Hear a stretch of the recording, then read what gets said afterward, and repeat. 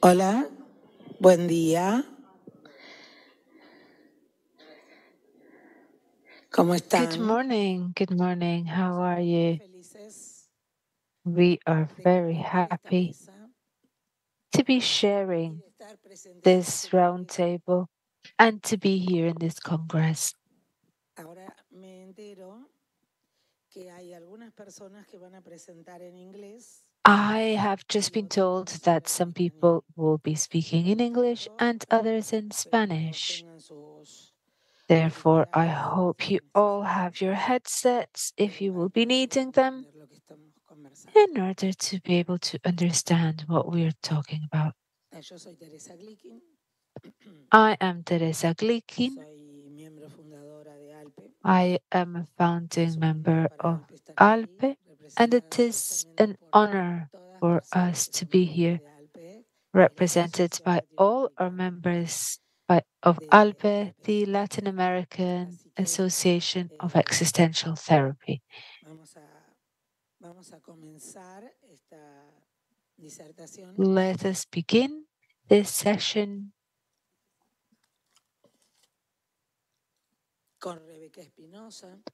giving the floor to Rebeca Espinosa. She will be speaking in English. She is from Mexico, an existential therapist from the study cycle on existential therapy of Mexico. Rebeca, you have the floor.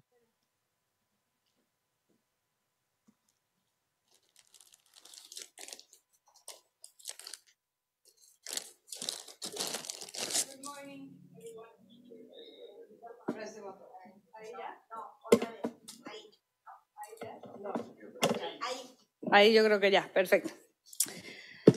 Okay, so my presentation maybe. Yeah, thank you so much. Okay, so when we speak about existential therapy, we realize there's no unified definition or comprehension to this approach of therapy. There is either no consensus on the practical way of doing therapy in which all of us who call ourselves existential therapists can be fully identified. So I'm going to present in a general and broad sense my view of the existential phenomenological therapy based on the way we understand it at the Mexican School of Existential Psychotherapy and Analysis. So, aquí le cambio, ¿verdad? Yeah. Okay. So, phenomenology for us is at the center of our approach.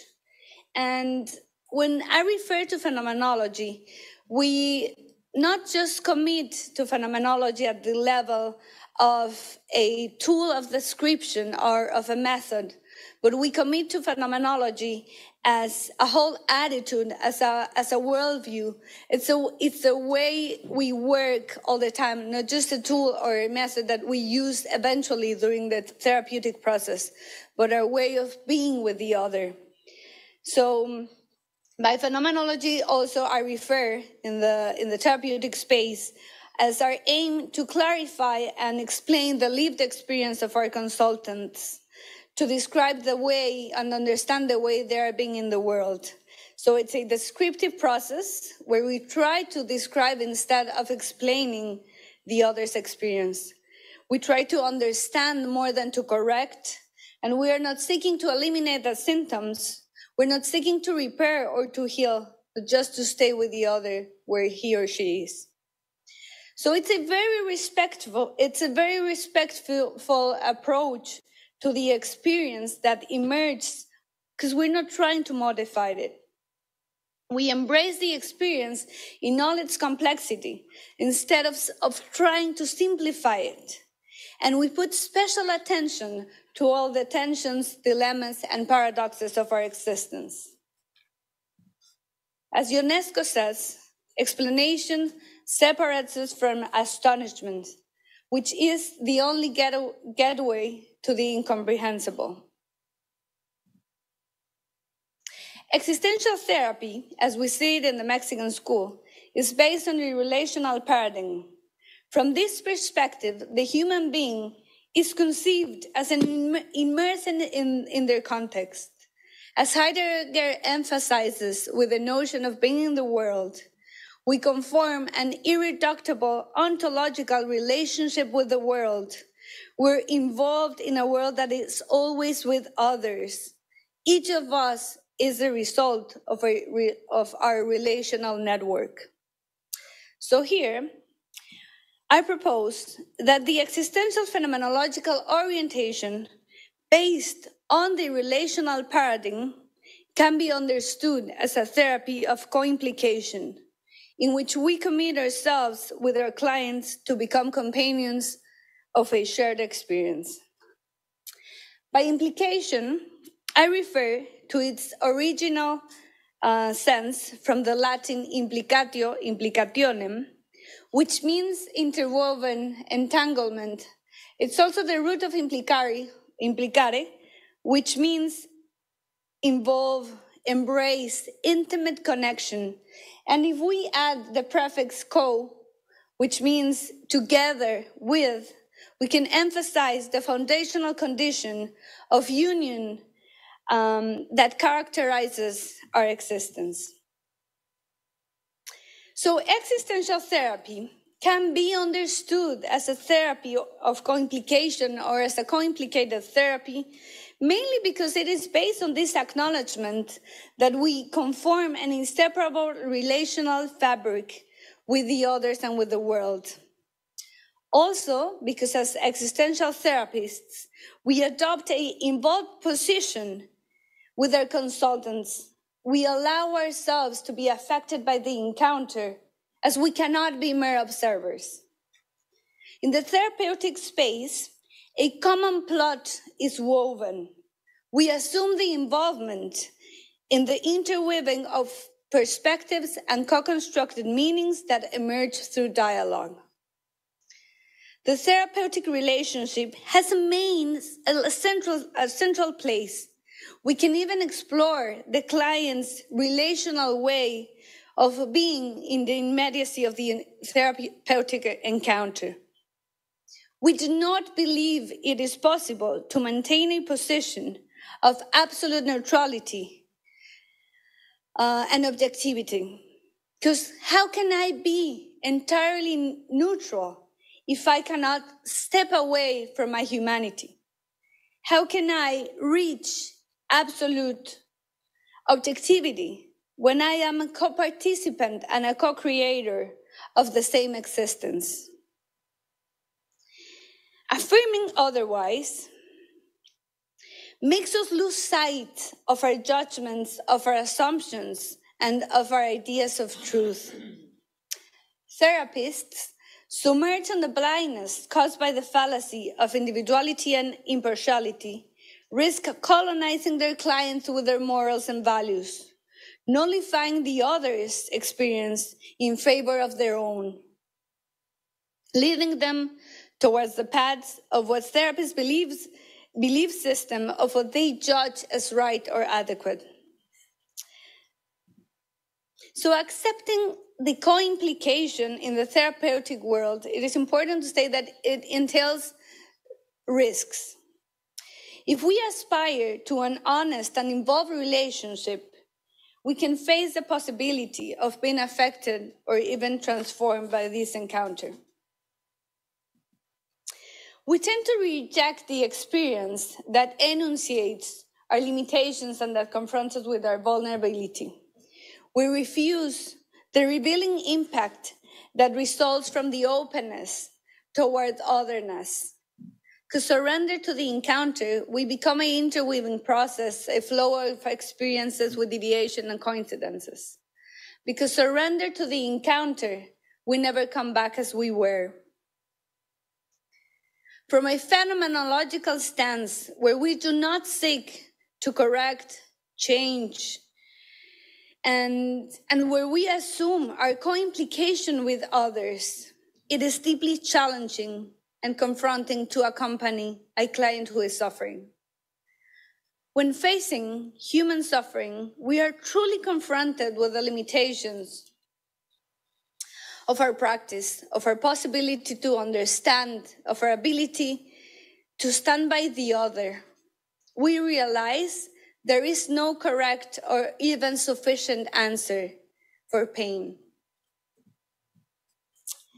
Elizabeth Benke, she says that in the presence of the embodied pain, we can withdraw not only emotionally, but with our body, despite maintaining our physical presence in this space.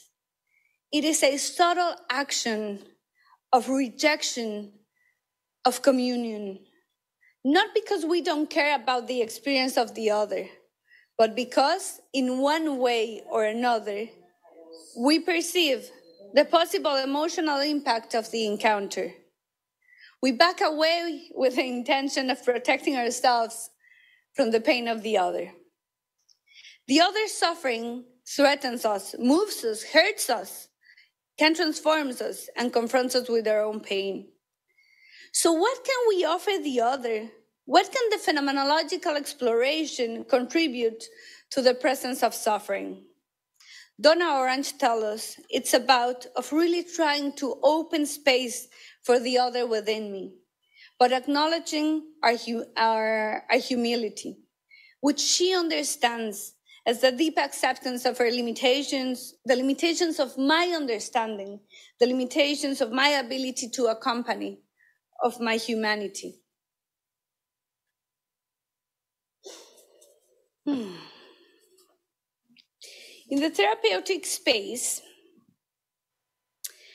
we attempt for a patient an attentive listening that awaits with openness for the ineffable, for the incomprehensible, to find its course until it can be expressed through our involved silences and through the words pronounced during the encounter. So how can we bear witness of the suffering of the others, suffering? Elizabeth Benke, once again, she suggests that as ethical bodies, we must find our way to maintain our position in the presence of pain, so that the other does not have to carry their burden on their own in solitude or hide their pain. We must learn to live our embodied experience in a way that holds and supports the person in front of me, not to leave them out. We become the host of the other's experience by recognizing and acknowledging and validating what happened to them. Maria, a patient who came to therapy after being sexually abused, once told me, when you go through such a difficult experience that will never fully go away, and when you finally manage to share it with others, time passes, and the issue gradually exhausts for your family and for your friends.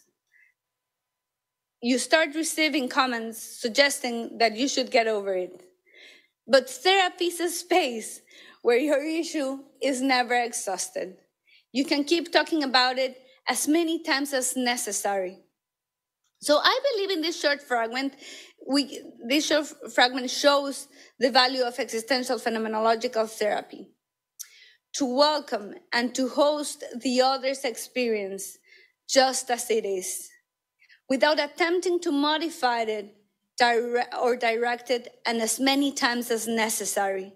That is to remain with our clients and accompany them in the place that they are at.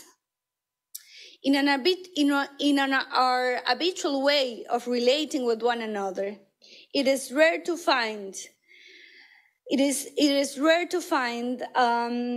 kind of presence of listening that the existential phenomenology offers. Generally, when confronted with suffering or with difficult experiences, we tend to respond as counselors, or guides, as doctors, our teachers, as supporters of the other. We usually advise or share words of encouragement aiming to motivate, to change, or to help.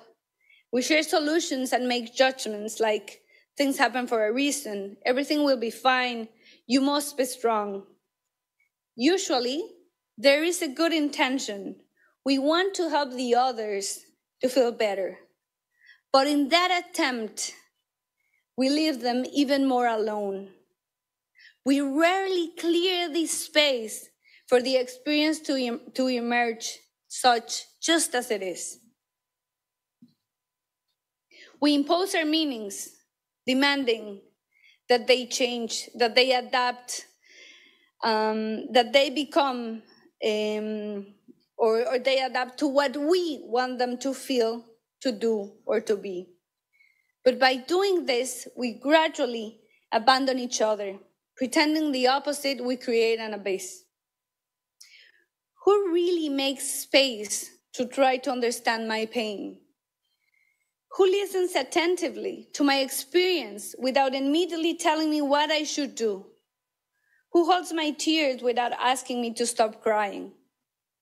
Who bears witness to my suffering and attempts to get closer?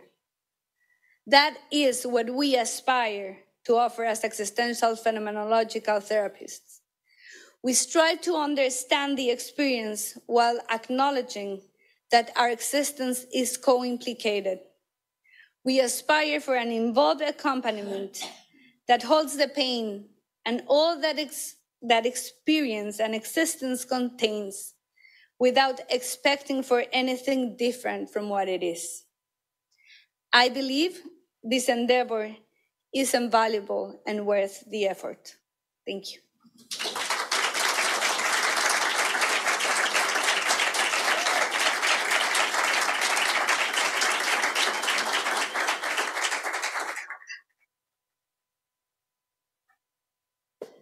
Hola, sí. Bueno, excelente. Excellent, Rebecca. Thank you so much. Ahora voy a leer yo. Now I will read. Ya creo que me precesen y voy a sacarme esto porque es...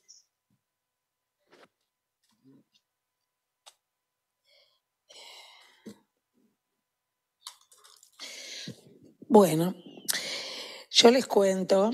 Let me tell you Estoy muy feliz that I'm very de happy que el tema que traigo that the no fue topic I would like to discuss obviado por muchos de los que hablaron, sino todo lo was contrario.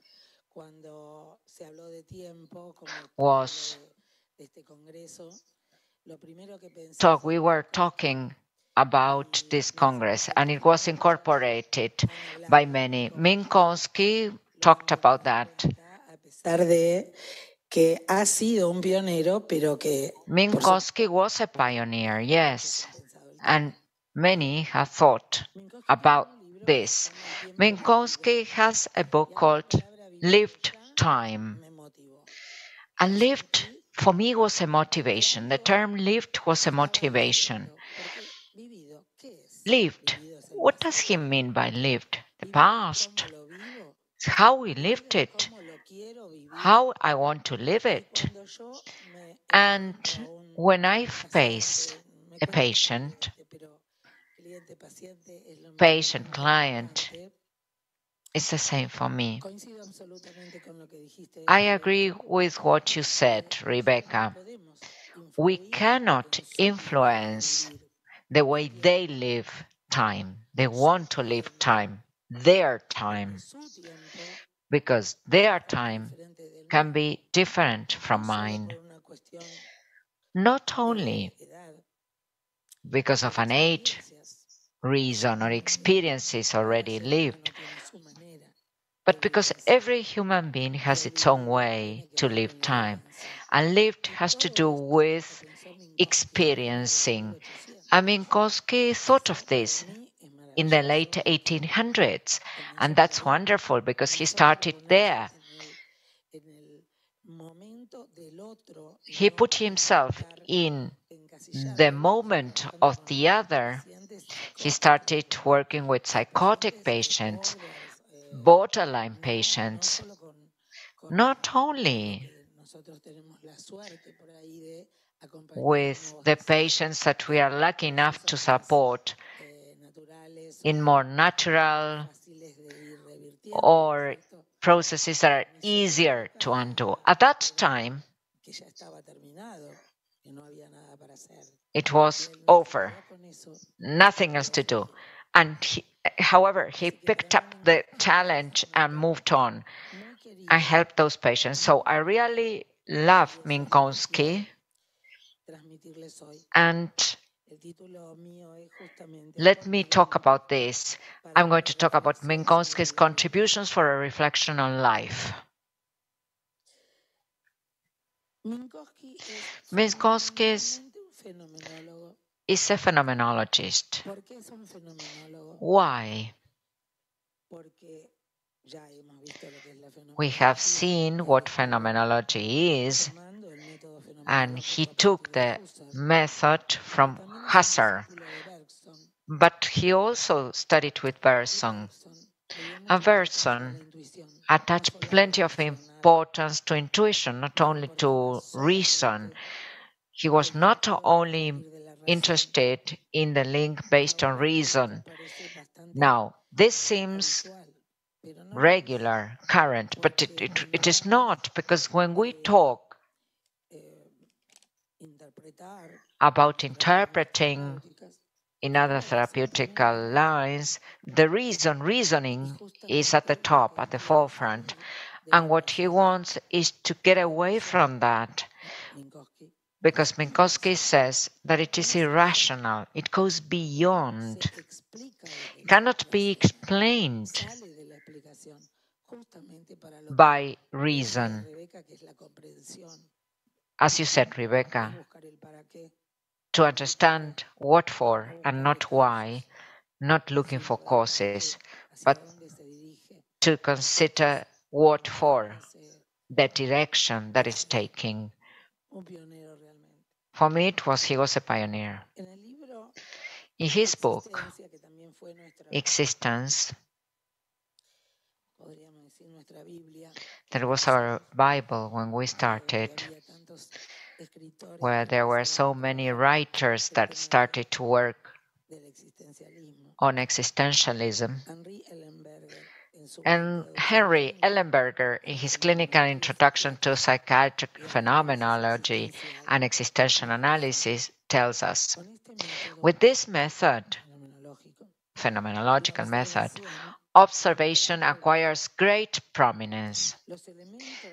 The less apparent elements of the phenomena manifest with increasing richness and variety, and eventually certain structures of the phenomena that were previously unnoticed may appear. I heard these 3 days, 4 days, many presentations attaching that importance to the description,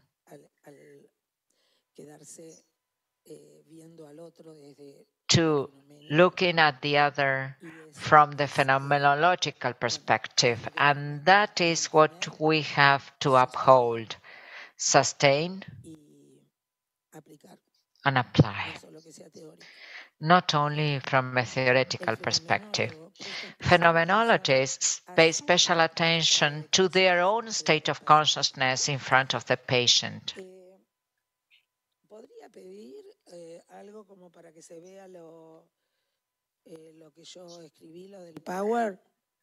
Okay, can you show my PowerPoint? Okay, good. The remote control. Next slide, please.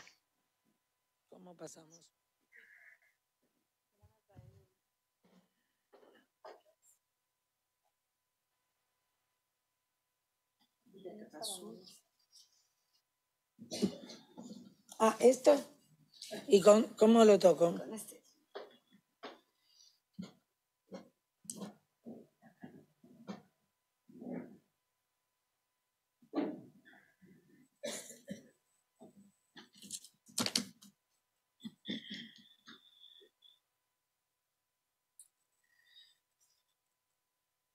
Acá tenemos los 3 métodos principales. These are the main 3 methods. described by Ellenberger. First, descriptive phenomenology, then the genetic structural method, and thirdly, categorical analysis. What are the categories? Temporality, spatiality, causality, and materiality. But in this case, we will talk about temporality and spatiality. Minkowski says, or wrote Lived Time in 1963. In 1933. Edenberger says the subjective experience of time is the flow of life. It is a living, spontaneous energy. We are going to talk a lot about living energy because Minkowski pays special attention to energy, the flow of life.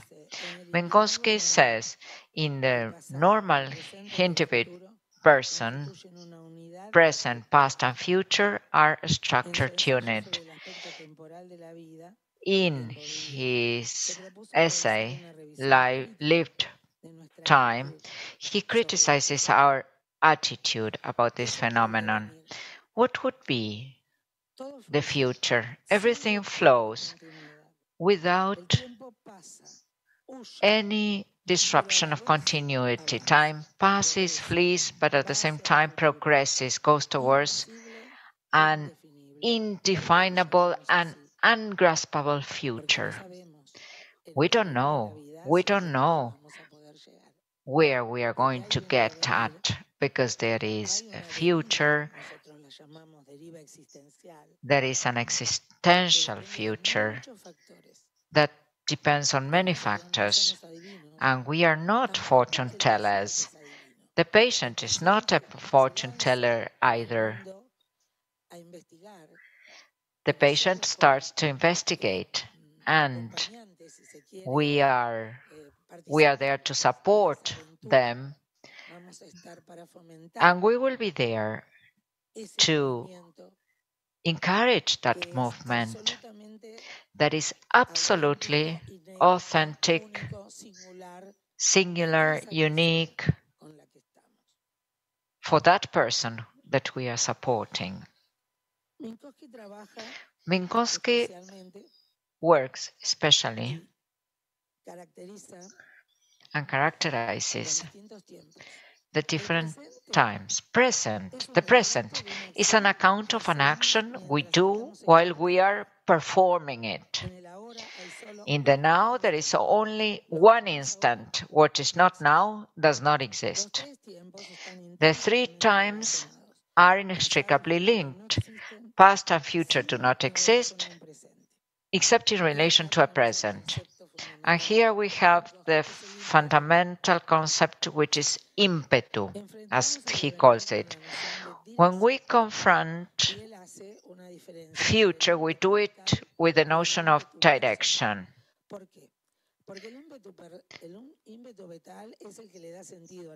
Vital thrust or drive is what gives sense to life, but personal drive or thrust is the way in which one imprints or gives life to that life. It can survive us or can outlive us. It means that everything we do goes beyond time. It's freedom that we all have to develop the way we move. The vital contact with reality is dynamic. We move with everything that is around us. That is lived synchronicity or lived synchronism. And what are the characteristics of the vital contact? Contemplation, sympathy, feeling of measurement and limit. Our actions, delineated by intuition, speak to us of flexibility, the essential characteristic of being free. All these concepts of freedom continue to be developed by existential thinkers. The future. Life is future-oriented, that is ahead of us. There is a space also ahead of us, and there we start to see space and time playing its role, their role. And we will consider this phenomena in the future to analyze. We have, in the immediate future, activity and expectancy. We have immediate future, which is desire and hope.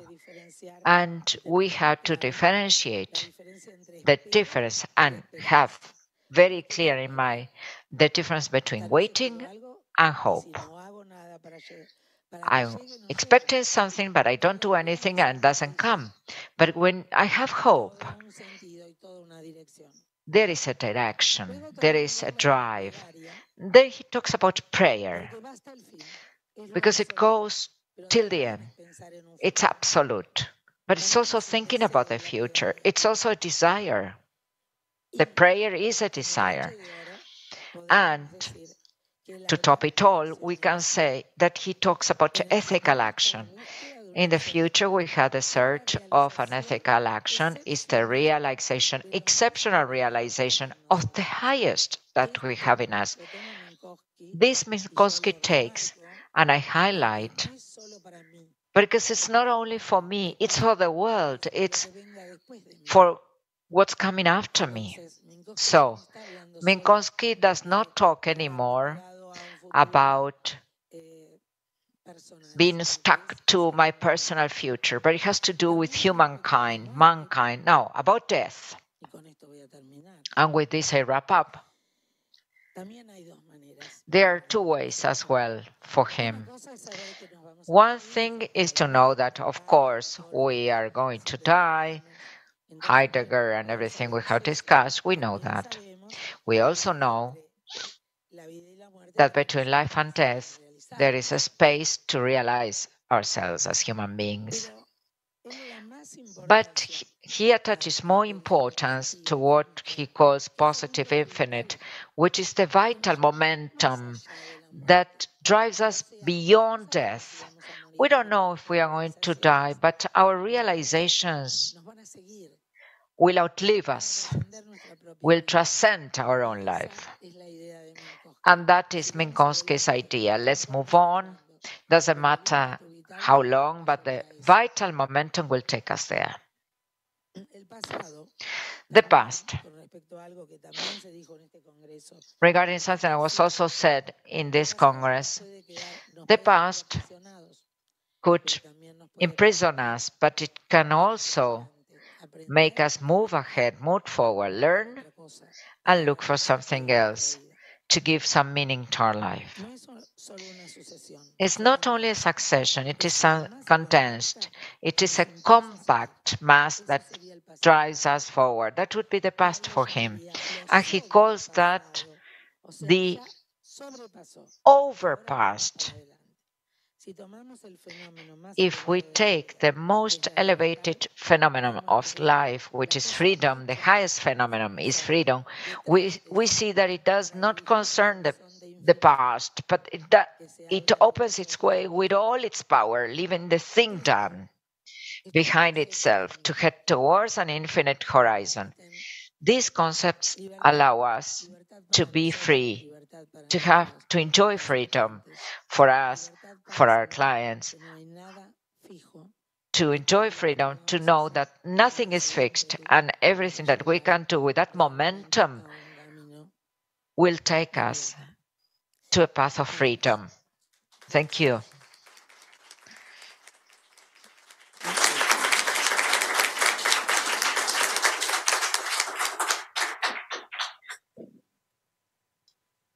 Bueno, ahora tenemos a... Well, and now I will give the floor to Miriam Moreira Protasio, who is a psychologist, a doctor in philosophy from the University of Rio de Janeiro, and she is the founder of IFEN, a Brazilian institution for existential phenomenological therapy, psychotherapy. And she is also the vice president of ALPE in Brazil. Now she speaks better in Portuguese, so she has translated her speech into Spanish and it will be read by Marta Guberman. Good morning. Please allow me a short reflection before I read the work of my friend Miriam. I am witnessing a paradoxical situation which I feel I must share with you. I will read the work because Miriam speaks Portuguese. It was there was a hard negotiation with the organizers so that we could speak in Spanish, and we managed to have this space because this is the only space, the only room that has interpretation. So allow me to say that I am hurt by the fact that my Mexican colleagues make their presentations in English.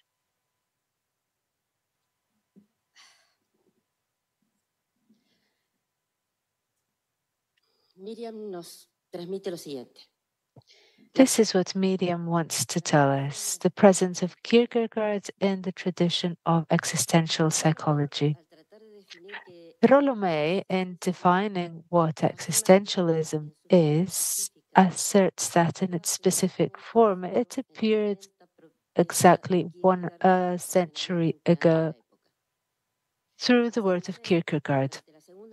According to May, during the second half of the 19th century, the existentialist movement disappeared, and Kierkegaard went utterly unnoticed.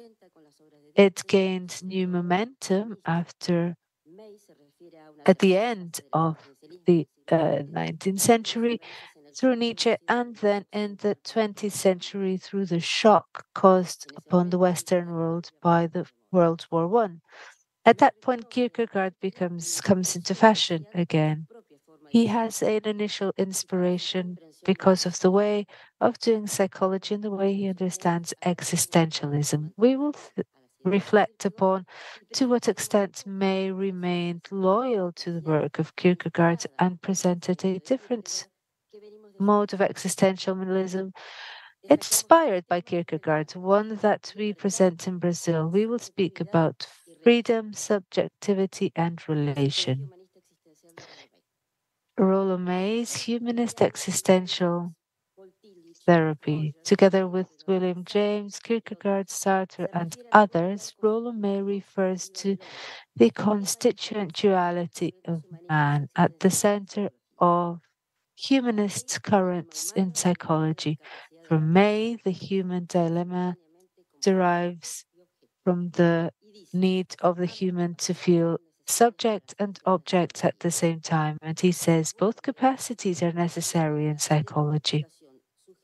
Rollo May resolves this problem of this duality, speaking of a subject that is self-conscious and autonomous, and on the other side, because of the mechanisms that explain the functioning of man.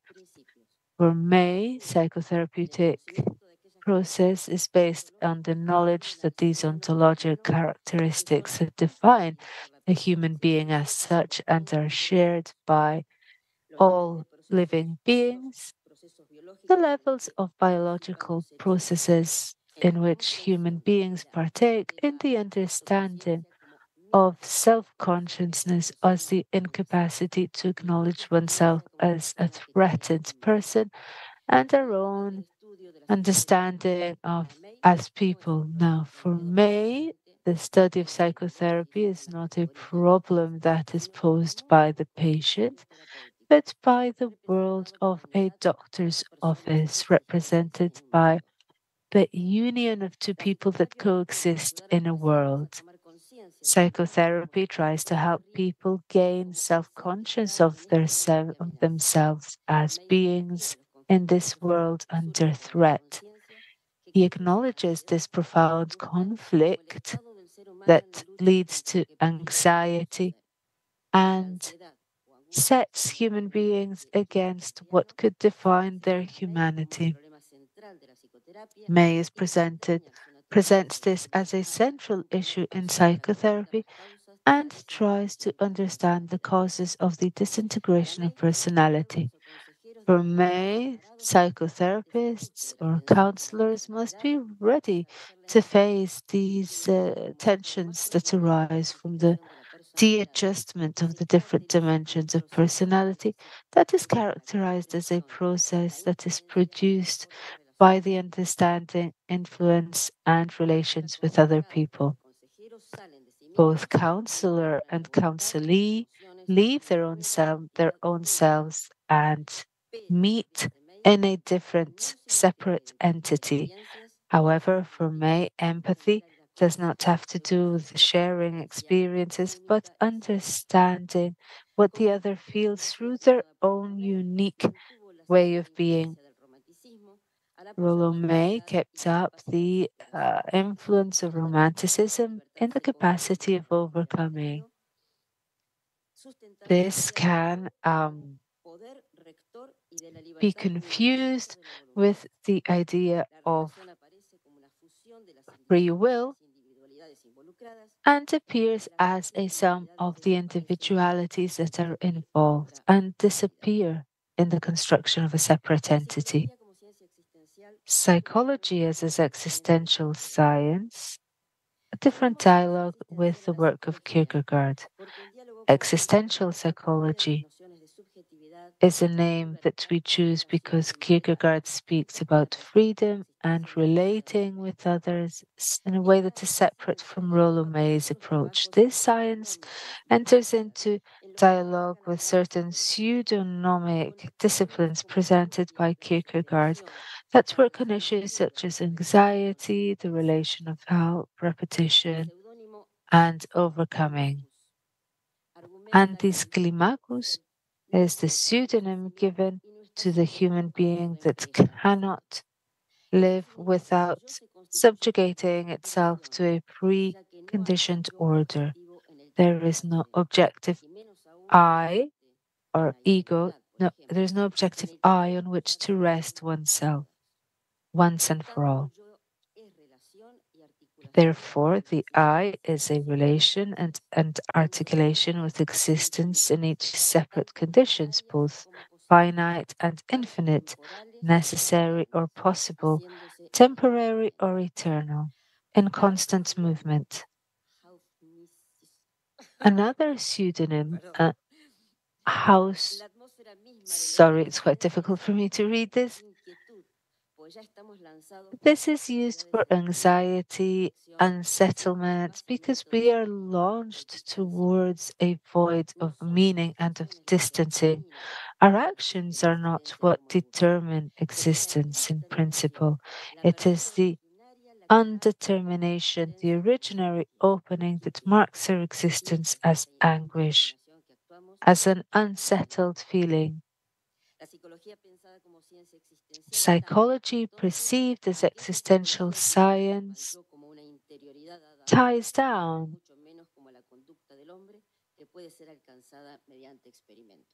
and we can only attain certain conditions through experiments. This psychology perceives man as a being that is undetermined from the beginning. The pseudonym used by Kierkegaard refers to this situation as anguish, which is not necessarily the result of our actions. It is the reality of freedom as the possibility of possibilities. This means that the most original condition of man is openness, and on the basis of this condition, we decide upon the possibilities, the possible outcomes of our existence.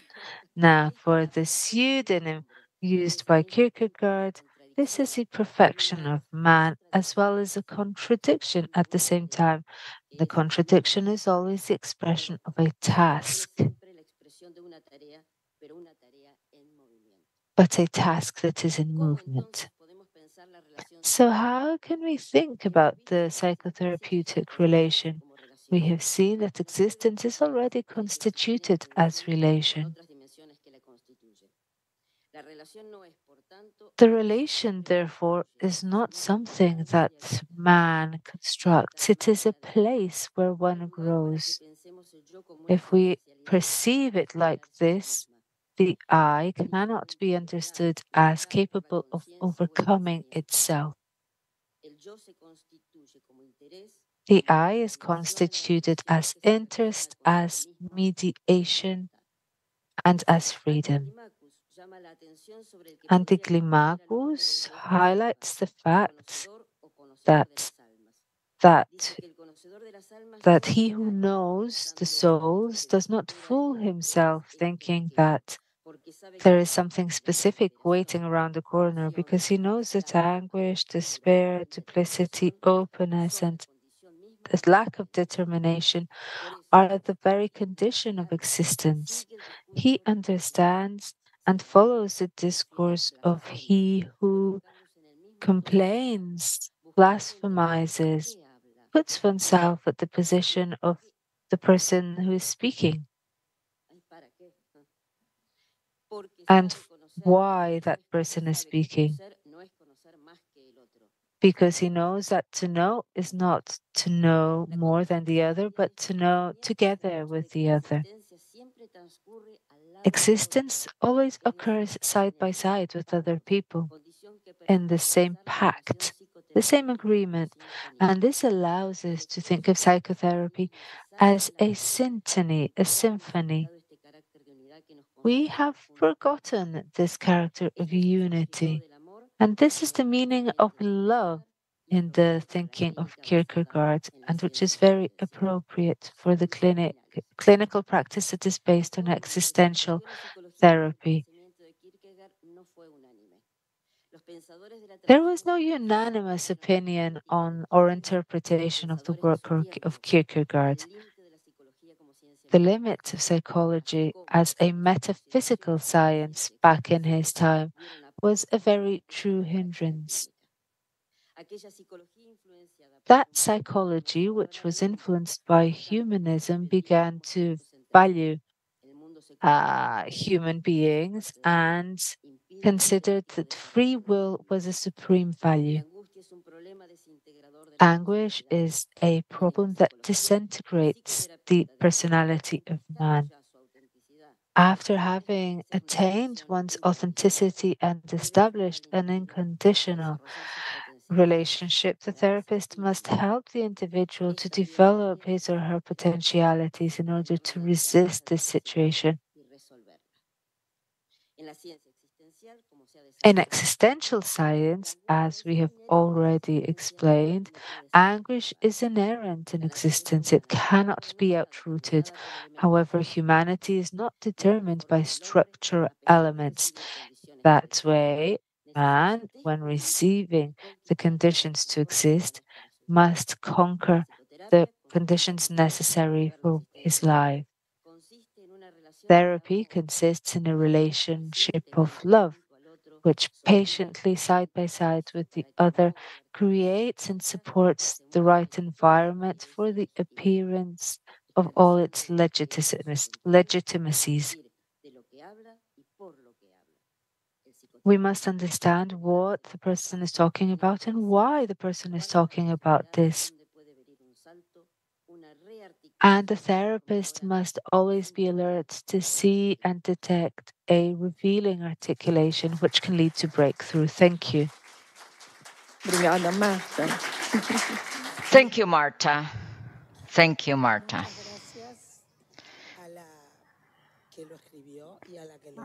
I thank Marta for reading the original paper, very clear. And now, the last speaker is Aaron Díaz Arredondo, who is a specialist in existential dialogue, therapist, existential therapist at the Circle of Studies of Existential Therapy in Mexico. Yes, Aaron, please. You're going to speak English, right? Yes. Antes que nada, me gustaría Above all, compartir algo que sucedió. let me share something that happened regarding what you said, Marta. I would like to share that I'm afraid to speak English because my language, my native tongue, allows me to express better. And I didn't know if the English was going to be enough. But I also assume that for me, it's a challenge. And I decide to take the risk to do it in English. That's why I'm going to speak English, if you allow me.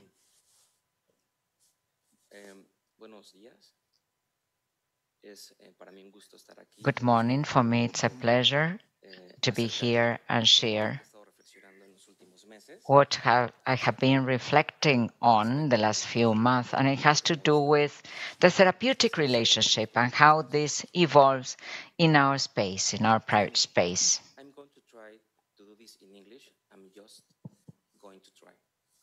First of all, I would like to think that we know how phenomenological existential therapy works. However, we have to keep in mind that our clients come to us with their own constructs about therapy.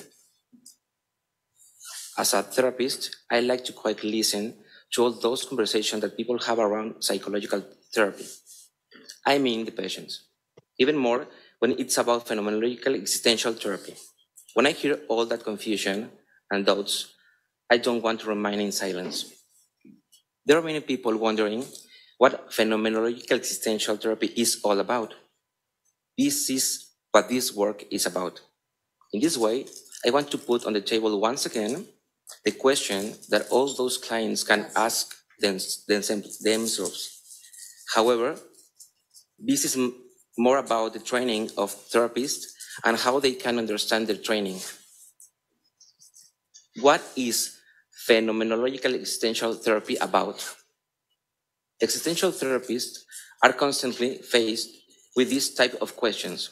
This is something that we have had to explain to our clients, potential clients, because we do a job, because we have studied, because we have prepared ourselves for it.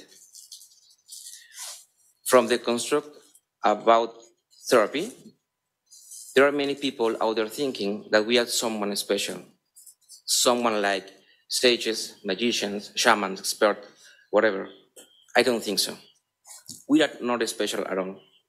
I'm not special. Maybe we will become special along the way. So at the beginning, we are not special.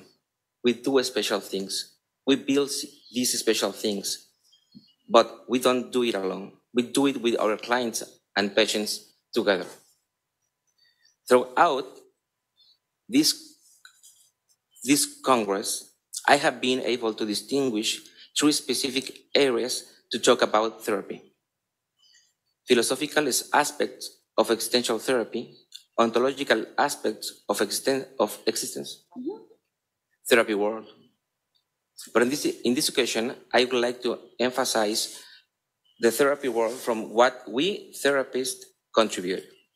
In other words, all the resources or intention from which in the therapist-patient binomial, we approach each other in the consulting room. So, we are probably wondering what we built. I mean, at the Therapeutic Alliance.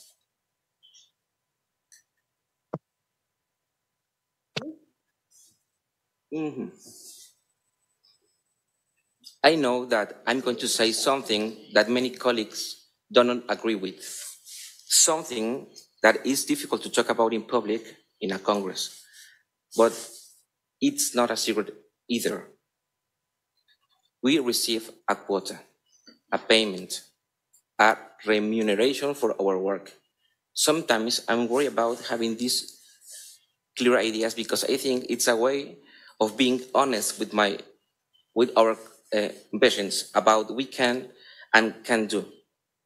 Perhaps it is not what should sustain our work, but psychological support is something that we offer. While I was coming to Greece, I was wondering how I could explain what I call phenomenological existential therapy and all kinds of psychology therapy as a toll road, and why from the phenomenology. I remember about the words and construct of my patients about what is a therapeutic alliance in terms of safety and their needs. Also around what we have talked about these concepts and their meanings, and the reason why we pay to be able to speak under these conditions and review and explore their experience. I can share with you some.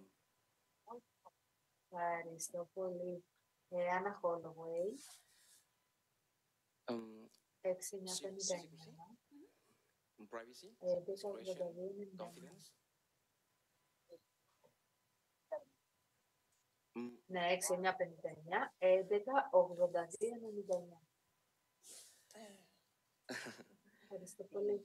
Okay. And therapeutic alliance in terms of their needs, protection, acceptance, trust, no shame, condescension, no judgments, comprehension. I want to be. I want to share with you some phrases that my clients talk to me. So I want to be able to talk freely about everything, even though this may generate total or partial reaction in you. But one day, something came to my mind when I was trying to write something about how we make existential therapy possible from the relation paradigm and the therapeutic relationship. How could I explain what we do?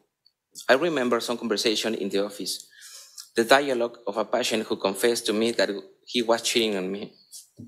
This is how I want to confess you that I'm cheating on you, that our relationship, therapeutic relationship, represents the toll road, because I don't want to take the risk to have a relation without safety condition.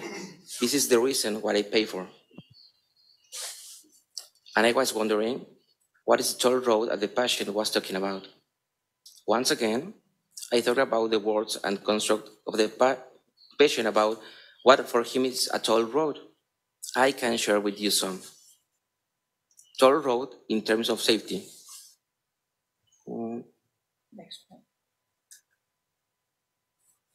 Short track, shortcut, straight line, drawn and project with great precision by expert therapy engineers.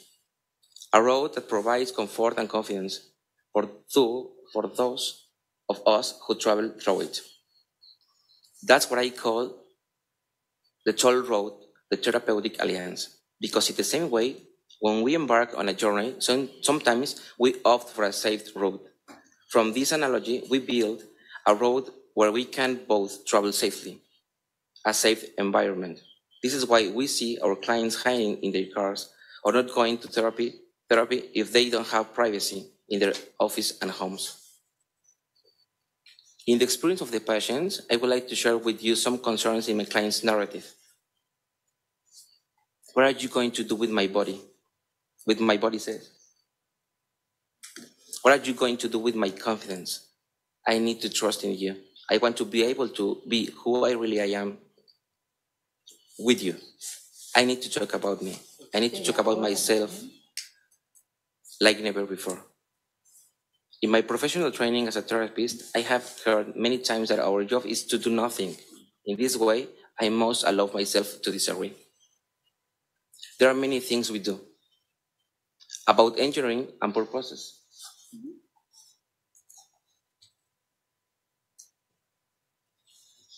So, what make this trip special? What make this trip special? Safe, especially safe. In this approach, I like to talk about three important aspects: cosmovision,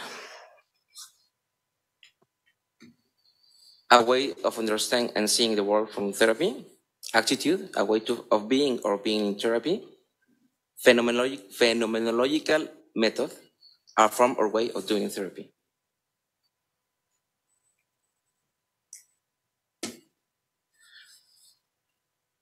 And I can see some possibilities that only can be possible in their in or consulting. In our consulting, see? Okay. Okay. Okay. Personal involvement of both, be corporeal, be with another, being in a relationship, being from my ideas and beliefs, be attentive to emotion, be open to all possibilities of being, invites to be creative, invites to reflection, invites to exploration. I understand that for some people, the therapeutic relation sustained throughout the quota may be frowned up. However, in my opinion, in the best of cases, the relationship co-created under this condition can invite us to reflect on new ways of relating to the wider world. Finally, through this text, I intend to offer those who direct this writing my personal approach as a slight outline of the experience in my training as existential therapist, my experience as a patient, and at the same time, I want to share with you some questions.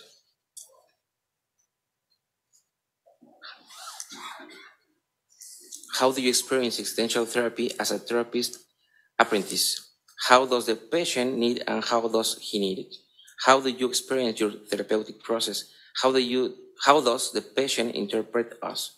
How do they experience the therapeutic relationship? What expectations do they have about existential therapy?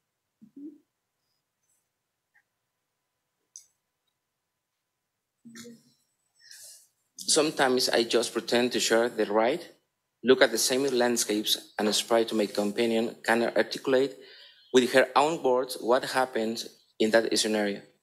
That is shared, nothing further from reality.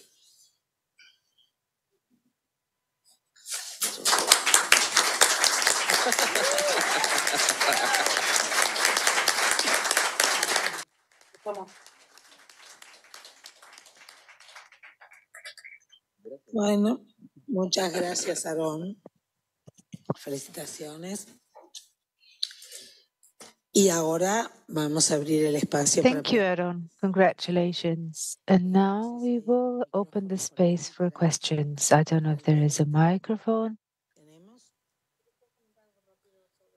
Puedes comentar lo que tú quieras. I would like to comment on something on what Marta said. It is very important for us that you know that, of course, we support the existence of interpretation into Spanish. Of course, how would we not do that? But we also want to support being able to communicate in different ways. As you said, well, as Miriam said in her presentation, it is the eye and its infinite possibilities. So we aspire to different possibilities of communications.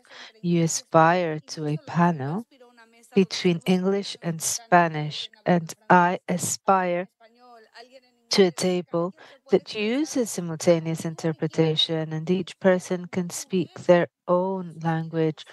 Portuguese, for example, that is our aspiration. not only to say we only want rooms in English or we only want rooms in Spanish. The reason for which I dare to speak English is because I know there is simultaneous interpreting into Spanish, and I love that. And I think that it is also brave that we should dare to speak differently in a different language. And that is also a way to support communication in different languages, and how beautiful it is to see a table with diversity and not isolating ourselves. So I think we are along the same line. Thank you, Rebe. And thank you, Marta, for expressing your own experience and your own view. That is why we are here, to express ourselves, to communicate. And that is why I would like to have some more exchange. If there are any comments, any questions, we are open to discussion. I can see a hand that is raised over here. Gracias. Rebeca, me parece que en tu propuesta. Thank you, Rebecca. I think your proposal is an invitation to go deeper into our relation. You invite us to become co-implicated. So my question is, what is the biggest gift that we give if we decide to go deeper and feel that we are co-implicated, as you say?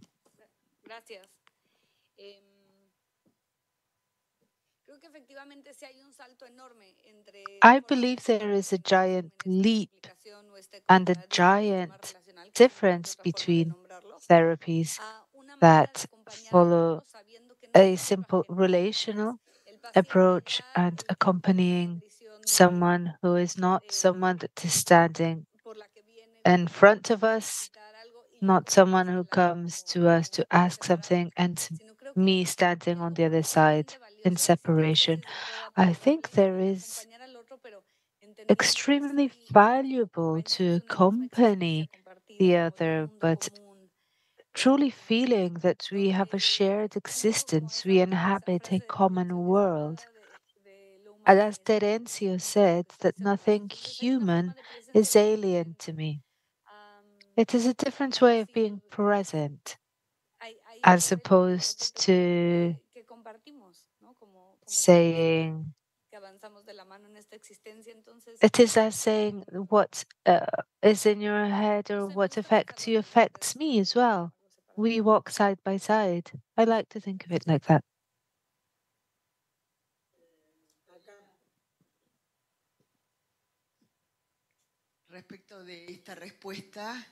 Now, with regards to this answer, I think that from different schools existing right now, there is no reflection upon a therapeutic link to dissociation or distance. I think that in this sense, existentialism was epistemologically forward, and it moved ahead of the dialectic perspective. Other schools followed. Other schools followed with regards to the attaining this structural understanding of the therapeutic relationship. I don't see that there is much difference. And as for psychoanalysis, it was initially very present in the positivist paradigm, whereas existential analysis grew from the base of phenomenological basis towards another opening to dialectic reflection. Yes, and to add to what Isabel is saying, it is also true that present-day psychoanalysts do not acknowledge their origins. we who spoke first of this, and I believe that we should at least be acknowledged by history. Well, don't hold your breath.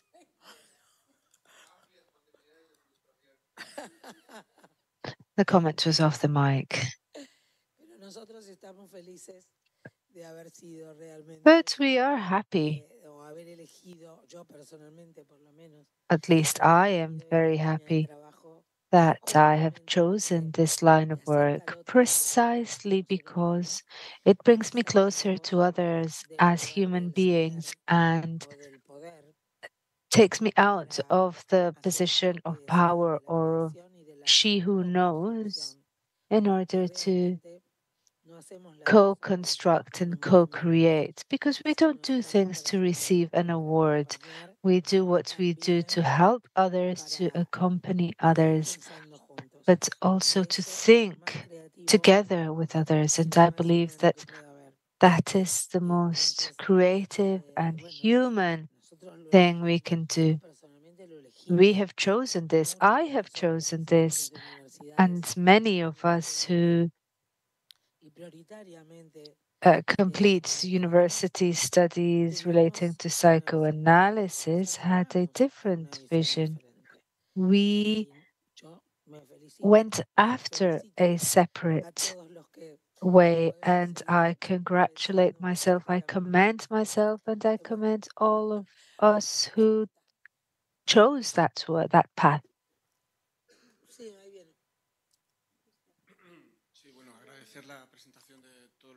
Bueno, I would like to ask by thanking all the presenters and Miriam for your efforts in Spanish.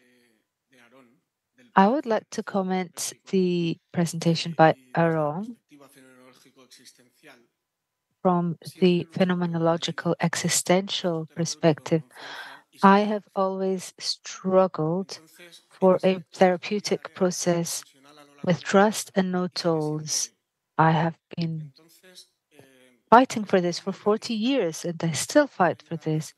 So I think it is very gratifying to be able to help those in our society who are most in need without having to ask them to pay a toll. So this is a calling I have felt my whole life. That is why I also wanted to ask you, from your perspective, how can we all collaborate so that the phenomenological existential perspective be introduced into society with a more just, human, and direct way without this need for a toll fee?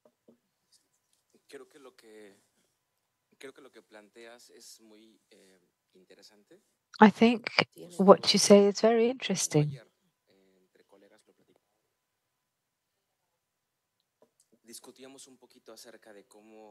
We were talking about this just yesterday with certain colleagues, thinking how this perspective can be a way of living in which one is raised even from childhood. I think that what you say is romantic and utopian, but I think it also sounds and feels good. What I try to explain with this work is that precisely the doctor's office or the therapist's office turns into a space where the patients go because they do not find these resources or elements outside.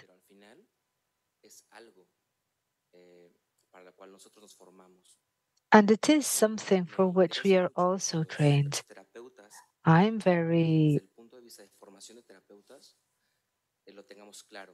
I think it is very important that we as therapists are very aware of this, that this is also a know-how. But in the end, it can also give tools that can be offered in primary therapeutic service or in this relationship, it can be applied in a different context for free as well. My training as a therapist helped me hugely in my personal relations with others. So I think that that can also be an idea for a toll-free provision of services. I would also like to say something that all this brings us all into the same situation and the need to find the right words to talk about what we do. This is what we strive for.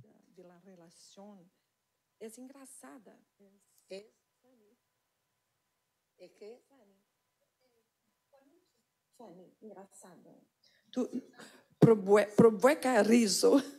Es gracioso. Es gracioso, es cómica.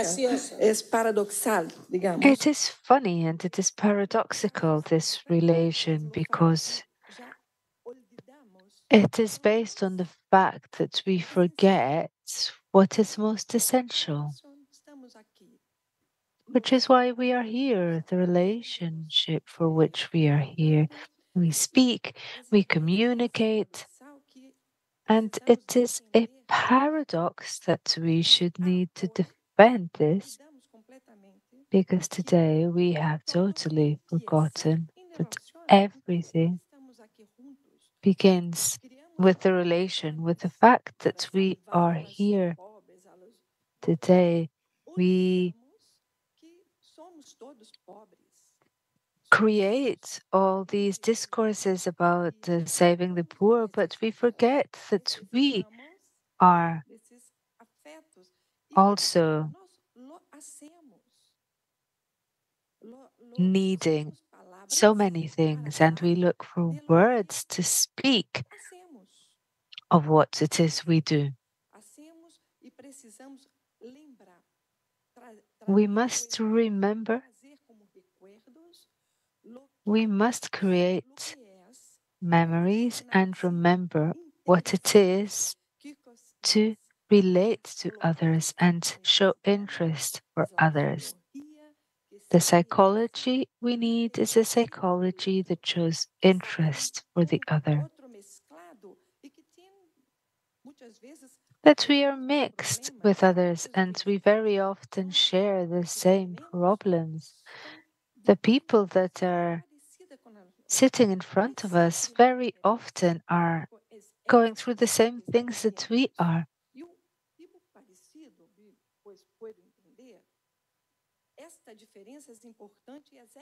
And I can understand this difference. It is important, but it is also a difference that allows us to help.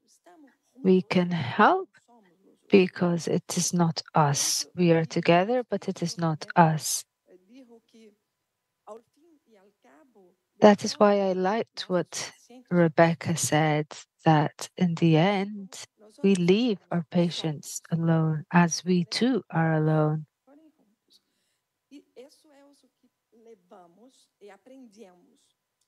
That is what we learn, and that is what we offer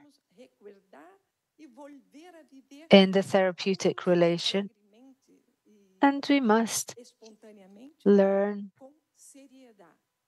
to live together spontaneously, but in a serious way. That does not mean we do not do it in a serious way.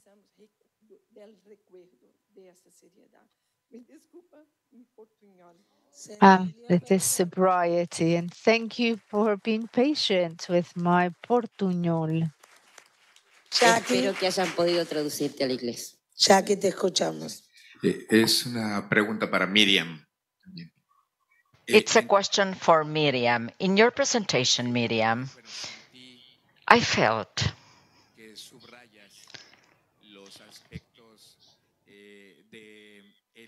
that you highlight the aspects of self, the self as a relationship, the self that emerges and is expressed.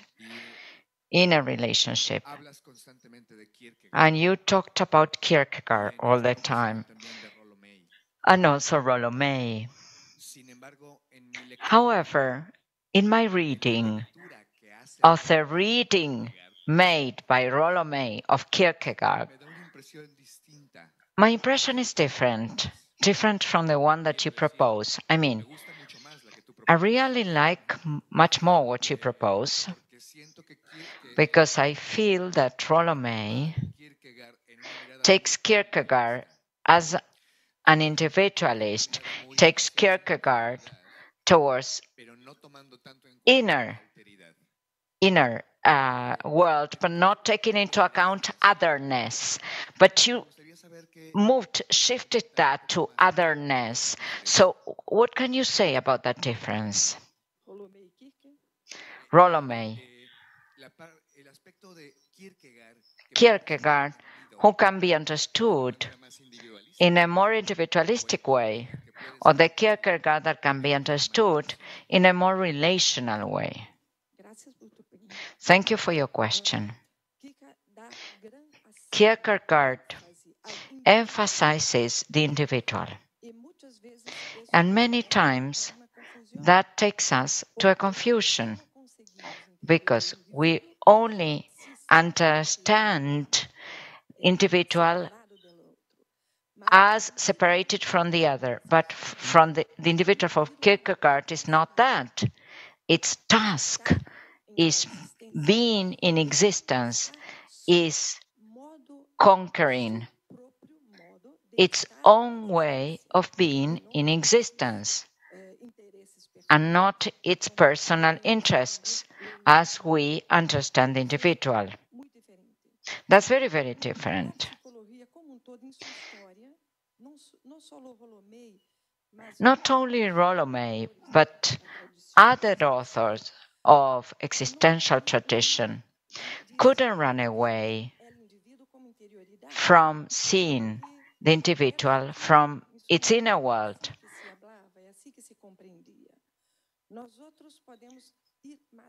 We can go beyond and understand that man has always been a situation, a relationship.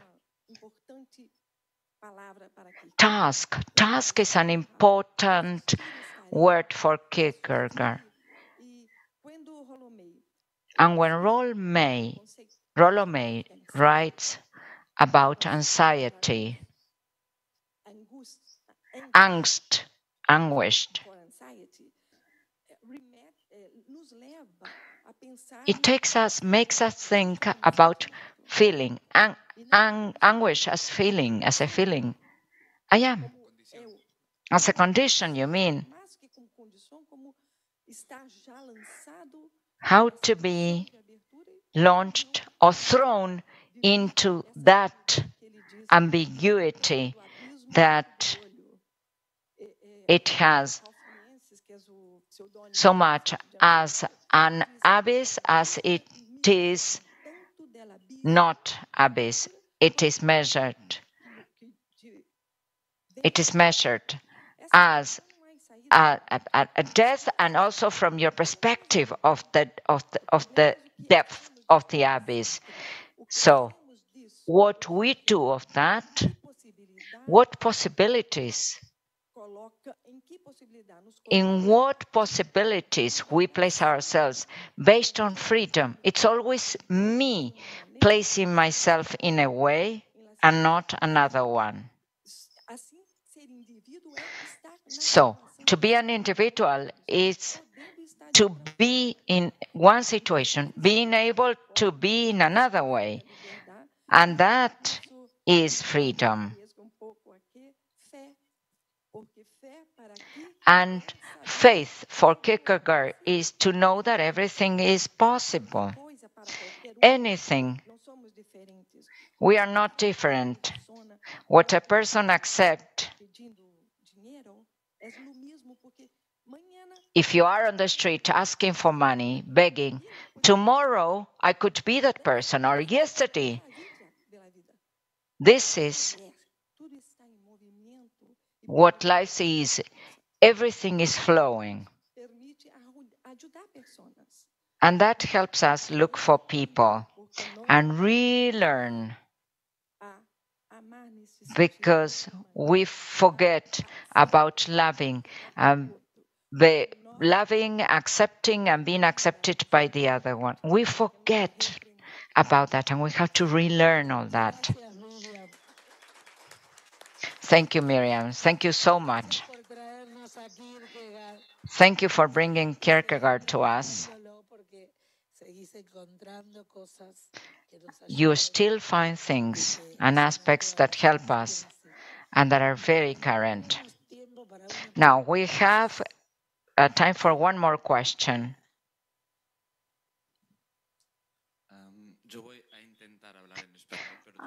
I will try to speak Spanish, but I'm Portuguese.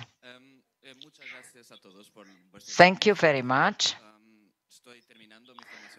I'm completing my training in existential psychotherapy. I work in a university clinic in a psychology university. And in Portugal, we changed the paradigm of psychoanalysis and we shifted to CBT.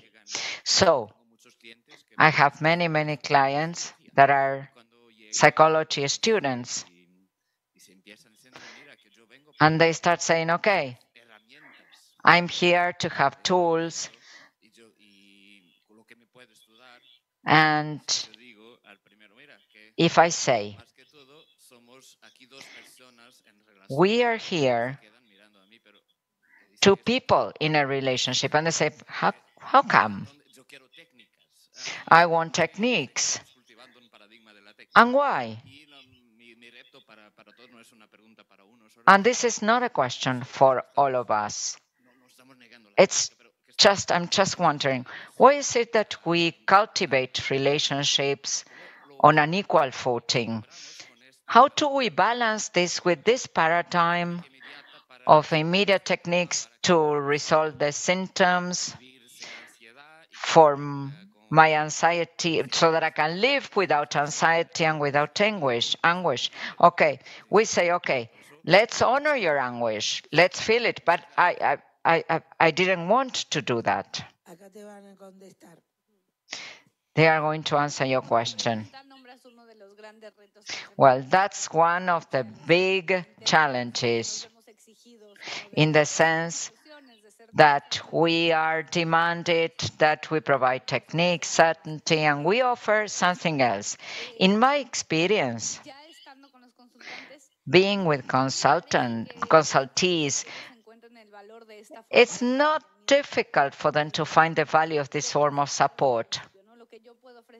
What I can offer is to accompany us, and not only the relationship, but that we are going to understand in that process there will be more and more things that we will discover.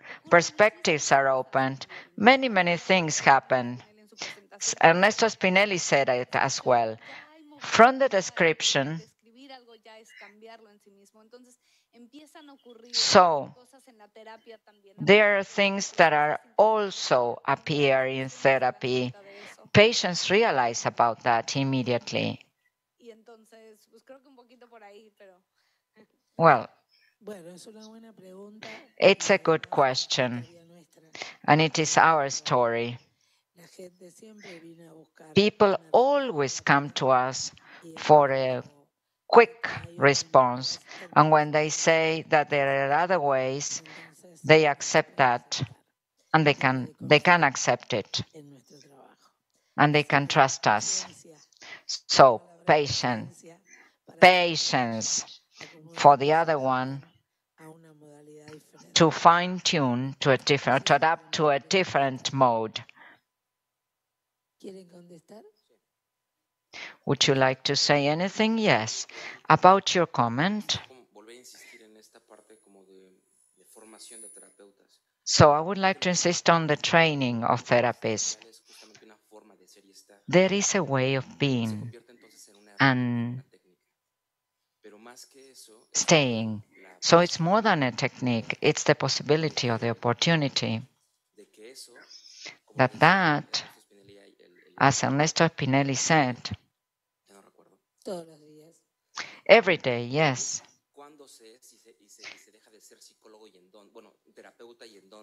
When are you a therapist and where? Perhaps we can remove this idea of being and bringing this way of being or techniques to other places. So this becomes a technique and a way of existing, becomes a way of existing. I don't like the tool word. You know, I would change it by modality, yes, because it is a modality that we have. And of course, you can use all your being, and each one has its own style, and there won't be two different therapies, and we don't have two similar patients as well.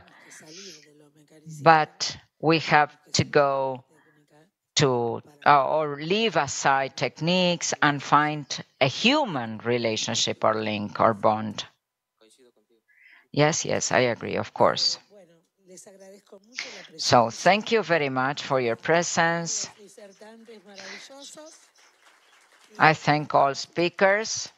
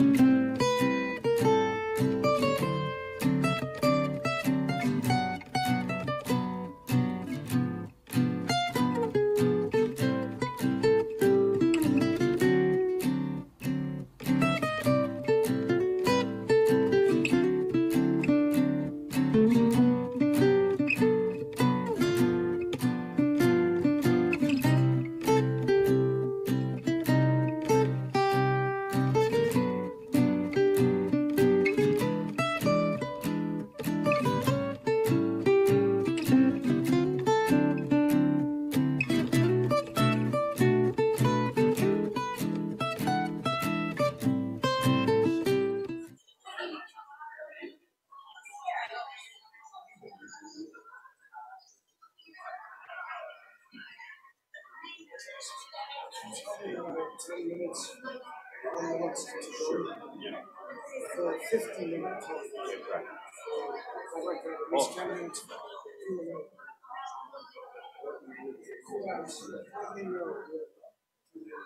10 minutes before the 5th. Right. Okay. Done.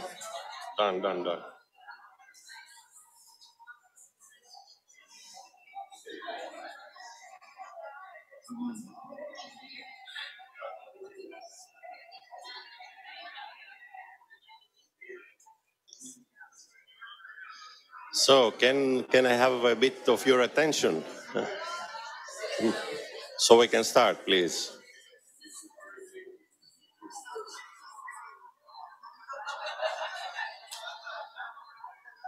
Okay, Dr. Kirk, my introduction of you has two parts. Can I have, please, your attention?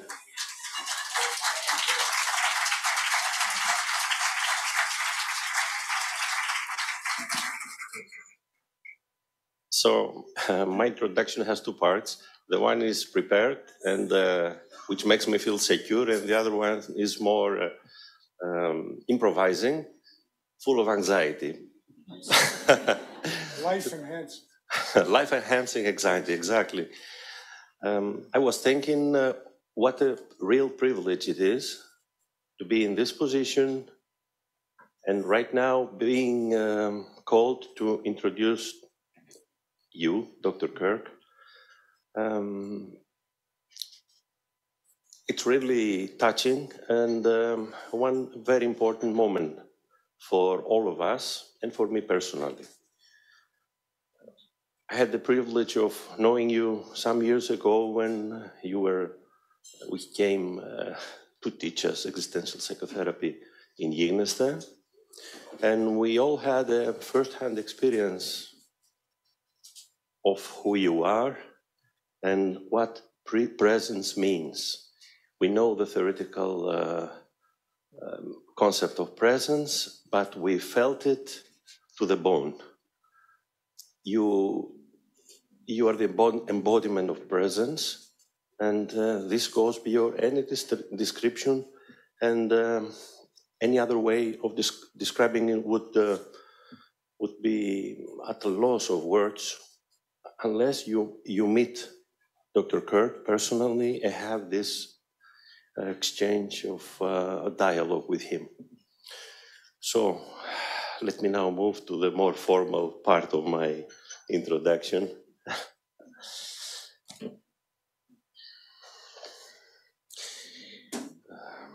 Ladies and gentlemen, it is my absolute pleasure to welcome Dr.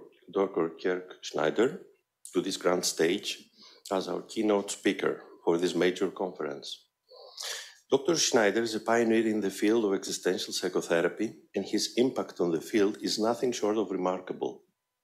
With over 4 decades of research, training, and clinical practice under his belt, Dr. Gignestai has made innumerable significant contributions to the field, cementing his position as one of the most influential figures in contemporary psychotherapy, not only existential psychotherapy, but psychotherapy in general. Dr. Gignestai is known for his groundbreaking work on his polarities of human existence, exploring the fundamental paradoxes and tensions that underlie the human condition. His work has emphasized the importance of embracing these polarities, rather than attempting to resolve them, as a means of promoting psychological health and well-being. Dr. Gignestai has also emphasized the importance of creativity, spirituality, and community in the therapeutic process, and has developed a range of innovative approaches to psychotherapy that draw on these principles. Dr. Gignestai has published over 200 articles and book chapters, and has authored or co-authored 14 books. His work has been translated into multiple languages and has had a significant impact on the field of psychotherapy. He has also been the recipient of numerous awards and honors, including the Rollo May Award from the American Psychological Association for his contributions to existential humanistic psychology. In addition to his scholarly achievements, Dr. Gignestai is a licensed psychologist and has maintained a private practice for over 3 decades. He is also a fellow and former candidate for president of the American Psychological Association and is a co-founder and current president of the Existential Humanistic Institute. Dr. Schneider's work has had a profound impact on the field, and we are honored to have him as our keynote speaker for this conference. Dr. Schneider.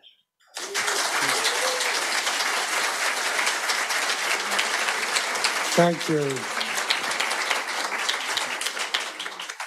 Thank you so much, Alexis, for actually providing me with my biggest test of life-enhancing anxiety.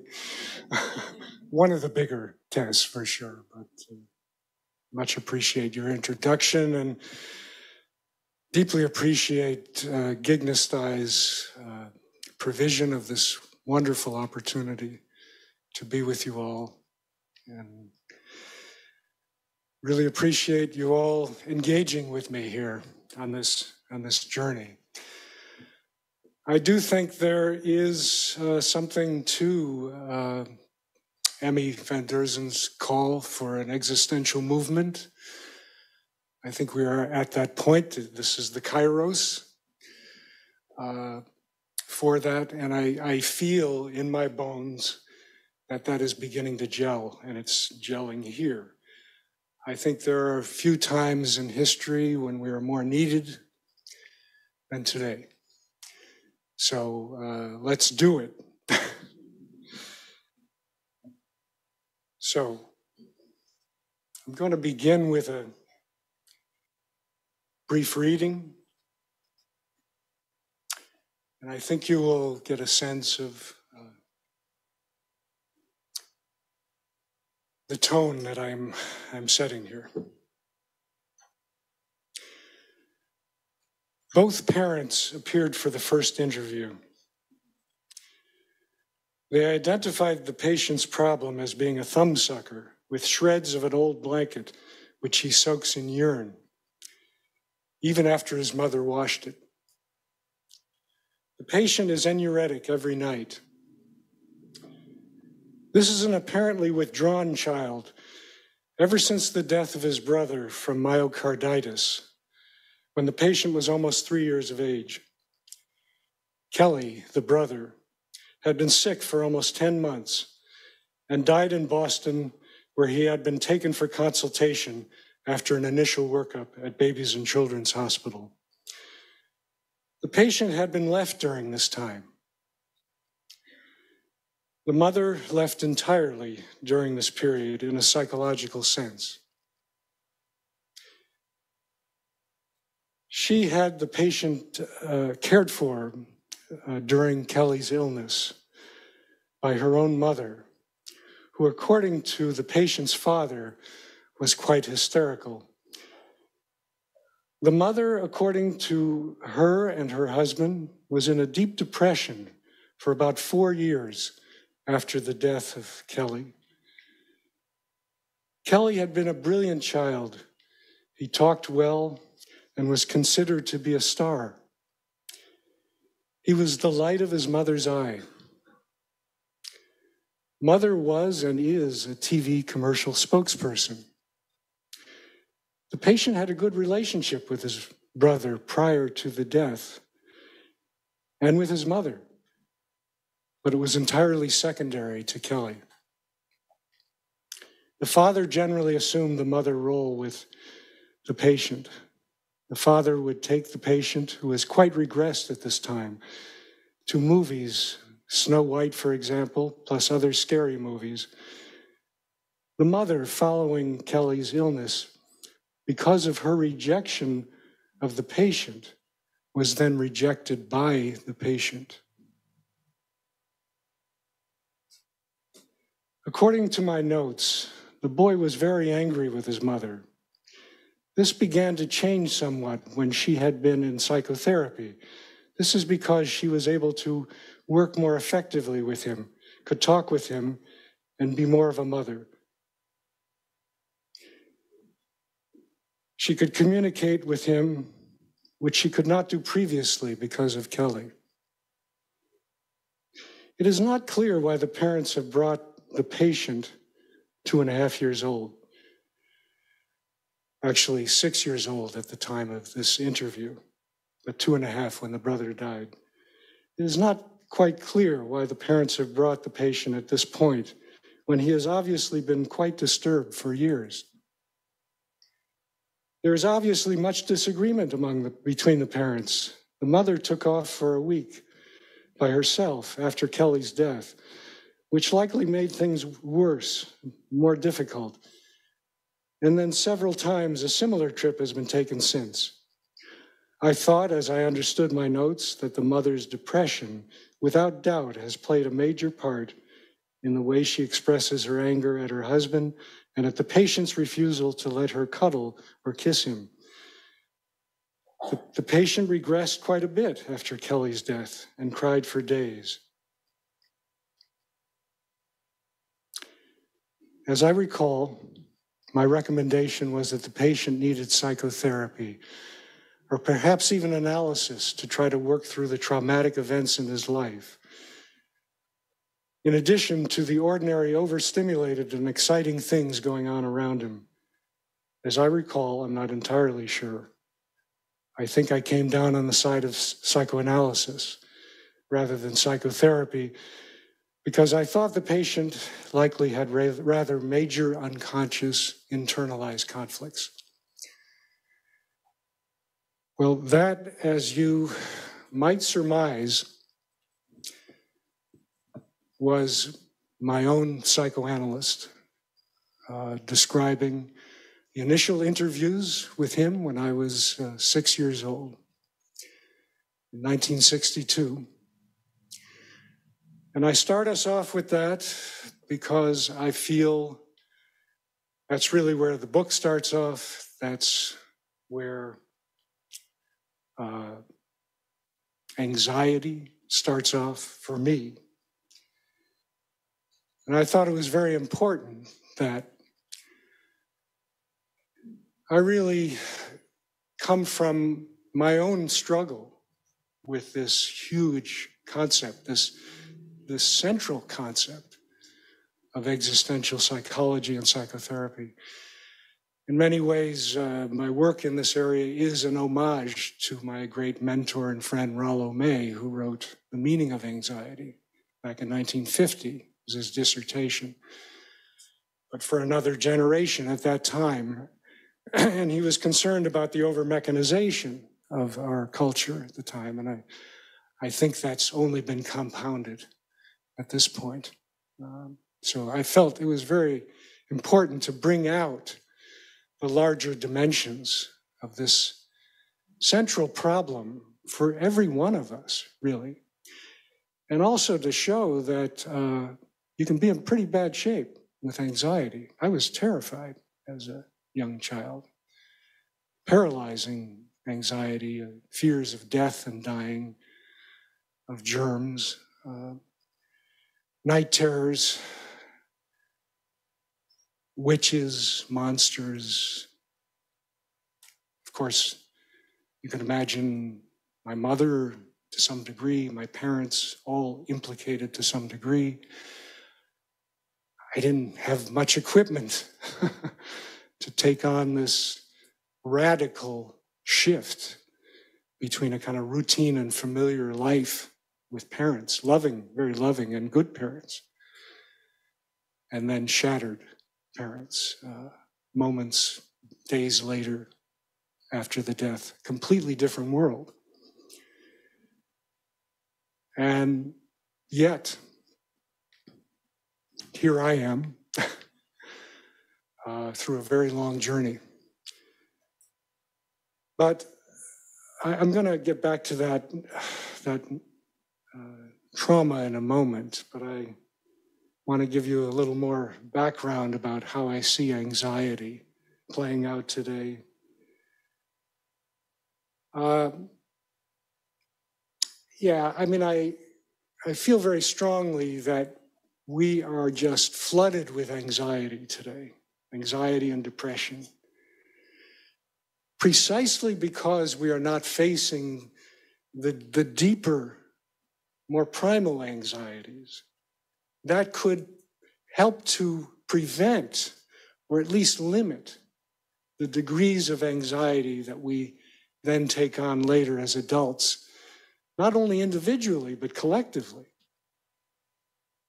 And how much anxiety is transmitted among generations over time and is relatively unconscious that many of us carry, both in family systems and in cultural systems. I don't think we're very good at least in our culture, and American culture and cultures like ours, industrialized cultures, I don't think we're very good at providing the tools, the equipment, to work with our anxiety, the more invigorating, multidimensional understanding of anxiety right from the beginning of life. We're very good at techniques and technology and quick answers and quick fixes, right? But we're just not that oriented toward recognizing how key addressing our anxiety from the beginning is to cultivating a more vital life, individual life, and collective life. That was a lot of the purpose for my book. I see extreme polarization, political polarization, cultural divisions, racial divisions, bigotry, prejudice, violence, wars as secondary to the problem of not having faced and really developed skills, tools to work with anxiety, which I had a great privilege to do at a very young and impressionable age. And that was I feel that was a life-saving time with this psychoanalyst. So I define anxiety, I know it's defined in many ways, but I find a nice thumbnail definition as a terror of the unknown. That's basically what it comes down to. I mean, fear often has objects, specific objects. We're afraid of a spider, afraid of a volcano or something, but anxiety is much more cosmic in scope. It's much more about the themes that we have been addressing here so richly. I would summarize them as the groundlessness and helplessness of the human condition. Because if you don't think that we're in a groundless and helpless condition, by definition, just think about what's going on right now. We're having a conversation in a room that is anchored to a ball that is flying through the universe at 1.2 million miles an hour within a galaxy that's going 1.2 million miles per hour to a destination I don't think any of us really have a good idea of. And I don't think any of us have a really good idea of where we came from out of that cosmic mystery either. So that's where anxiety begins, from what I gather. And that certainly was core to my own anxieties. I mean, these terrors of monsters, witches, etc. Yeah, they had shapes, but ultimately it was this terrifying unknown and being like cut from the mothership and being in a free fall. And my mind coming up with all kinds of phantoms to represent this horrifying unknown mystery, groundlessness. But so anxiety is a signal that, you know, maybe we should mobilize in the face of the fear of the unknown. And evolutionary theorists have made a lot of this signal anxiety, you know. we don't know what that tiger is going to do, if it's going to jump out and snare us. So it obviously has adaptive value. But that's not the only dimension of anxiety by any means. And I think we give the other dimension short shrift as well, unfortunately. And that is that anxiety is also a signal, a call to the unknown.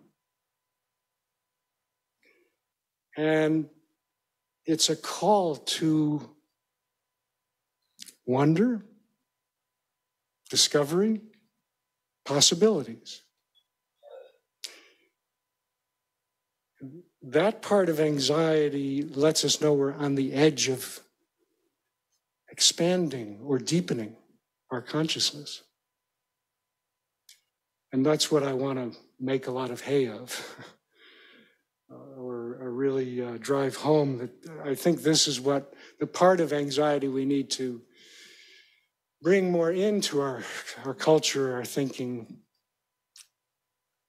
And it's very definitely, it comes as a full package. You're not going to get one without the other. So I think we do need to face what's been called the dark nights of the soul,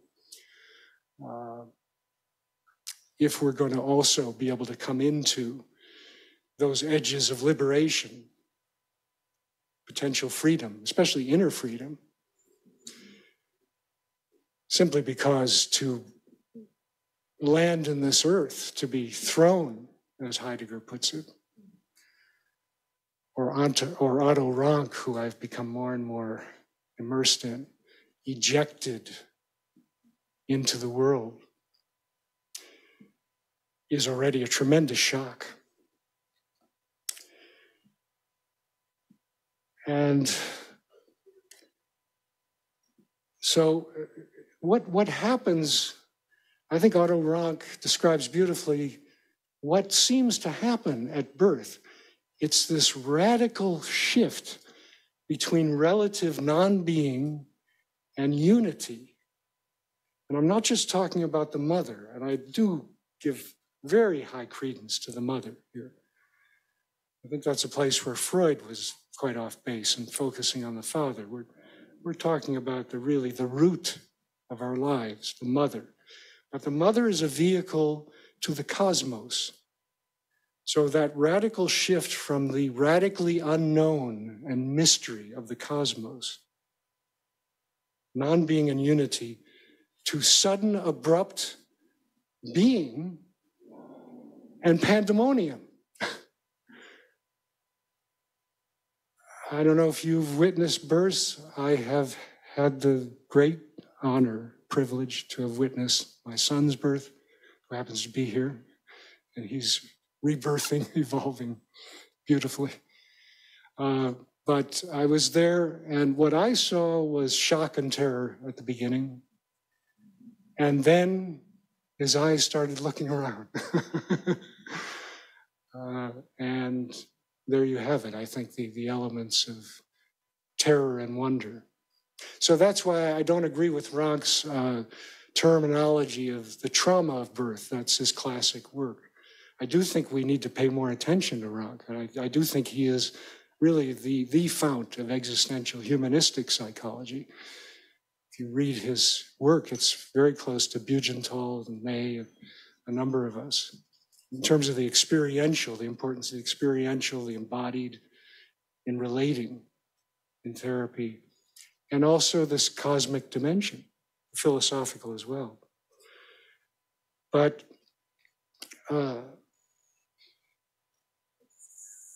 Rank, I think, reduced it too much to trauma. I'd call it the drama of birth, because I do think it includes those elements of wonder and discovery.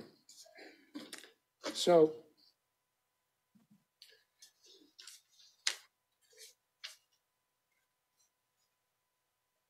I've pretty much covered what you're seeing on the screen at this point. My definition of life-enhancing anxiety, which is that invigorating anxiety that signals us that we are on the edge of wonder and discovery. And you may have seen Rollo's beautiful quote that anxiety is the flip side of freedom. Freedom, the flip side of anxiety. It certainly can be. Because what's ripped open and what's a complete void and an abyss also means all those old rules and regulations are no longer valid or viable. So there's a whole lot of freedom that's possible in there, along with the terror, if one can begin to come to terms with it. And I do think I'm describing much of the therapeutic process that we work with, especially with people who are struggling with very deep issues. I can't overemphasize the primal nature of both the terror and the call to anxiety. Again, the birth process forming the template for, I believe, basically all future anxiety and trauma. This is Rank's point. He calls it Urangst, the very beginning of anxiety. And that, I believe, is precisely why people become so defensive around anything that upsets their world, around that moment where the baby, where themselves as babies, confront the unknown, confront that which is different and other. That's really what's happening there. It's a mortal confrontation at that earliest point. And so naturally, if somebody is living a very staid and routine lifestyle and a foreigner comes in and presents something different, a lot of that stuff, that early stuff, gets stirred up. And so does the mindset, the psyche set of that time, which is no equipment to deal with it, no skills, especially if they have not been given skills. And that's another point I want to make, that how the baby is met by the caretakers and the culture is all important here. Are they met with a supportive understanding, even reveling in their unique life, their being, with supportive boundaries rather than demeaning or dehumanizing boundaries? Or are they met with fear and terror, perhaps carried over generation after generation, where they've already identified objects, places, and people that are marked by those terrible differences? Because they never had the equipment either. Nobody ever really made that a priority for them to learn that differences, that otherness could be places for discovery and wonder and possibility as well as discomfort, obviously. So here's where folks like Winnicott and Kohut, psychoanalysts, I do think play an important role existentially for us. Winnicott with his idea of the holding environment. How is a baby held? And this could happen before birth, I believe, too. It's the whole issue of difference. It depends when they're jarred out of their routine and familiarity, which can happen intrauterally, but mainly at birth, let's say. So Winnicott with the holding environment and Kohut with the transmuting internalization. I know that's a huge word, but how the parents, the culture deals with the outrageous in the child, the expressions of anger or pain, crying. How is that handled? Is it handled with a degree of centeredness and understanding and self-awareness and experience? Or is it turned away from? Is it rejected? Is it not allowed to be processed to some degree? Well, that's a key moment in therapy, right? And in therapeutic ruptures. How centered is the therapist when there's that rupture? So that the client, child, and I'm not equating the two completely, but so that they can learn new internalizations, new ways of relating to themselves that allow them to feel more whole, to feel more okayness about who they are. Less of the crushing guilt and criticism and reduction to something that's more in the parent's mind than in the child. So clearly presence is a key aspect of this.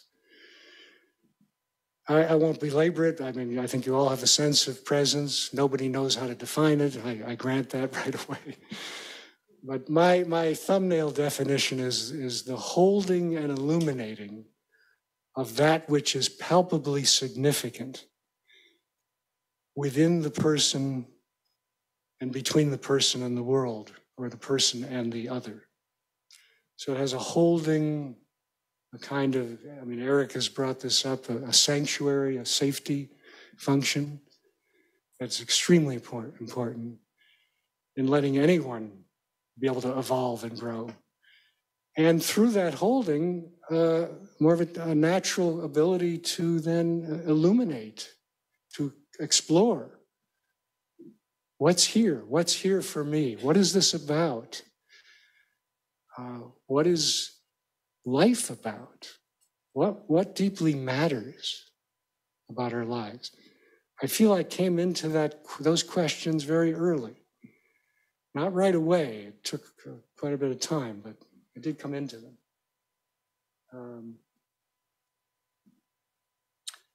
And as you see here, again, without belaboring it, a lot of the research I'm drawing from is certainly Otto Rank, terror management theory.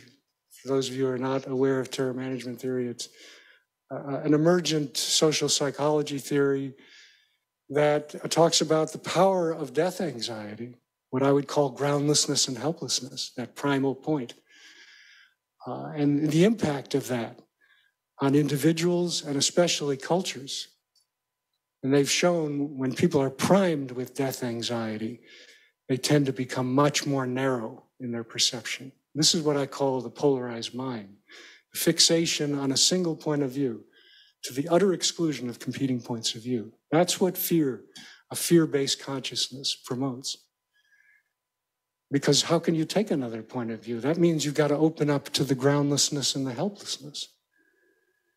And that's the last thing you want to do if you've been taught from day one that that's mortal danger. And sometimes it is. I don't want to dismiss that. But often enough, especially in our modern era, it's not. Because we're not all barbarians, so to speak. There are barbaric people and leaders, but maybe some people are past the point of no return. I still am hoping that the critical mass of us are accessible, more accessible to each other and to meeting each other in these more holistic ways. Attachment theory, I think, is very important, but very important to this whole thesis. But I think as existential folks, we really can bring a fuller, deeper dimension here. And that is the cosmic context to those attachment issues, security, insecurity. This is why I love R.D. Laing's notion of ontological security and insecurity, because it's not just the security and insecurity before the caretakers. It's our security and insecurity before being, before all of existence. And the struggle for a home in our own being, so to speak, not only in our physical home or with our physical parents, and not to downplay that aspect and what Bowlby has so powerfully brought out. But you take it all the way, and when you see patients who are really decompensating or in the depths of their wounds, you can't wrap categories around it anymore. I'm not going to talk about, oh, my mother did this or my father did this. No, It's a bottomless pit. I'm in a black hole. I'm in a free fall. I'm drowning. There's nothing here for me. I'm completely lost. These are existential themes, and the best we can do is to allude to them at that point. And I think we do a disservice if we try to interpret them or reduce them to something even interpersonal too quickly, or not allowing the metaphors to unfold in a more embodied way.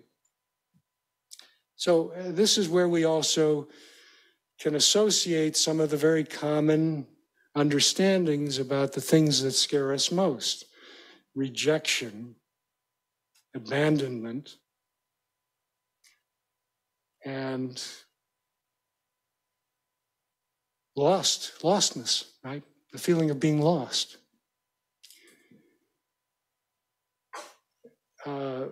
Maybe those concepts relate to you a little more directly than groundlessness and helplessness, although I find that very embodied.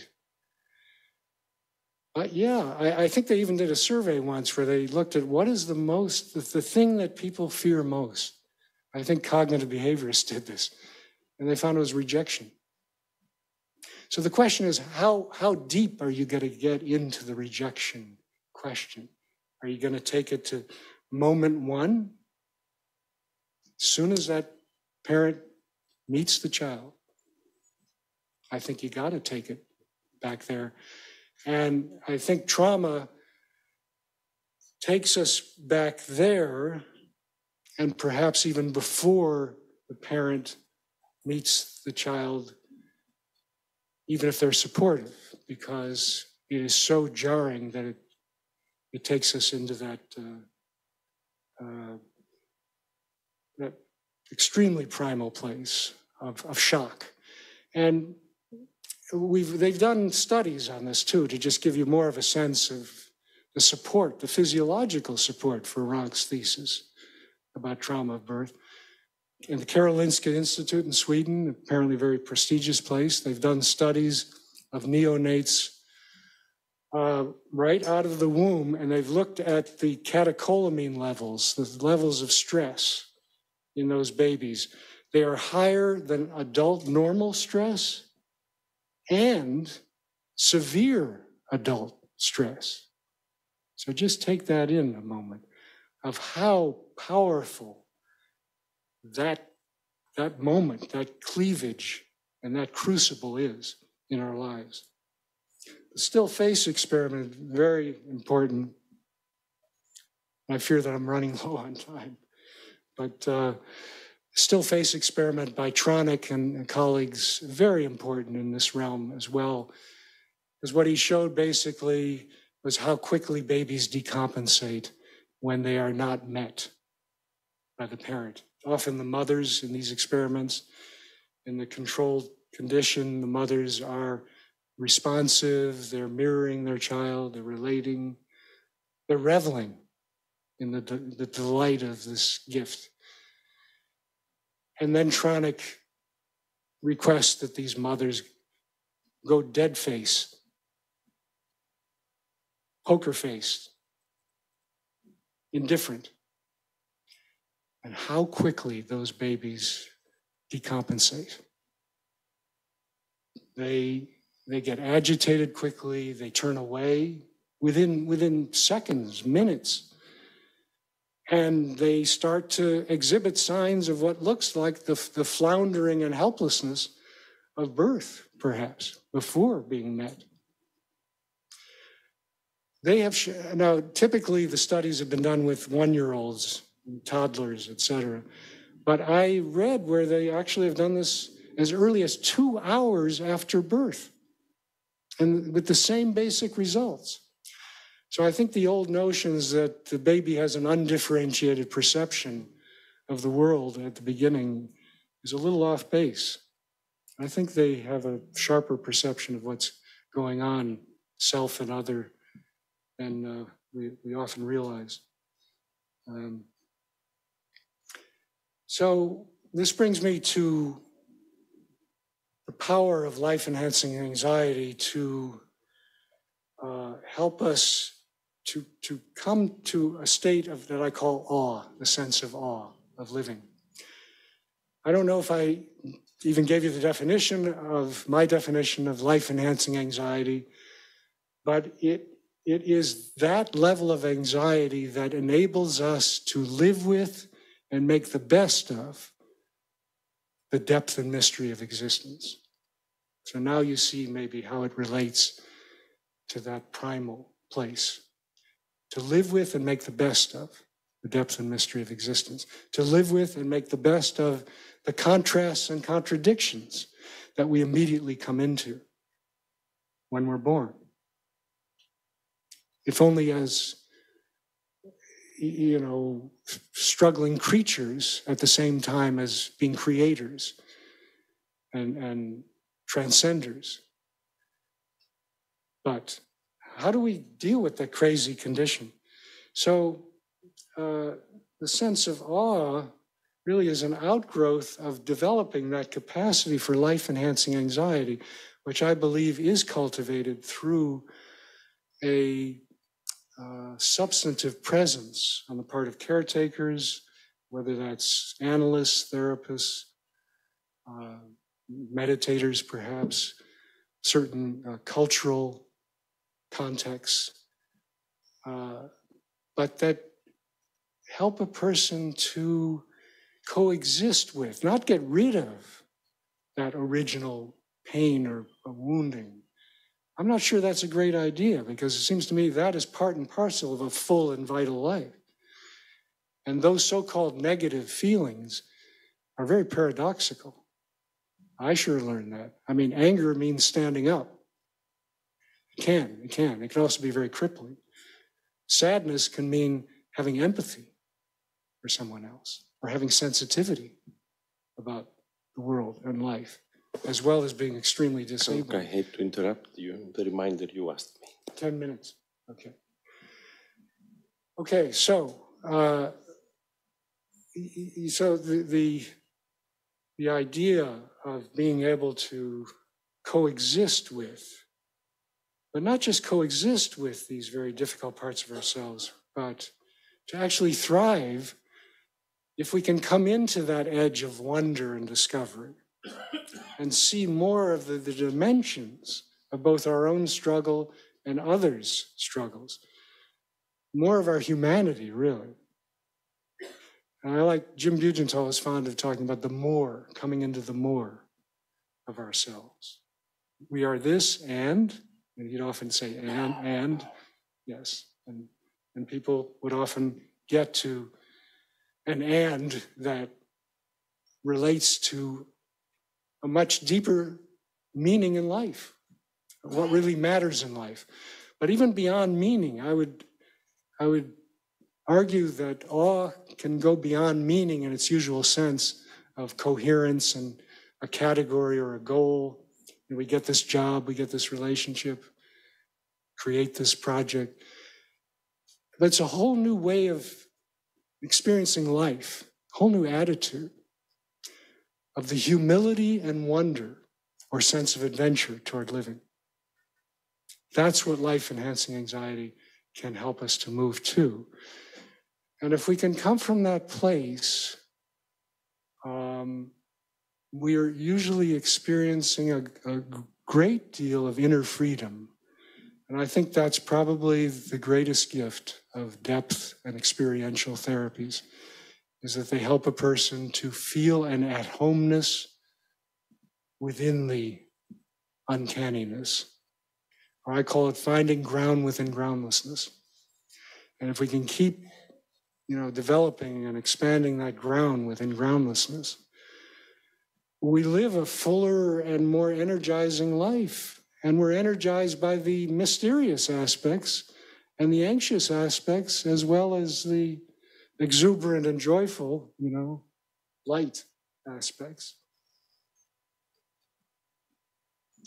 Well, I don't have time to go through all these people, unfortunately, right now, but these are some folks that, to me, have set the bar for finding life-enhancing anxiety in the most depraved, or painful circumstances. I start with Ernest Becker because he's one of my favorite psychologists. He's actually a cultural anthropologist, but I think he wrote one of the greatest books in psychology, which is The Denial of Death, which is very much about where I'm coming from here. He talks about death anxiety as impacting so much in our world, from the extremism we see in defensiveness, both at individual and collective levels, to avoid this death anxiety. But he sees it as a complex symbol. And that's why I don't see it as just finality per se. It's more of that cosmic sense of helplessness and groundlessness. Because I don't think we really know what it is. But it's certainly enigmatic as hell, and it scares the living daylights out of most of us. But ironically, after all that study of death, Becker was dying of cancer at 49. And Sam Keane of Psychology Today comes to interview him. And he's a very tuned-in guy, too. And he said, look, after all, you've studied and thought about death as much or more than anyone in our culture. And now, in effect, you're doing your empirical experience, or your empirical study. And then Becker says something about it. It only hurts when I laugh, and he laughed a little. But he said, what can you share with us at 49 of dying of cancer? Becker proceeds to say that, well, I take solace in giving myself over when there's nothing left, meaning to me that he has lived a full and engaged life. Giving myself over when there's nothing left to the tremendous creative energies of the cosmos to be used for purposes we don't know. And even if we feel misused in some way by those purposes, that's the thing that consoles. Talk about a sense of awe, a sense of going in and out with that humility and wonder and adventure.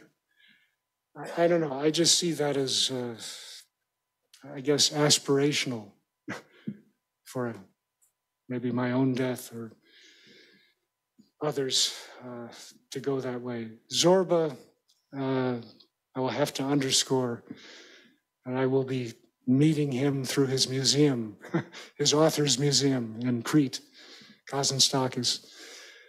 But the dance, Zorba's dance, in my view, was not just a lighthearted cherries and cream sort of dance. It has the whole history of Greece within it. It's got sorrow, it's got blood, it's got pain.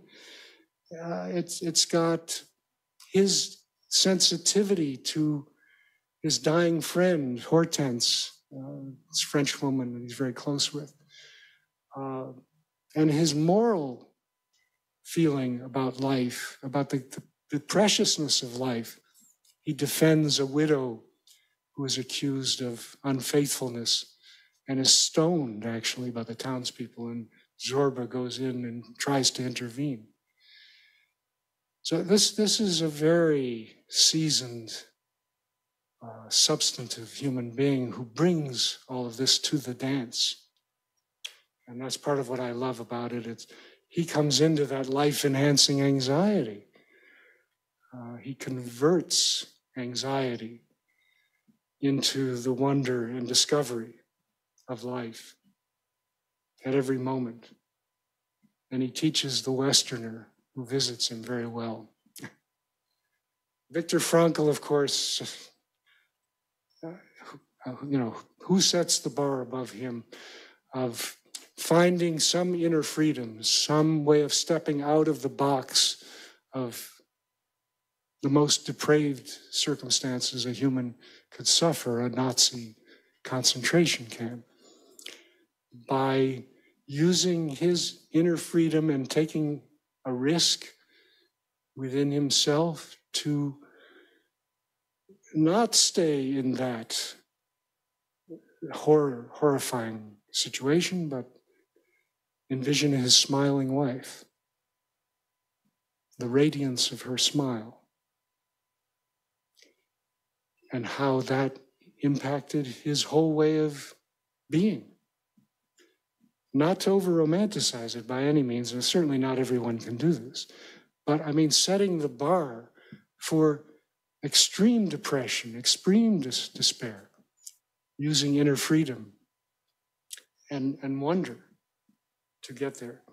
Maya Angelou, the African-American poet, beautiful voice, so many ways, was raped at 7 years old, and she found life-enhancing anxiety, capacity to live with and make the best of the depth and radical unknown of existence, which she was ripped open to through her local library.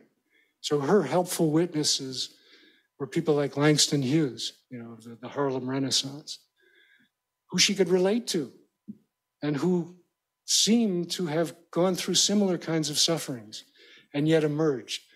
And that's a real important point here too, is the model that we present to our patients or to our children or whomever, our friends. Stephen Hawking, another example, incredible, living with ALS, but connecting with the cosmos, connecting with scientific inquiry. Nevertheless, he couldn't talk. He had to use a voice activation machine. What kind of courage? We talk about existential courage. What kind of courage does that take? It's incredible to me that he kept that attitude, at least what I could see of his attitude of wonder and discovery, in spite of, and maybe even in light of, his condition. And then there's these bridge-building dialogues, which I've been very involved with, which are ways of bringing cultivation of presence, so necessary, I believe, to the conflict mediation area.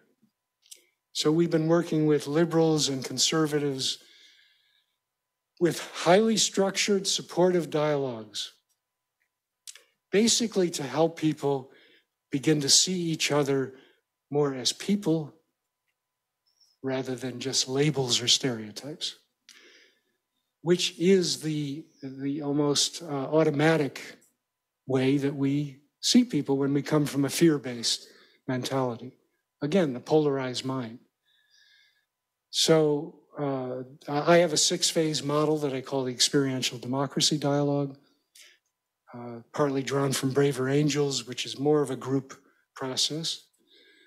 They do some individual as well. I was a trained moderator for them, but I did this way before them as well. I just feel that the one-on-one in particular, and maybe you notice this too, in particular, as a way of melting a lot of those, nationalistic, religious, racial boundaries that we tend to see when we look at classes of people and groups. But when you're sitting there one-to-one, usually a lot more opens up. And so I know my time is, I have like a minute? I would offer you this exercise. I don't know that we can really do it now, but it's the first phase of this model where I have partners who are on very different sides of a cultural, political, religious issue. Before they even begin to address the actual issue, to just sit with each other, close their eyes, and take a few moments to mindfully observe what comes up for them before they even talk with these people, before they even engage. What are the thoughts and especially feelings, body sensations, and images that come up for you as you think about entering into a dialogue with this person? And watch it like a river. Don't fixate on anyone. Really do a mindful flow with it.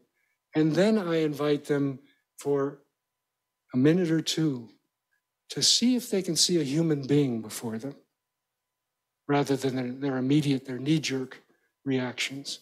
See if they can clear a space to see the more dimensions of this person with their wounds, their stories, their pain etched in their face, or their, awkwardness, how they hold themselves. Whatever it is, noticing more of the dimensions in your mind's eye of this person. And then we begin talking about their backgrounds, because it's so much to do with first getting a context instead of jumping right into some kind of debate, discussion. It's not a debate. It's a humanizing dialogue where the focus is on attempting to learn about and understand the other, rather than impose your view on them or presume you have the answer and the knowledge. And again, this is not for everybody. And I don't even think it's appropriate for everybody. I think there are some people who are, again, past the point of no return. I'm talking about the critical masses, and I think we got to mobilize the critical masses of people to marginalize those folks who have much too much power right now, in my view. So these are some thoughts as we go along here. I guess do we have about 5-10 minutes, maybe? 5 minutes for questions, let's say. But first of all, let's thank you for your... Thank you.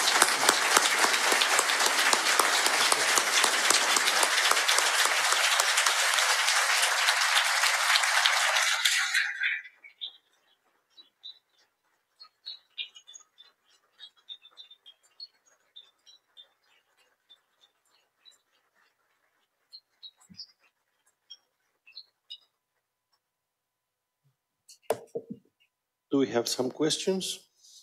I'm very willing to stay for a little while. I think we have till 12:15. I know some of you want to take a break. I'm glad to be here till 12:15.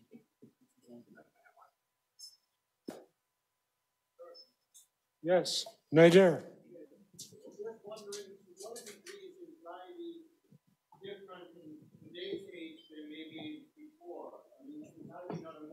New phenomenon, the way that we are experiencing it now? Is it more of a phenomenon, or can you comment on that? Well, I think in some key ways it is worse than before, because it seemed before that we had more rituals and more ways of, at least more sense of time and space to work with the native anxieties that we have.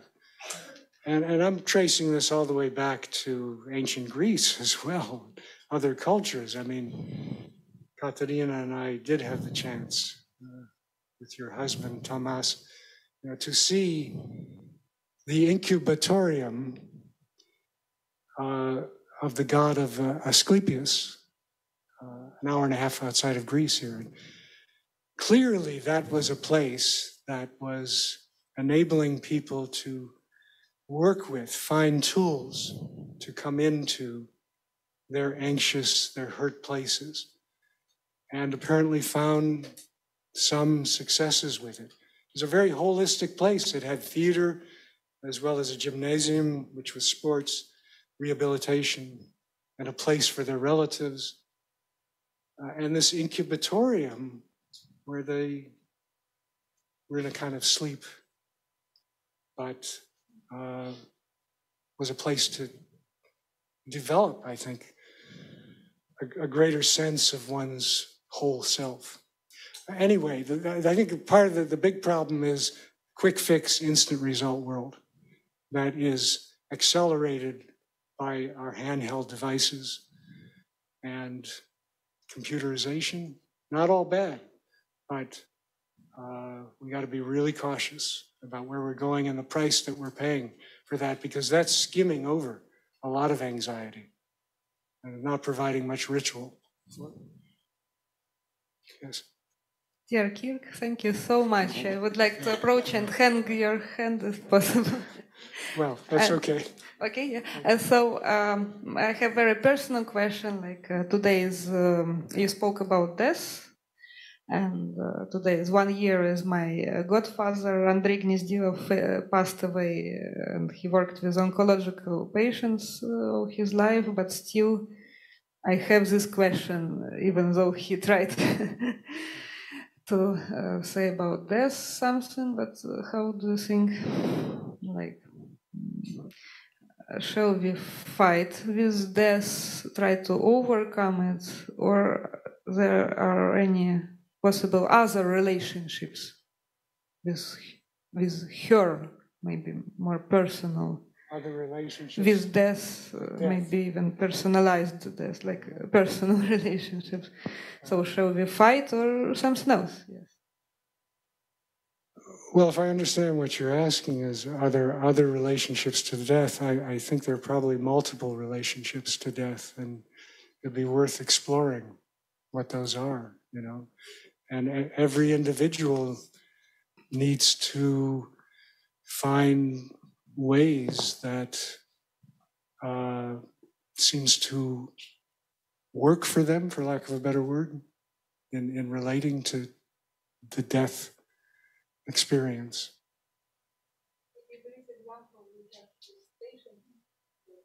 With my clients,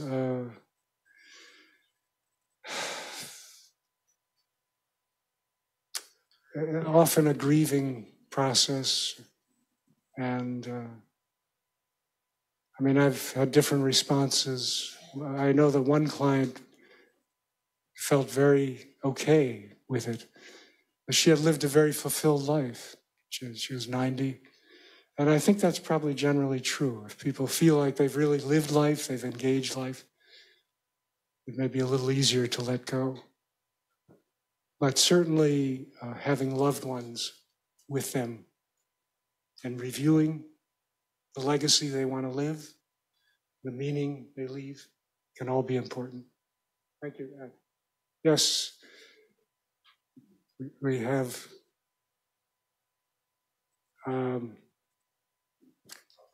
yes. Will. You talked about the trauma of birth. It's exactly 100 years ago today that Otto Rock presented his manuscript of the trauma of birth to Sigmund Freud on Freud's birthday, May 6th, 1923. To the day. To the day. Well, that's.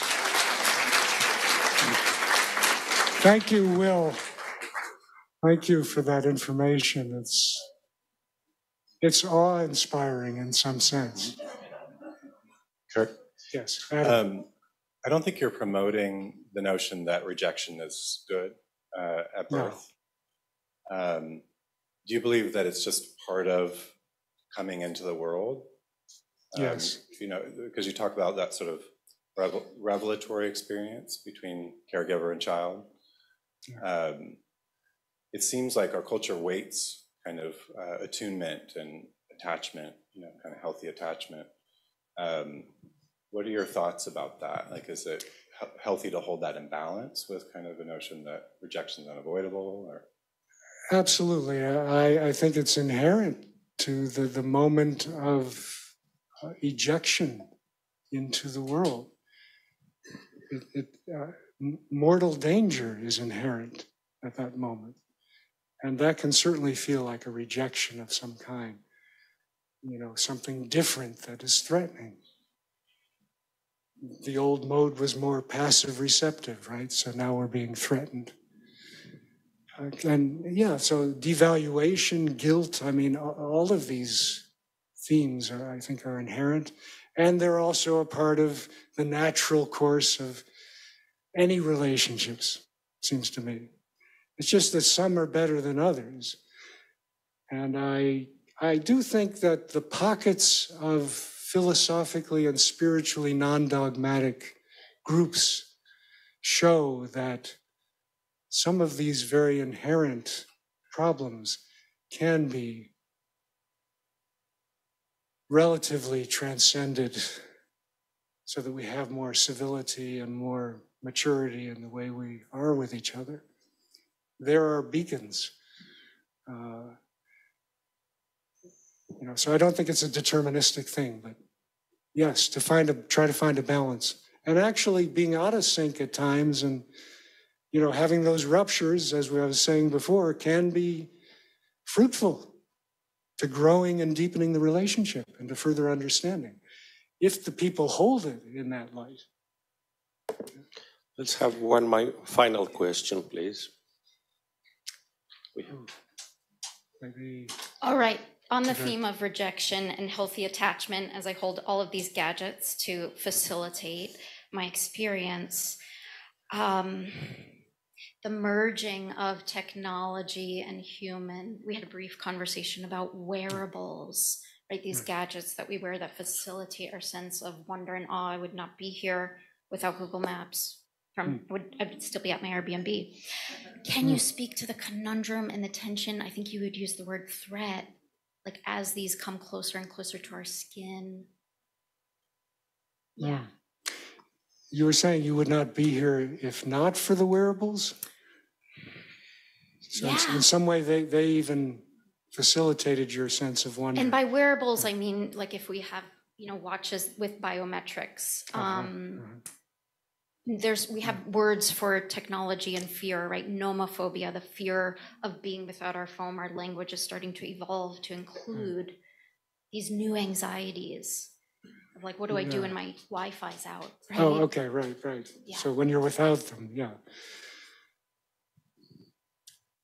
I think we have to become as disciplined as we can about using these devices, and also as aware as we can of the potential price of becoming over-reliant on the devices, and to experiment with experiencing people and life and nature without the devices. Compare and contrast. See what comes up for you when you're maybe even, running on the beach without a device and witnessing the ocean, or speaking to a loved one without looking at your phone. So it's going to take a new discipline, I think. I call it culture-wide reform. I really think we need to bring front and center the sense of awe as being a priority, or life-enhancing anxiety as being a priority at the level of child rearing, education, the work setting, the religious and spiritual settings, and the governmental and deliberative settings. That's a tall order. But I think that's really what it's going to take if we're going to make it, actually. And we may be in a race against time. So I would say, give it all you got. Thank you, Dr. Schneider. Thank you, everyone, for being here.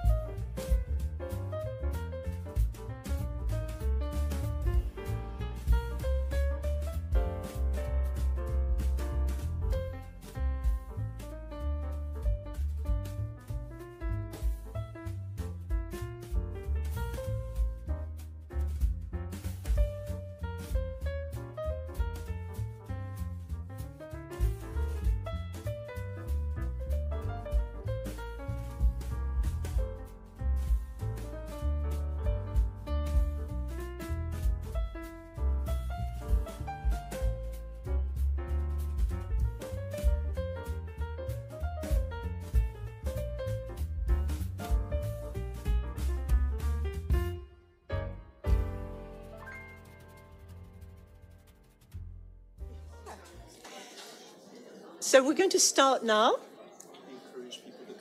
Yeah. I think, yes, if you could come forward, but I think it seems quite full forward. We'd like to try and make this as informal as possible within the givens of this room. And actually, there's some spaces there so we get a sense of a semicircle more. So I'm Laura Barnett, and these are my colleagues, Evgenia Georganda, Greg Madison, and Yaki Martinez. And the title is The Body, What's in It for Us?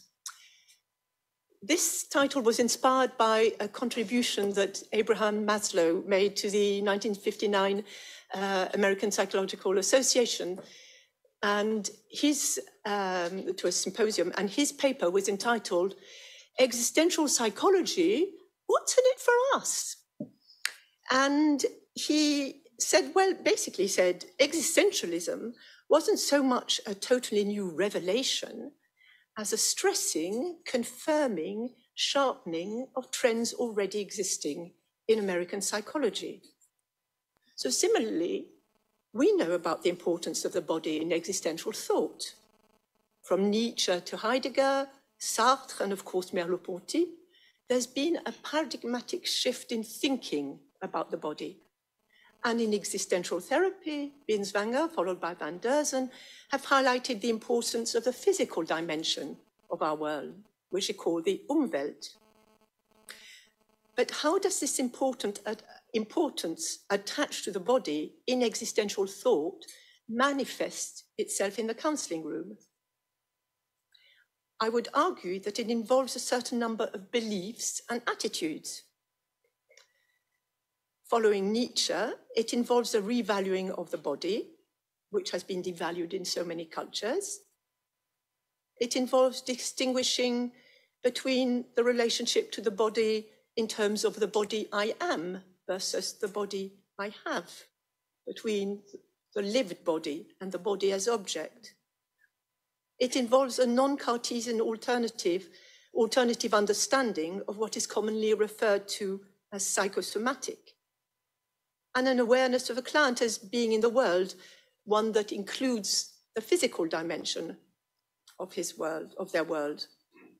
So, do we need to stress, confirm, and sharpen, to use Maslow's verbs, that focus on the body in existential therapy? And if so, how? Though we like to speak of embodiment, how embodied are these beliefs and attitudes of ours in the counseling room? Are they enabling us to open up and explore fully with our clients the richness that lives within what Heidegger calls bodiliness, or bodying forth? Actually, that's a really awkward translation of Leiben. It's just bodying, yeah. Or in Merleau-Ponty's view of the body as a knot of living meanings, a knot like that. And how embodied is our own listening to our clients and to ourselves? I'm just saying a few things, asking a few questions, but I'm going to do something experiential and before moving on. For many years, I thought that in the realm of talking therapies, as opposed to body-focused touch therapies, these therapeutic beliefs and attitudes of existential therapy were sufficient.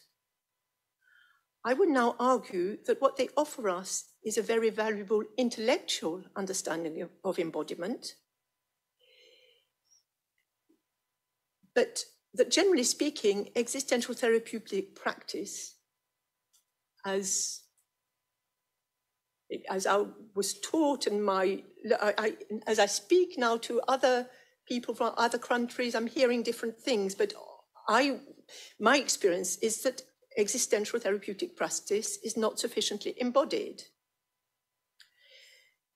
And what I'd like to argue here is that by not paying more attention to the body, concretely and experientially, we are missing out on much of the richness it has to offer us, and on much that is of vital therapeutic importance. And when I say the body, I mean both our clients and our own. And that might be because our own understanding of existential philosophy remains intellectual. Personally speaking, I grew up in France, so Descartes was, you know, the golden boy, and at the age of 11, I was taught cogito ergo sum, and I thought, yes, that's true. I have my thoughts. I am. That's great. And then when I read when I started my training and I read Being in Time and the Solicon seminars, the concept of being in the world and this bodying actually absolutely blew my mind. It revolutionized intellectually the way I understood myself in the world. And reading Being in Nothingness and all that Sartre has to say about the body also gave me much food for thought. But it didn't change my embodied way of being. I didn't pay any more attention to the way I bodied forth, and I don't think that I bodied forth any differently. However, when I read Merleau-Ponty, something else happened. The penny dropped from the head to the body. And not only did I experience an embodied change, but it was a change that was visible to others. And how do I know? Because I went to a dance course, and I was with a teacher who hadn't seen me for a whole year. And at the lunch break, he took me aside and he said, Laura, what's happened? You used to dance from your head, and now you dance from your solar plexus. Actually, he was very disappointed. I told him, well, I read Merleau-Ponty's Phenomenology of Description. And he thought it was something much riskier, or much more risky or racier. So what I was thinking of doing now is to give you two quotes from Merleau-Ponty. And I suggest we explore them experientially. The first one is, and in French is, Je suis un corps qui se lève vers le monde. I am a body that rises towards the world, which I find beautiful. So I find it speaks to me, not just up there, but in emotionally and at a spirit level, I think also. And the other is the body is a knot, not too tight, of living meanings. So what I suggest is, first you have a look where people are in relation to you, so you don't, knock them out. And because I'm going to ask you we're going to do that, explore that through the body. And so are you sitting? You try and sit comfortably. And I think you may want to close your eyes so that you're not distracted by others. Now, just imagine that there is a mantelpiece or shelf in front of you, but a bit to the right, and that there is an object that you would really like there. Now, very slowly, with your right hand, can you reach out towards that object and notice what's happening inside you as you do that?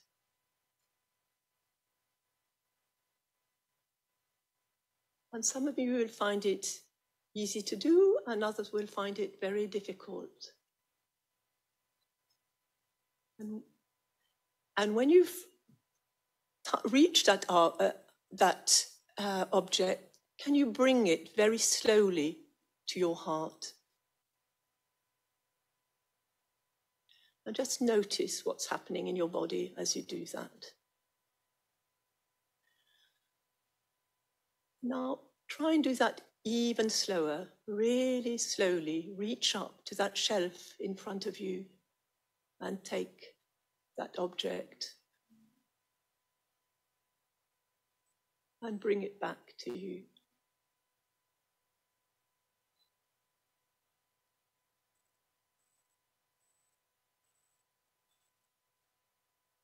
Now,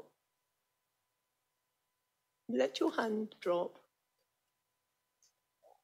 by your side and reach out with one hand above you, but in front of you. very slowly, just noticing, and above you, above your head, but in front. And notice it, whether there is any qualitative difference. And then reach out with both hands in front of you like that.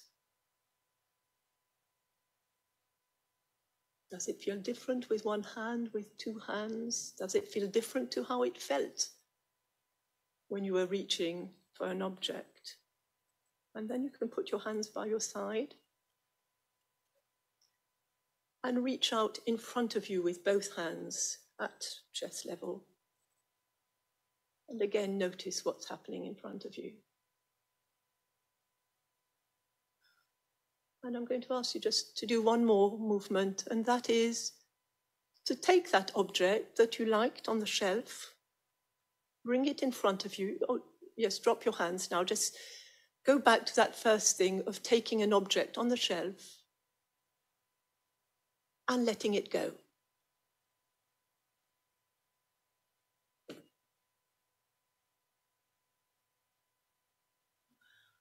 So you can open your eyes again. Now, you may or may not have noticed anything. It may have been just a bodily, you may have not noticed anything at all. You may have had a bodily sensation, an image, a memory, an emotion. You may have found it very easy. You may have found it very difficult. What I would like to say is that I have some clients who've been incapable of doing these and other basic movements, such as yielding to the chair. And one particular client who is a therapist and had a lot of therapy said, it's the first time I have actually felt seen, because all the basic movements that Merleau-Ponty says, actually I'll quote Merleau-Ponty there, he says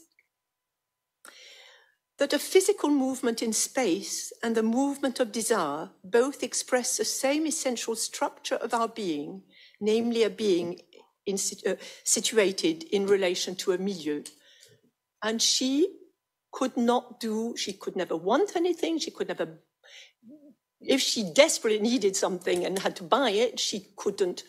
It was so difficult and she couldn't let go of the old things. It reflects the way of being.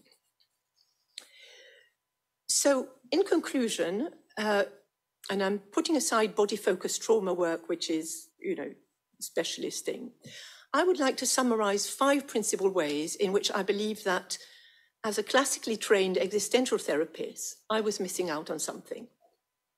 First, I was missing out on understanding how our history is etched in our bodies, in our basic movements, such as these, in the boundaries we create within our bodies and in relation to the world and others.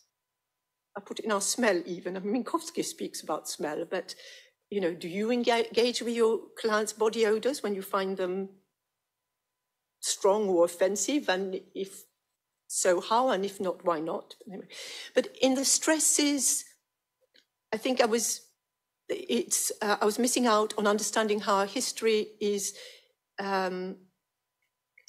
etched in the stresses and traumas, including transgenerational traumas that our bodies hold, such as the burdens, the shame, the anxiety and guilt that you carry for a parent or a relative, for instance. So I was missing out on how our body tells our story.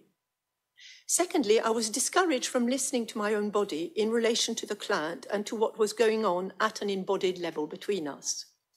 I remember very, very early on, I had a client who came, and as her grandmother and her mother had recently died, and she couldn't cry, and this is why she came. And as she spoke, I could feel this gut-wrenching pain. It was so strong. And she came back the next session. She said, I left from your session. I went straight home, straight to the bathroom, and I sat there and I felt, and it was so strong. And it was like, she said, like twisting, when you drain a cloth. And a few months later, so I was quite perplexed because this hand appeared in my training. And a few months later, I was sitting by a bedside, with a patient by the bedside, and this patient had had a colectomy, had a lot of the bowels cut out, and they were talking about how betrayed they had felt about something. And as I said that, I felt punched really hard in the body, and so I had to say something. And I said, gosh, as you say that, I feel as if I've been punched in the body. And they said, yes, I feel completely gutted. And I stopped because, of course, what had happened, they had literally been gutted in hospital. They'd had this gut operation. Now, when I took that to my existential supervisor, whom I like a lot and I taught me a lot, she said, you can't possibly feel somebody else's feeling, and you certainly can't feel it but before they felt theirs. And I've struggled a lot with that. And now I think it's a very good example of what I call mesopathy. It's the feeling that happens in the middle. It's not empathy. It's not being in the other. It's not even being with the other. It's what the feeling that happens in the middle. And sorry, I'll just 3 more things I was missing out on in my training. Importance of paying attention to the body parts, I think, to parts of ourselves, embodied parts. I think in a dilemma, in even when we say we came up with talking about resistance yesterday, or even if you say, I'm feeling, the client says, I'm desperate, I feel despair. There is a part of them that feels despair, and there's a part of them that still feels, despair means lack of hope or something. And so where is that part? Where are these parts? And I feel that is really important. I was missing out on physical resourcing, which I think is really important. And I was missing out on physicalization, the importance of attending to the visual aspect of understanding and to the sensing of dynamic presence. That's a thing to develop. So it's partly for these reasons that I like to refer to myself not as an existential psychotherapist, but as an existential therapist. So now I shall hand over to you.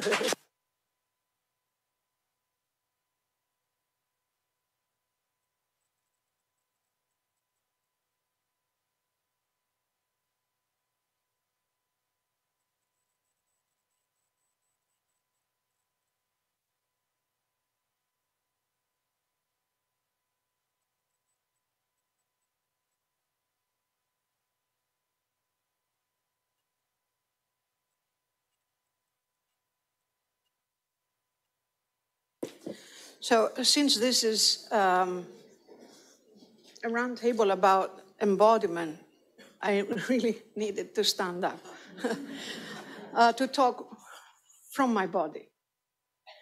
First of all, I wanted to thank Laura Barnett and Jackie Martinez for inviting me to this round table. I very spontaneously and automatically accepted the invitation, primarily because I'm very fond of Craig Madison and all of his work.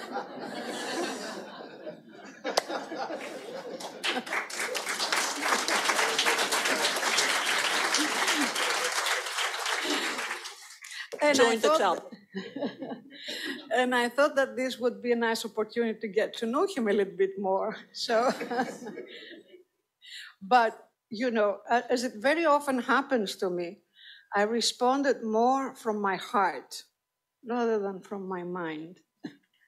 And then I started thinking, heck, you got yourself into trouble. You know, what are you going to talk about?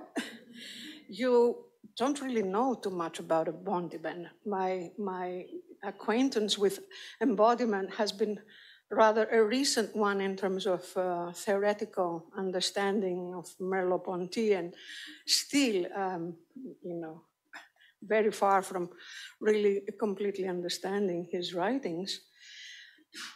But then I decided I was going to do what I did in most of my presentations. I was going to speak from my experience and not from my theory. So and also in some ways wanted to play devil's advocate. Because although I do understand cognitively his idea about I am my body and I don't have a body, it's still not completely my experience. I am my body because I know that when I'm going to die, this body will perish. And without a body, I wouldn't be here.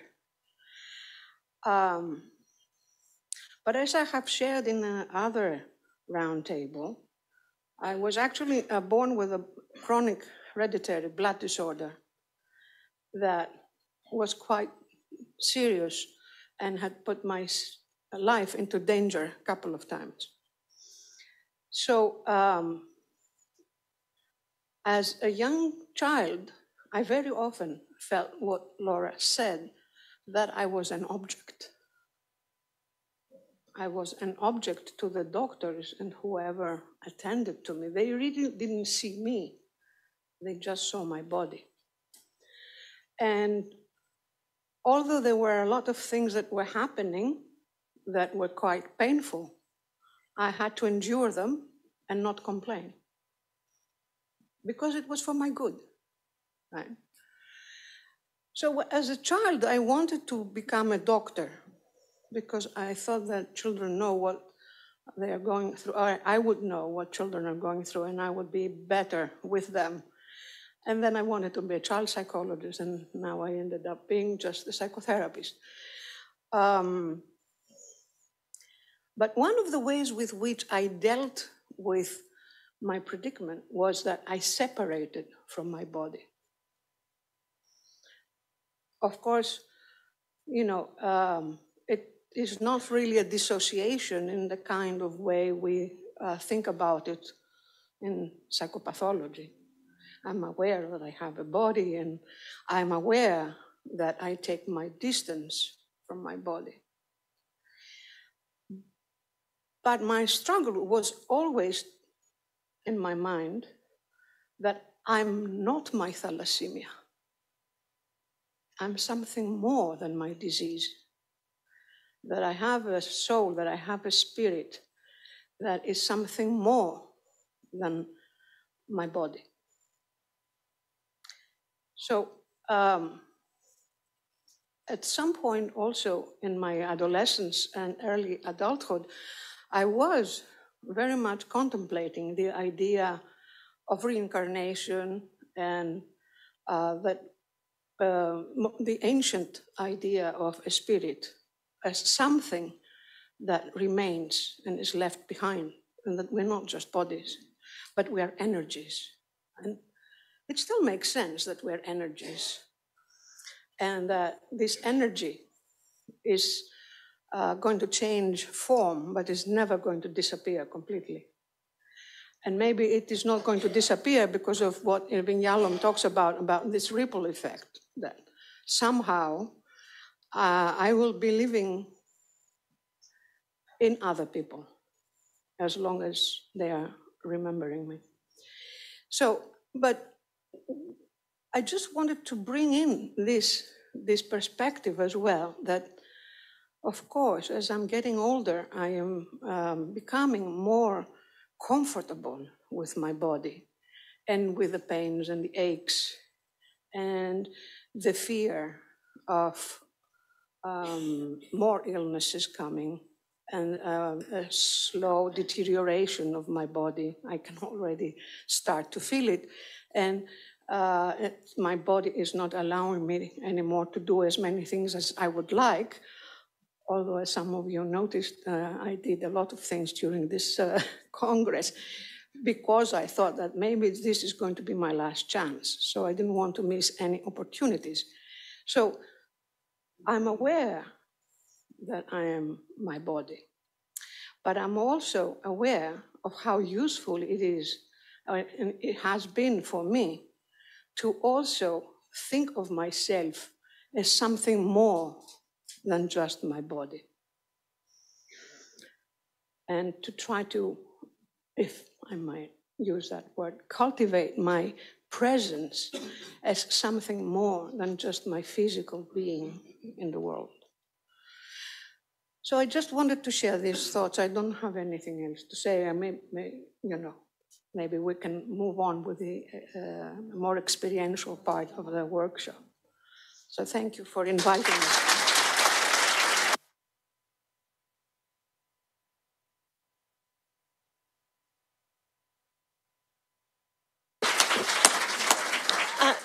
Evgenia, you really mustn't apologize for only having that to say, because it is your experience and it is very, very powerful.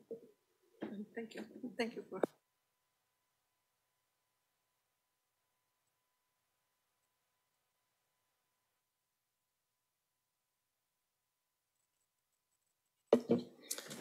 Hello.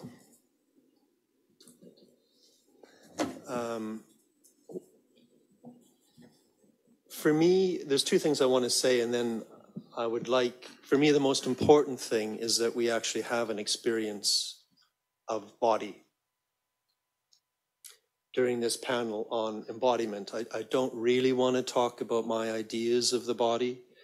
I would rather invite you to have an experience of what we're talking about, so that then we can have some interaction that comes straight from your own knowing rather than ideas.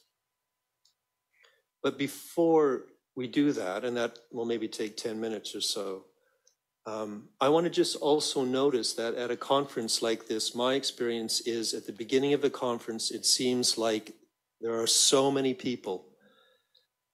But on the last day of the conference, I look around and it seems like, where are all the other people? It's like it was a whole group of strangers, and now I can look around and there's so many people that I have met in some way in passing or exchanged a few words, and just how over the few days you become real to me. So I'm looking out at people that look like real people. And that's what I want to invite you into, is the person that you know yourself to be from the inside. Not the person necessarily that you present to others, not the person that you would like to be, but the person that you know you are from the inside.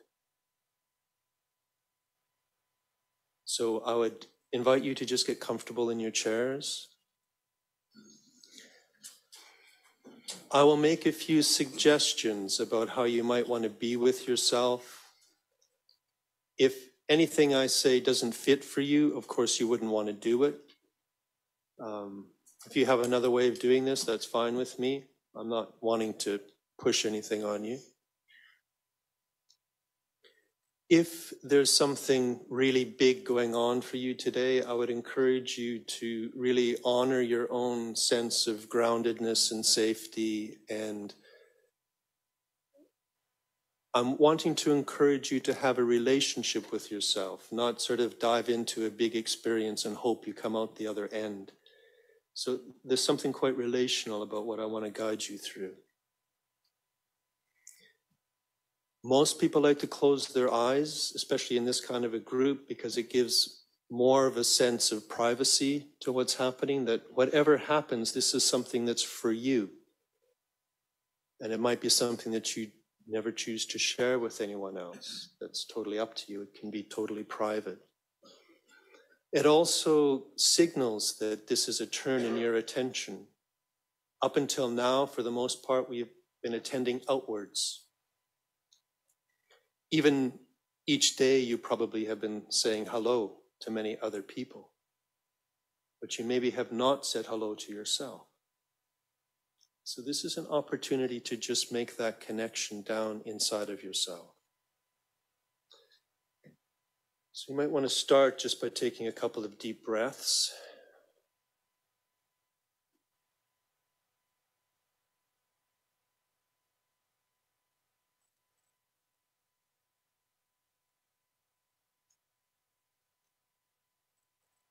And as you do that, just to begin to become aware of your physical body, your posture, your position in the chair.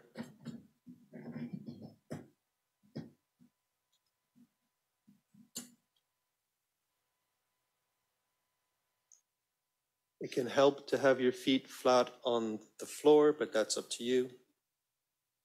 And of course, you can move at any time. This isn't about sitting still necessarily.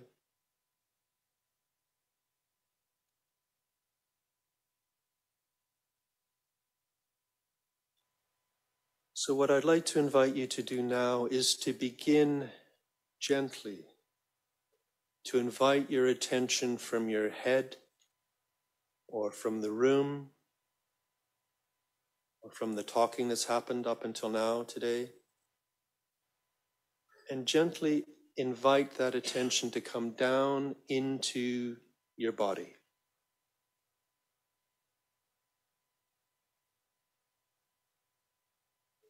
And I would encourage you to really have an attitude of gentleness and openness, patience. You might find that your attention wants to come down into the throat area.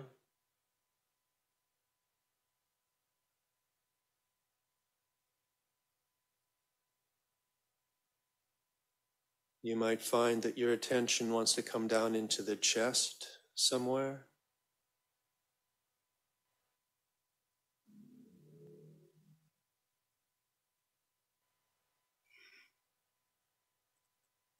You might find your attention wants to come down into the stomach or deeper down into the abdomen somewhere.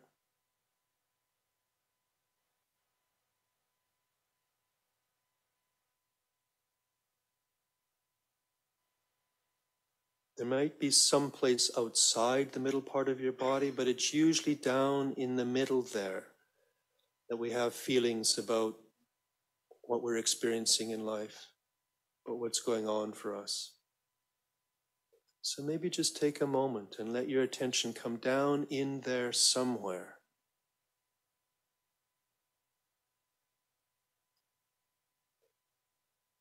And I really mean to let your attention be down in there, to feel yourself down in the middle from the inside, not to be in your head looking down, but really be down in there, gently.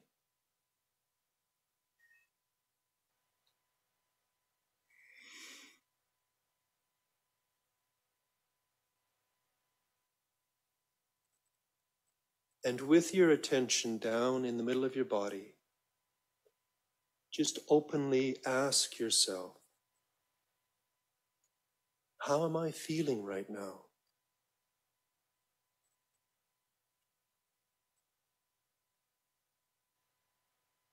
And just see if something begins to stand out as if in response. Could be a little feeling someplace in the chest, in the stomach, a little tightness, a little excitement. Could be subtle.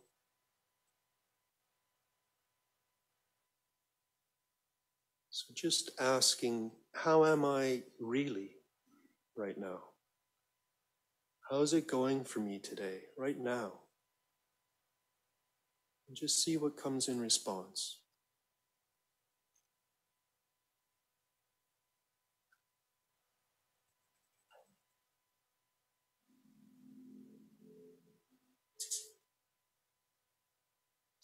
When you feel something begin to stand out, see if you can welcome it. Let it have a space to be there. You don't have to understand it. Just really allow it to be there the way it's coming.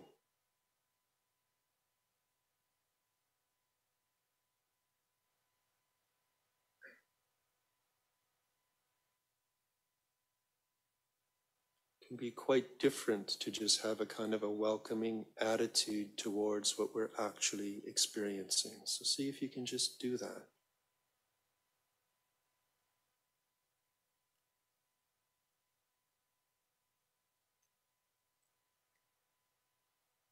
Almost as if with your attention you're going to go down into your body and sit next to whatever it is you're feeling, and just welcome it.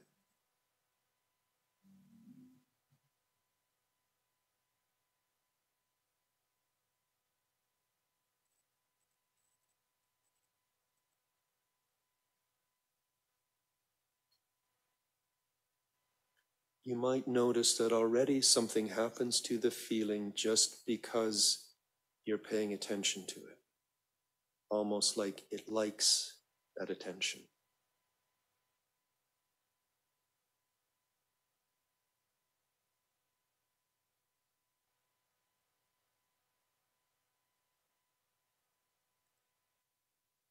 And then just staying with the feeling the way it is, just see if there's a word, an image, a phrase, a memory, something that just captures the quality of what this feels like in your body. So you're just describing it, just asking into the feeling, what does this feel like? And letting a description come almost from the feeling itself.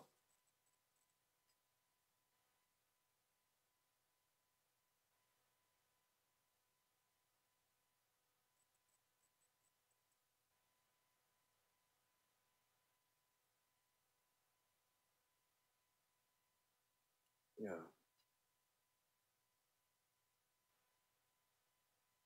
If you can get some sense of what this feels like, a word, an image, something comes to you, show it back to the feeling just to check. It's almost like you're checking with another person in there and just asking, is that right? Does that word get it?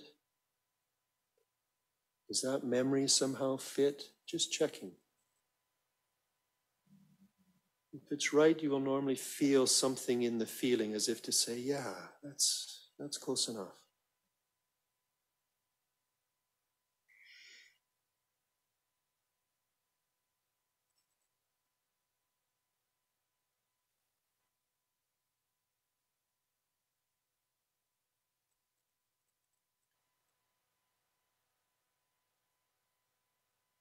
Again, just being open to the feeling the way it is in your body. We're not trying to change it. We're not trying to do anything.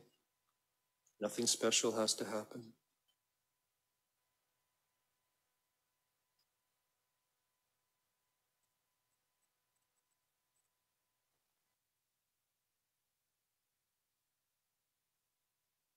So just keeping this feeling company the way it is now, down inside of you.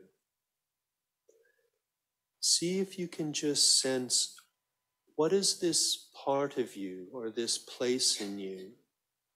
What is it feeling from its side, from its own perspective? Almost like, what kind of an emotion or mood or attitude does this part of you have right now? What is it feeling inside of itself, in a way?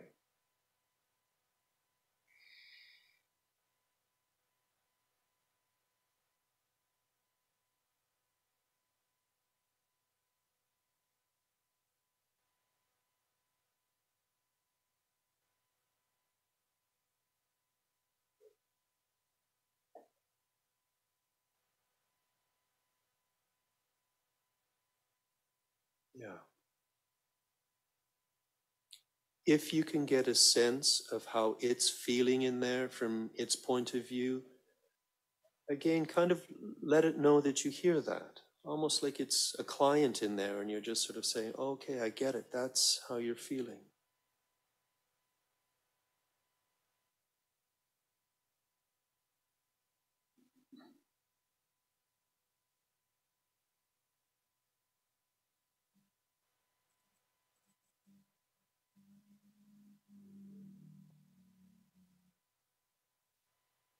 And perhaps notice how this part of you feels about being acknowledged. It's like finally somebody in the whole world knows how I feel in here.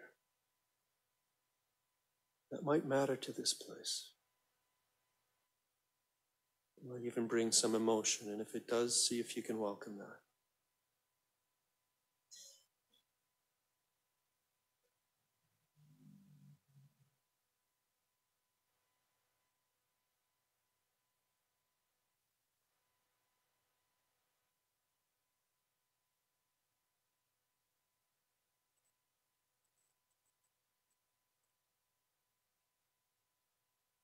So there's just one last thing that I would offer to you. If it feels okay, maybe just ask down into this part of you, this feeling inside of you. Is there anything that this part of me needs? Anything it needs to know or needs you to know or needs to have happen? Anything at all that this part of me needs right now, just to feel a little more okay in some way.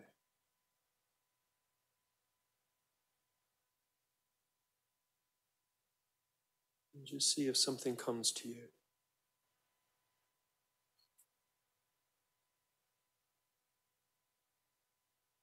It doesn't have to be possible, it could still need it.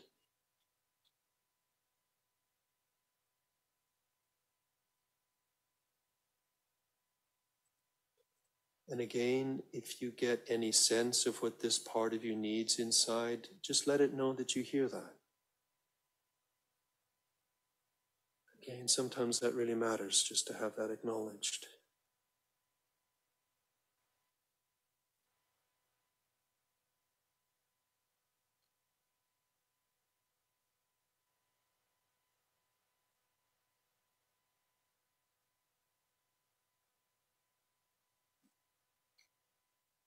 Just noticing what it feels like now in your body. It might have changed since you first made contact inside.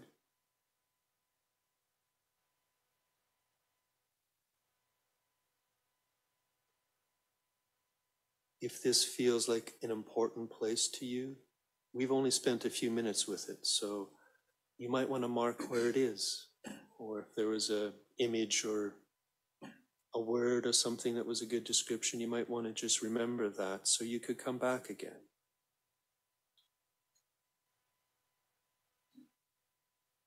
Sometimes it can feel important to a place inside to know that you might want to come back and get to know it a bit more.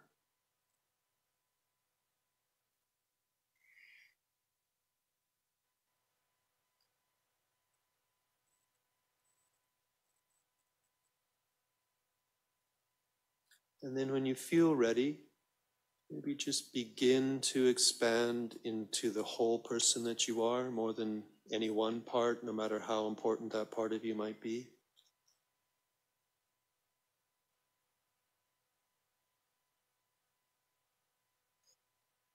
Maybe again, just feeling yourself on the chair.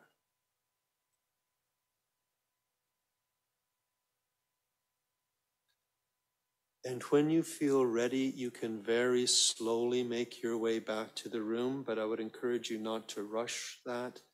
Sometimes it's only when you come back you realize how far away you were, and that can be a bit shocking. So I would encourage you to take it slow, and you can open your eyes when you're ready, but again, you don't have to rush that.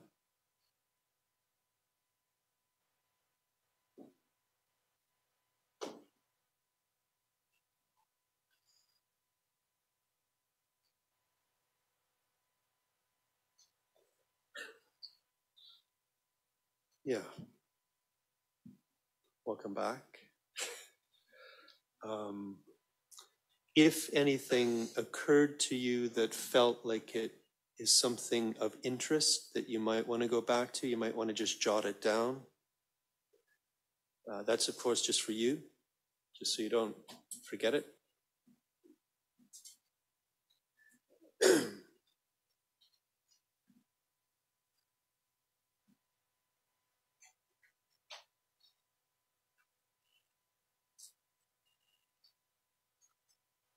And maybe I'll say just a couple of things. Is that okay with you? Yeah.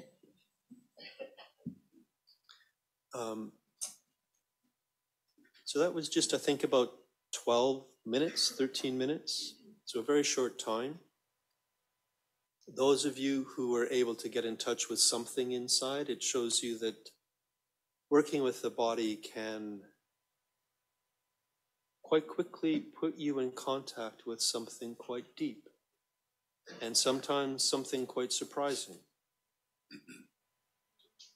If you were able to make that turn in attention and to just feel something in your body, then that's really all we can hope for.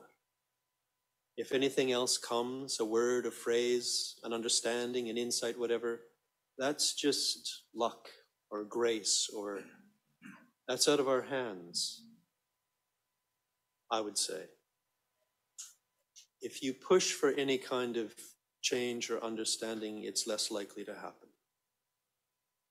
If you stay in relationship very openly with an experience inside of you, for some reason that seems more encouraging. And sooner or later that aspect of yourself will reveal more of itself. And you'll begin to feel that this is a process in you that maybe could go on forever. It may not have a finishing point until death, and then we don't know. Something else might happen then. I think that's all I want to say now. Thank you.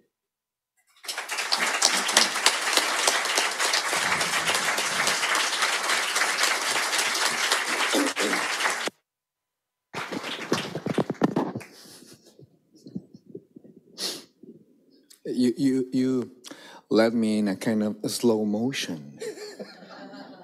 It slows you down. Yes.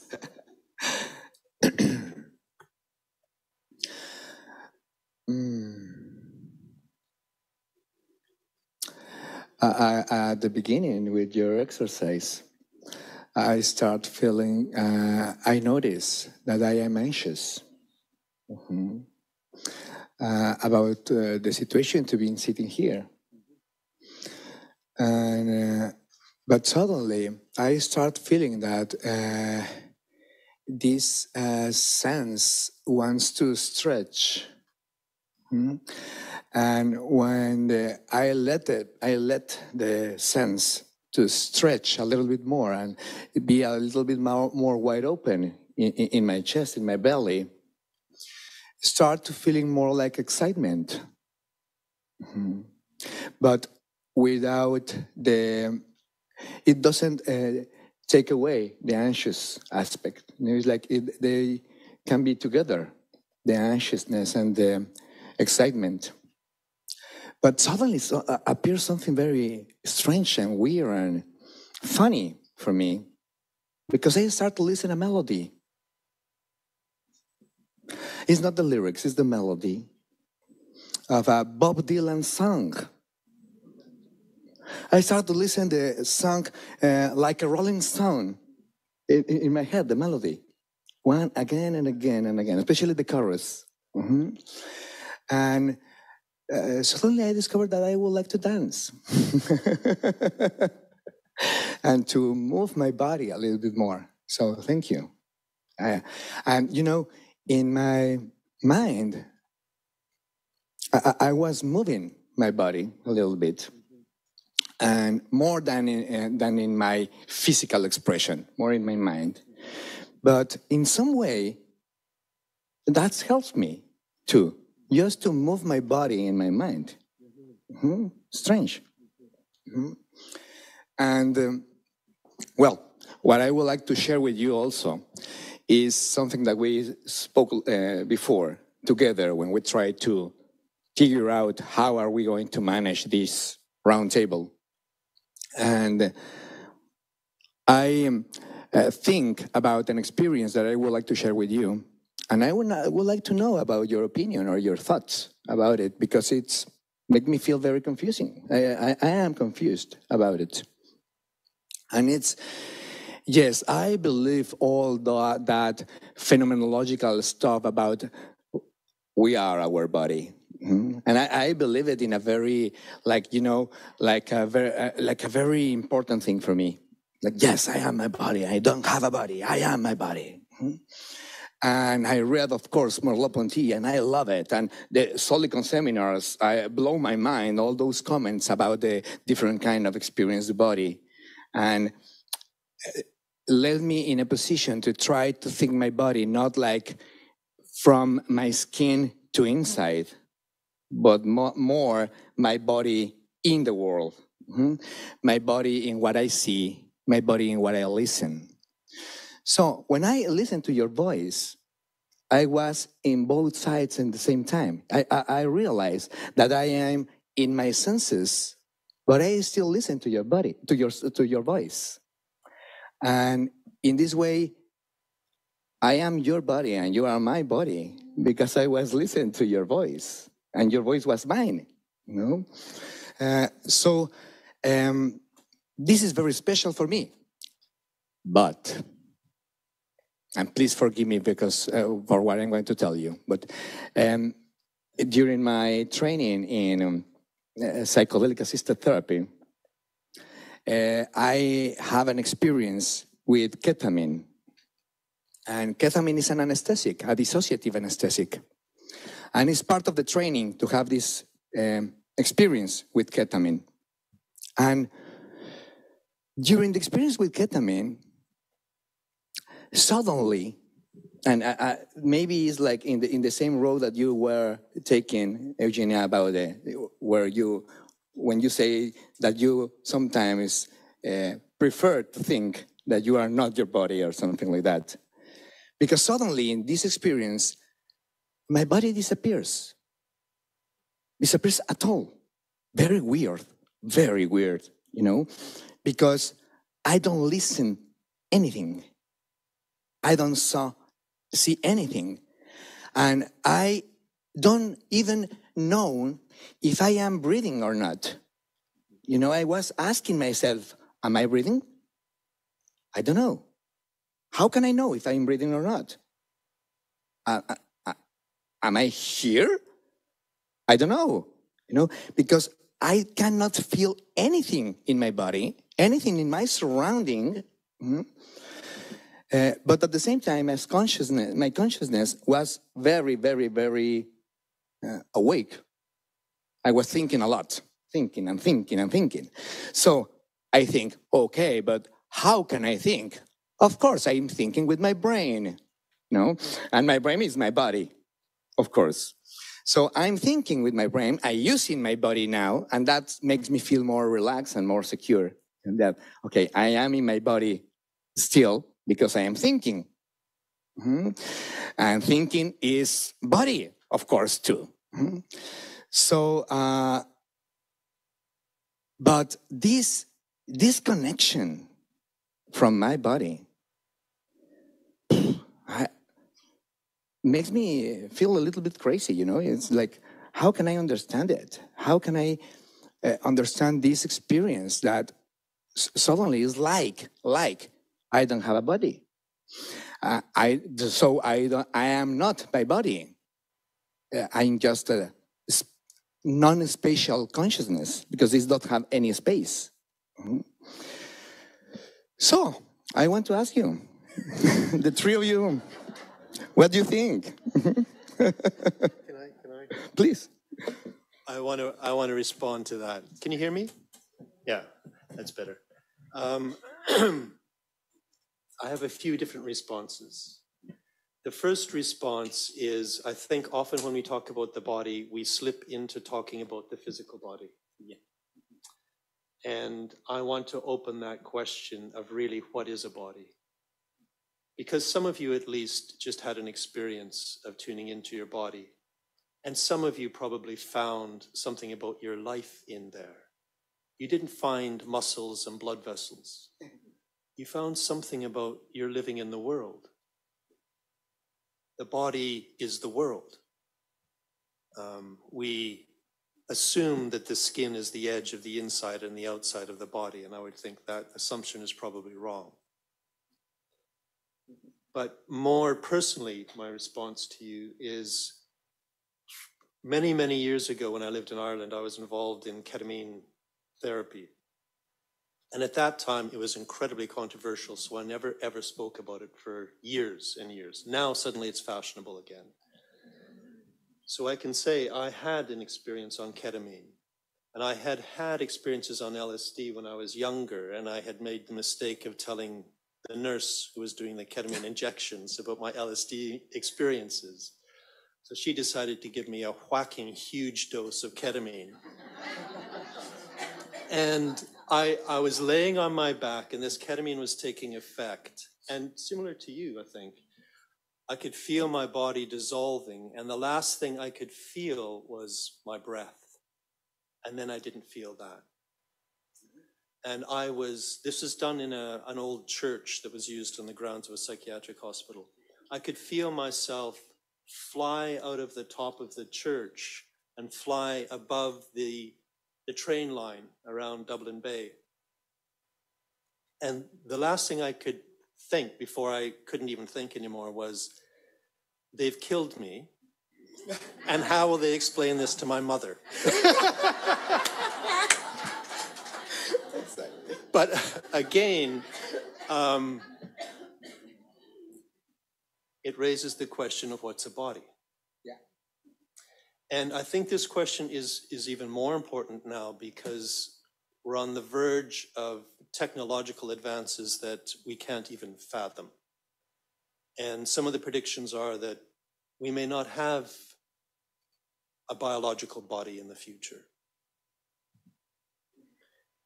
And I remember talking to Eugene Gendlin about this and my concerns about this. And when he finally understood my concern that, what will happen if we somehow don't have a body? These people that are creating the future, they have a particular point of view about what a human being is. And their point of view is what we will become. That's my concern. And I was expressing that to Gendlin. And some of these people, I think, are very disembodied. So I said to Gendlin, what will happen if we no longer have a body? How will we still have this kind of experiential carrying forward, bodying forth that we know from our living? And he really surprised me. He said, maybe it's not the body. Maybe if the body disappears, we'll find out we were wrong the whole time and it's actually something else. It could be. Yeah. So. Yeah, I just want to add something that I wondering, why do we need to put the border of our body in the level of the skin? Why? Our body could be the universe. Mm-hmm.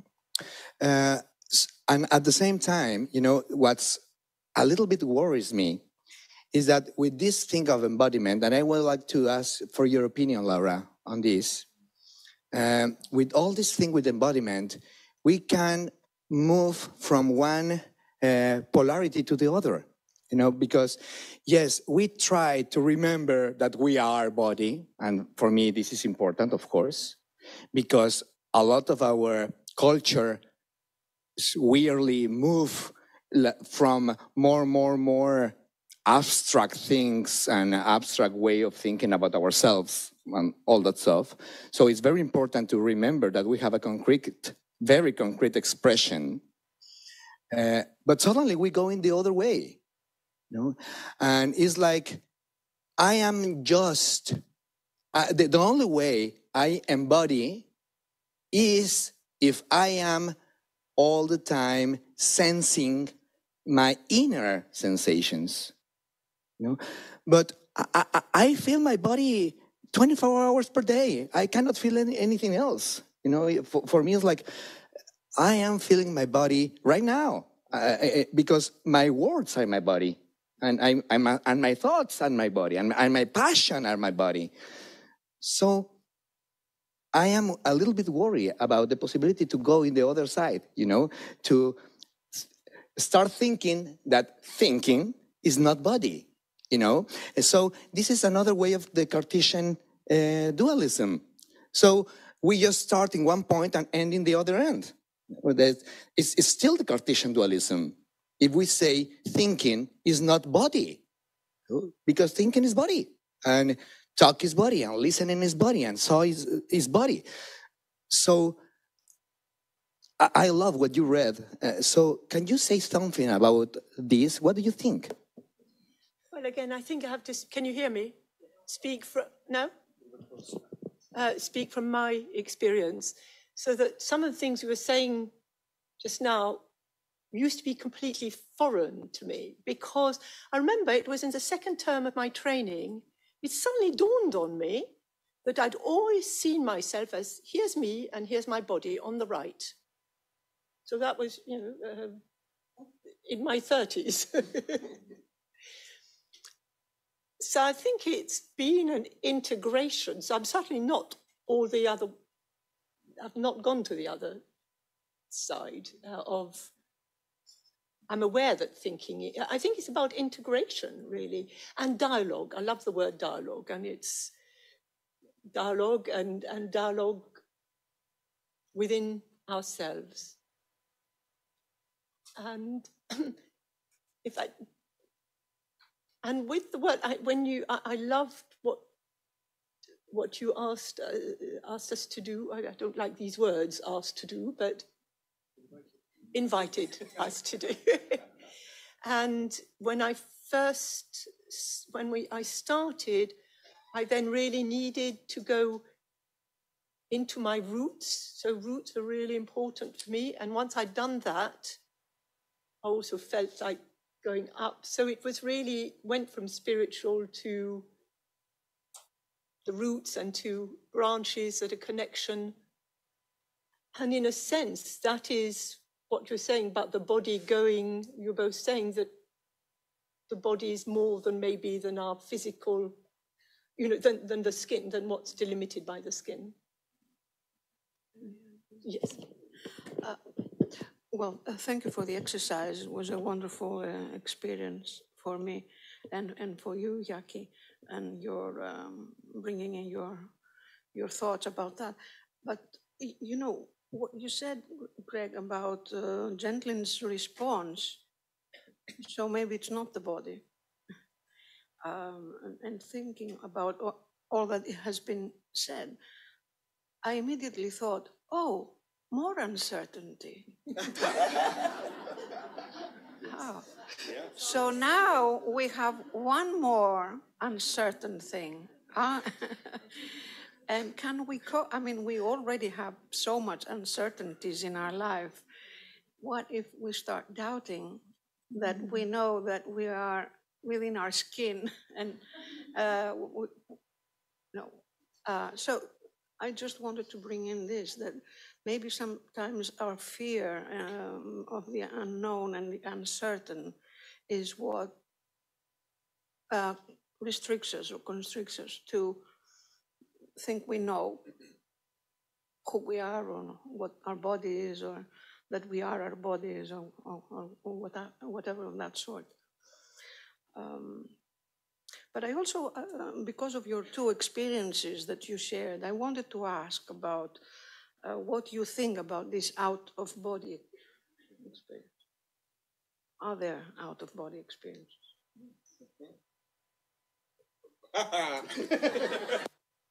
First.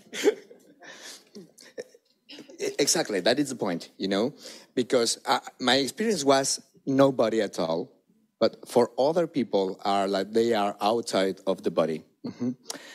But in a more scientific way of thinking, they make some test about putting something on the ceiling, yes, and asking after that, do you see what was there?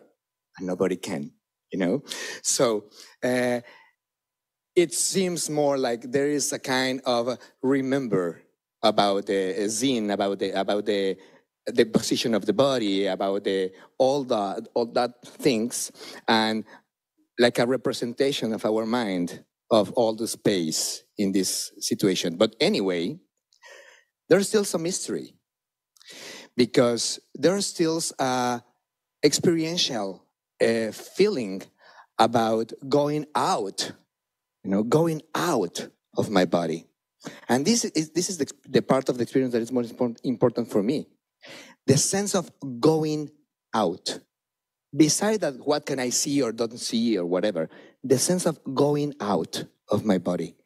Let me think, how, why going out of my body, I don't know. I don't have an answer, of course. It's a mystery, it's an uncertainty. But it's very interesting because for me, it's, what I am worried is because I spent 3 years of my life in a therapy as a patient, in a body kind of work, you know, in the bioenergetics, low end and all that stuff. And my therapist used to tell me, don't think, that is not your body. Don't think. Huh? Don't think, stand up, breathe, come on, breathe, more, no? And I do it, of course, I do it. And suddenly I finish in hitting cushions, like, no? But I go out of the office and saying, and? No? And what I wanted to talk, what I wanted to say to her, what I wanted to work, it's like nothing, you know? But I going out very sweaty, you know, because all this beating of the cushions. And that's why I wonder why we try to go to the other side. But with this question, Eugenia, about the out-of-the-body experiences, for me, put the question mark again. Sorry, Yaki, I'm just wondering, so can I just say with out-of-body experiences, I've had intensive care patients who've really seen themselves. But should we ask people in the room about, okay. Is there a microphone? Not that person. Anyone else?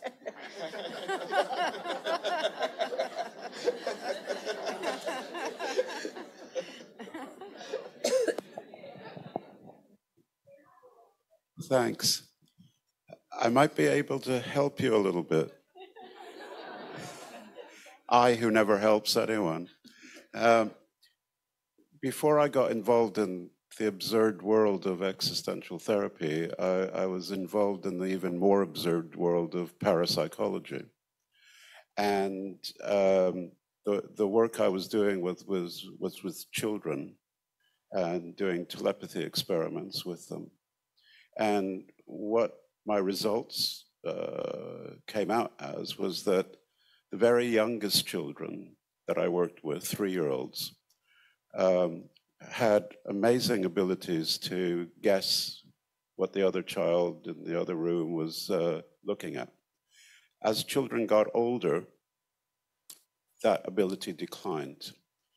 So that by the age of 8, they were only scoring at chance level.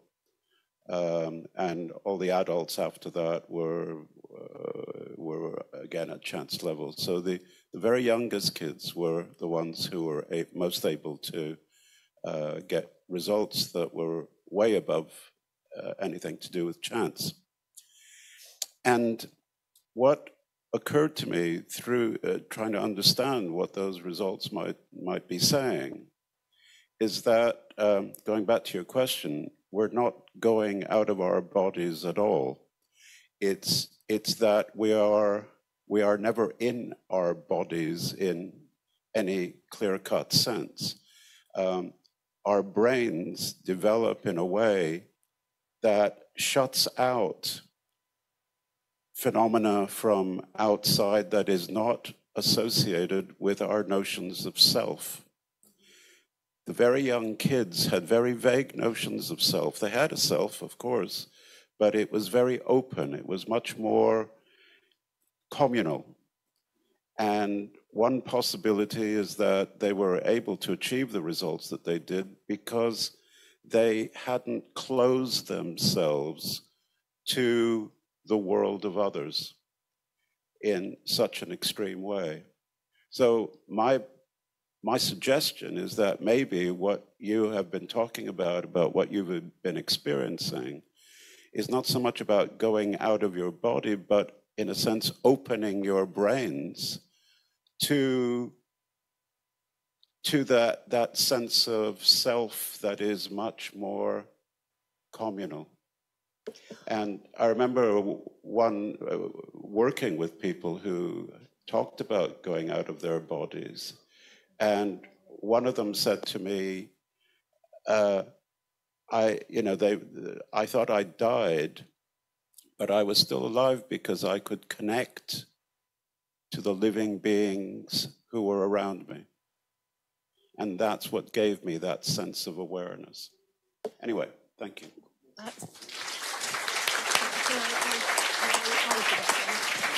Can I, Ernesto, thank you very much for that and for reminding me that this is a sort of thing that happens in systemic constellations or family constellations. I don't know whether you've ever had the experience of that, that you find out, you know things about other people. You know them. How? We don't know, but we do find those things out. And it is, I just, no, it's too complicated and too long to go into this, actually. But thank you for reminding me of that. Just a very quick response. I think that's fascinating. And this isn't what you said, but the way I hear that is as we develop an identity and become attached to it, we become less open to the possibility of the body as the world. And perhaps some of you had that experience that when you went down inside, you found some part of yourself, something there, some kind of a living process, you might want to call it, that pushes for its own point of view, which is very, very odd. You get in touch with the body, and the body pushes for a very particular point of view that may not be your point of view, and may in fact really challenge your identity. And I would say we know so little about the body. We're only at the beginning of trying to understand these things. But we are aware of so many strange phenomena that occur that I think we have a tendency not to pay attention to because we can't explain them. And one of them that I suspect some of you have experienced is in supervision. If you have a type of existential supervision that encourages you to go into your bodily experience of the relationship with the client or the client's feeling of themselves or something like that, and you process that to some extent in the supervision, and you come to some new understanding of what's happening for that client or in the relationship with the client, and you go ready for the next session to address this issue that now is clearer to you, and you find the client has already changed, as though your processing of their issue in your supervision already changed the client.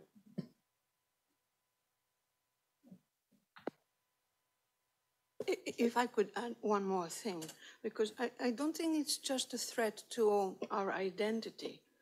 And thank you, Ernesto, for sharing your research. But I had an experience when I had a couple of experiences when I was young. And one of them was the one that was the most striking in my mind. And that scared me so much. I think I stopped doing it because I saw in my dream that I was looking at the newspaper, and the newspaper had a photograph on that, and there was a plane crash. And the next day, when my dad came home from work, he brought a newspaper and he put it on the table, and there was the photograph that I had seen in my dream. And I went, ooh, how could that be possible? How could that be possible that I had seen this?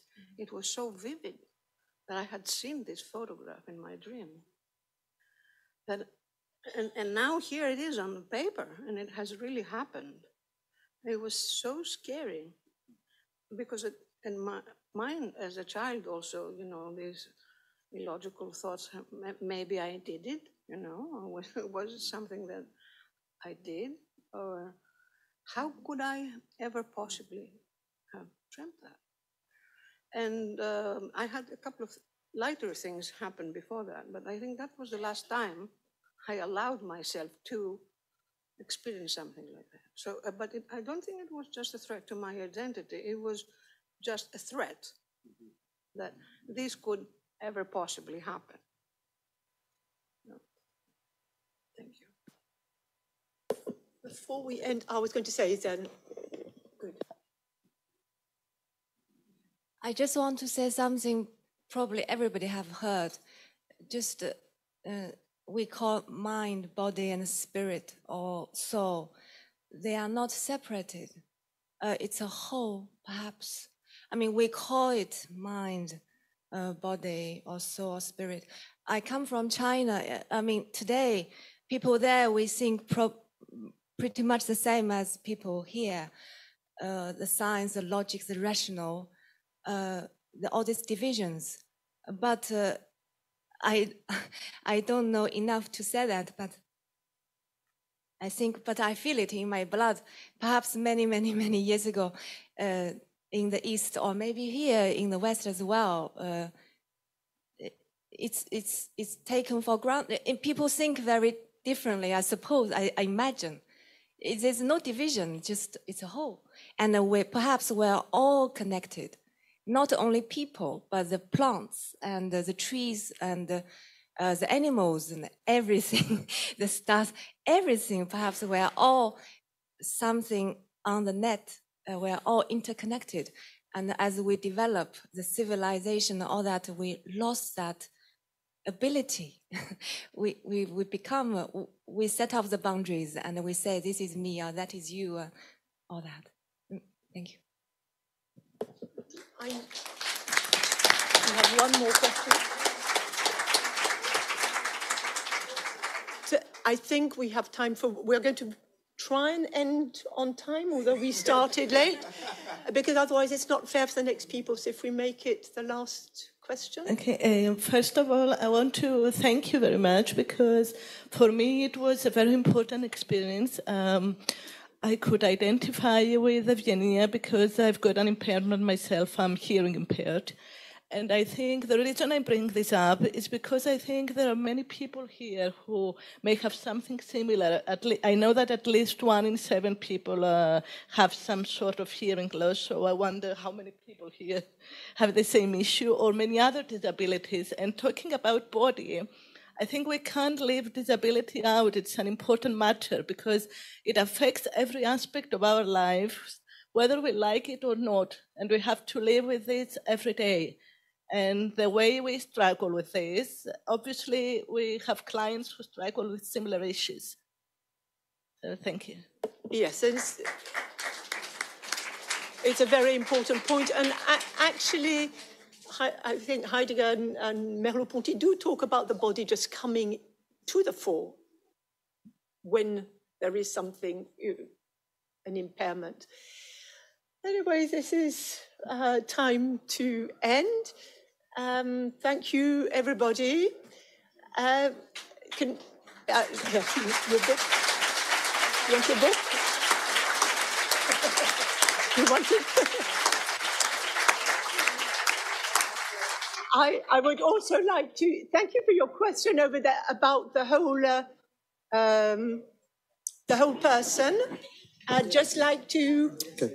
I just want to say that Laura and I have, she's going to tell you in a moment, but different books of our authorship. If you want to know a little bit more about our proposals, there's possibility through the books. And there's a whole chapter on understanding through the whole person, not just the head.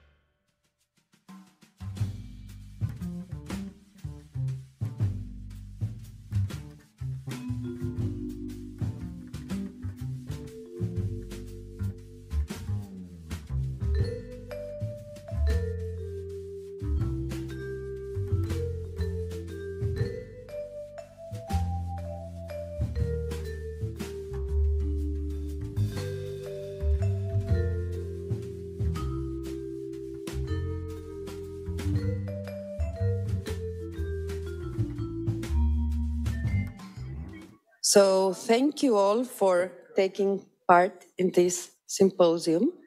Unfortunately, we had two people that couldn't make it. It's Dimitri Leontiev and Rodrigo Bahamondes. But Rebecca Espinosa from Mexico will be presenting her research, so her presentation.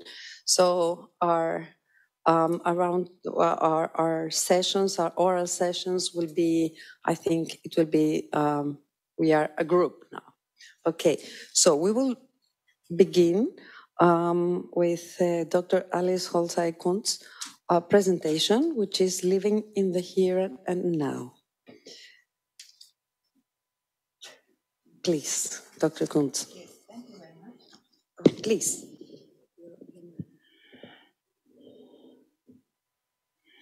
I would like to compare the main topic of this Congress, Living in the Here and Now. I would like to compare this with the existential philosophical perspective on time and temporality. Why did the representatives of this Congress, which is dedicated to existential therapy, choose living in the here and now as its motto? This question grabbed me when I read it for the first time, and I wondered about the motives for this choice. So when I was invited for an oral presentation, I decided to dedicate my talk to this question. The emotional reason may be that I'm quite skeptical whether this attitude to time, which is highly appreciated by so many people nowadays, is worth striving for. It is highly informative that in the context of this motto, Heraclitus comes to word, or more precise a sentence what is attributed to him since ancient times. Everything flows and nothing remains. What Heraclitus could have been meant with this is certainly debatable, because even in antiquity he was considered as a dark thinker, not easy to understand. This may have been the reason not just to quote Heraclitus, but to give the following explanation on this Congress program. It is said, not only the water in the river flows, but that people also change from one moment to another. I am by no means an expert of pre-Socratic philosophy, but I can hardly believe that in pre-classic antique times in Greece, when, as I imagine, the life of most people was short and proceeded within a narrow framework determined by traditions and magic or religious beliefs, a thinker could have the idea that each single person around him changes from one moment to another. And if Heraclitus indeed had this idea, he must have meant something different of what we mean with this idea today. This is all, at least my assumption. Today, in Western, pre-modern time, post-modern times, today it is, as we all know, not only a desirable ideal for a lot of people, but also in fact practiced by many. Today it is not unusual that people present themselves quite different, if not from moment to moment, but from one given situation to the other. So let us dwell a little on today's situation, so that we can understand why the ideal of living in the here and now is so prevalent in our postmodern Western culture at the beginning of the 21st century. At first, I would like to make a short remark about the almost 80 years since the end of the Second World War. When I was a little child, my father often mentioned the title of a book which was constantly advertised also in the German newspapers of Switzerland. And it is a book you may all know, How to Stop Worrying and Start Living, from Dale Carnegie. He has written this book in 1948. In German, the title is even more provocative. It says, "Don't worry, just live." That is the German tradition of the title. The 1960s onwards were not only the high time of the hippie generation with their slogan, "Make love, not war," but also of psychoanalysis with the ideal of finding one's own true or authentic self, which was thought to be hidden behind a false, inauthentic self created by an authoritarian upbringing. But this ideal of becoming what one truly is was slowly fading in favor of a much more radical ideal, the ideal of creating one's own self. Pay attention, though, not creating an own ego identity once just for the whole life, but just for now, for the actual moment. The postmodern ideal of creating oneself according to one's own actual needs, instead of becoming who one truly is based on a new relation to time as such. Instead of taking time as a horizontal continuum of past, present, and future, time is now seen as vertically fragmented into tiny fragments of single time pieces that follow one another. This gives the present an extraordinary superiority over past and future. In most cultures before Western Enlightenment and the French Revolution, the past, or what was interpreted as the will of the ancestors, dominated present and future and gave all living people support and orientation for now and for their future. After 1800, the social situation, at least in Western Europe, had radically changed, because now the feudal system was gone, and is it rightly expressed, feudal?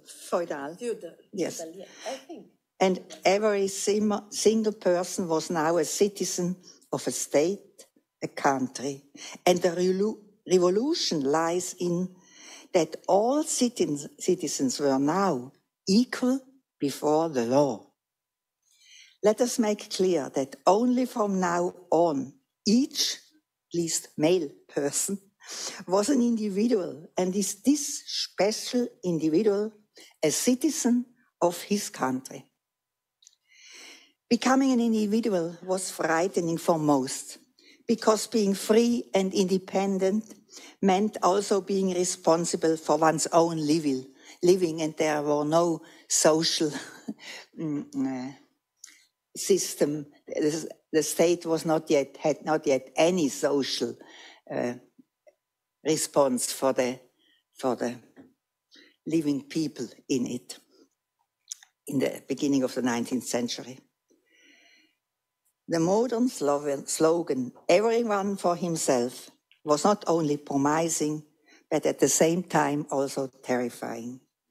Now everyone had to become, at least in principle, the architect of his own happiness, which meant also being responsible for his own failure, his own unhappiness.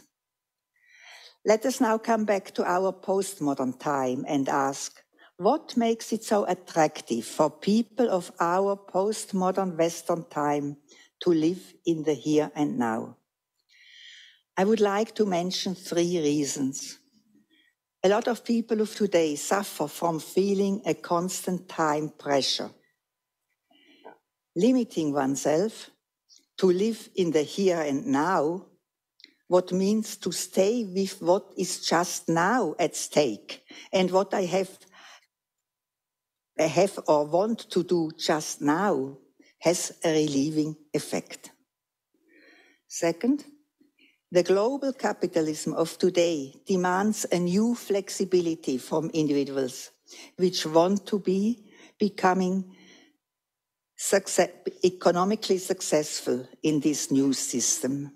They have to be able to change the working place anytime and even enjoy to live in all different continents of the world, but also to feel at home in any part and culture of the world. This new flexibility is based on the new postmodern relationship to time, which demands the restriction of one's own time-space to the here and now, and the disconnected sequence of such here and now situations that follow each other, but are independent from each other. I just want to mention here the famous book of Richard Sennett, which tells what kind of individuals the postmodern global capitalism needs. In German, the title of his book is translated as The Flexible Human Being, but the original American title is The Corrosion of Character, and that is, I guess, much more to the point. 3.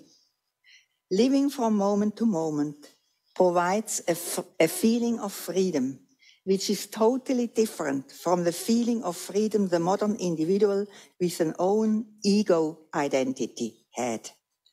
Living purely in the present gives a feeling of being totally free in the sense of not being inhibited or restricted in how I behave now or what I promise now for tomorrow or what I tell about my past now, neither by memories of my own past, nor by any expectations and sorrows I have for the future.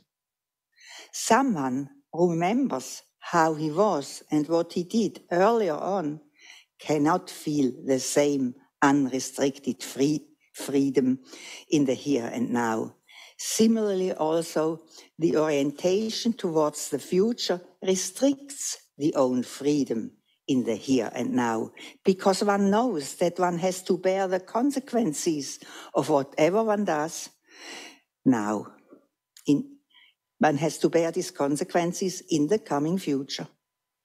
In short, living in the here and now gives a freedom disconnected from what essentially belongs to the freedom of us human beings, namely being responsible for what I do or not do. Now, living in the here and now is, in my view, the basic relation to time we find in patients diagnosed with borderline.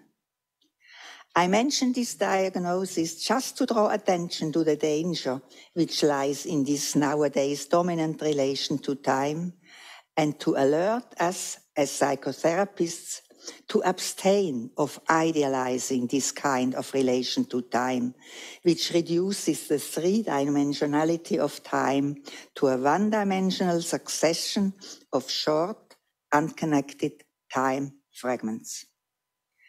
When Richard Sennett speaks of the corrosion of character, he has people in mind who live in the here and now. In the mere present, no character can develop. There is no time, not enough time-space to develop. That is why such persons are intangible, incomprehensible, and ungraspable. You never know them because they have no reliable character traits. And that enables them, according to the postmodern interpretation of Heraclitus, to change from moment to moment. Next and last point, Kierkegaard's existential interpretation of living from moment to moment.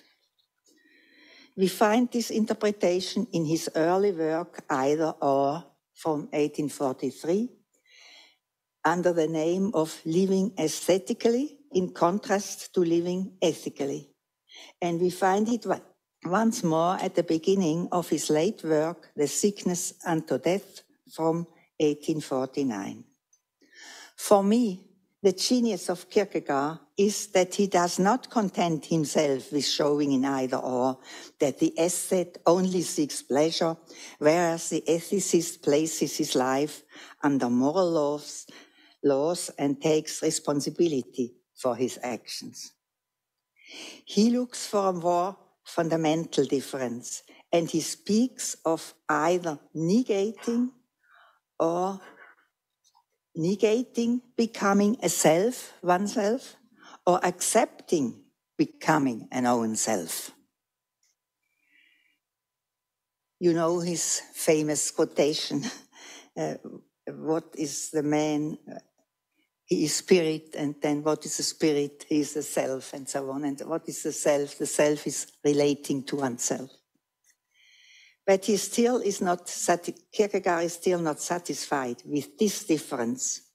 Because what makes it possible to avoid becoming a self, when selfhood in the sense of being related to oneself belongs, according to Kierkegaard, to the human condition?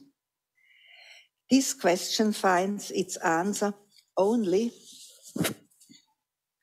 by differentiating between the two contradictory relations to time we know already.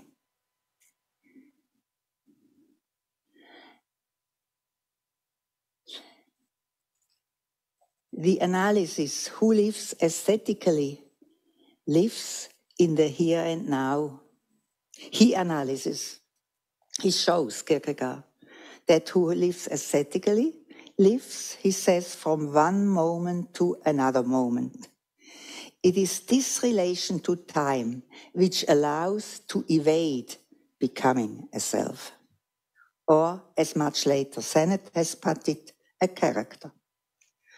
For me, Kierkegaard's analysis of the aesthetic lifestyle is so much up to date because he anticipated something with his analysis of the ascet as living from moment to moment that has only now, in postmodern times, really come to the fore.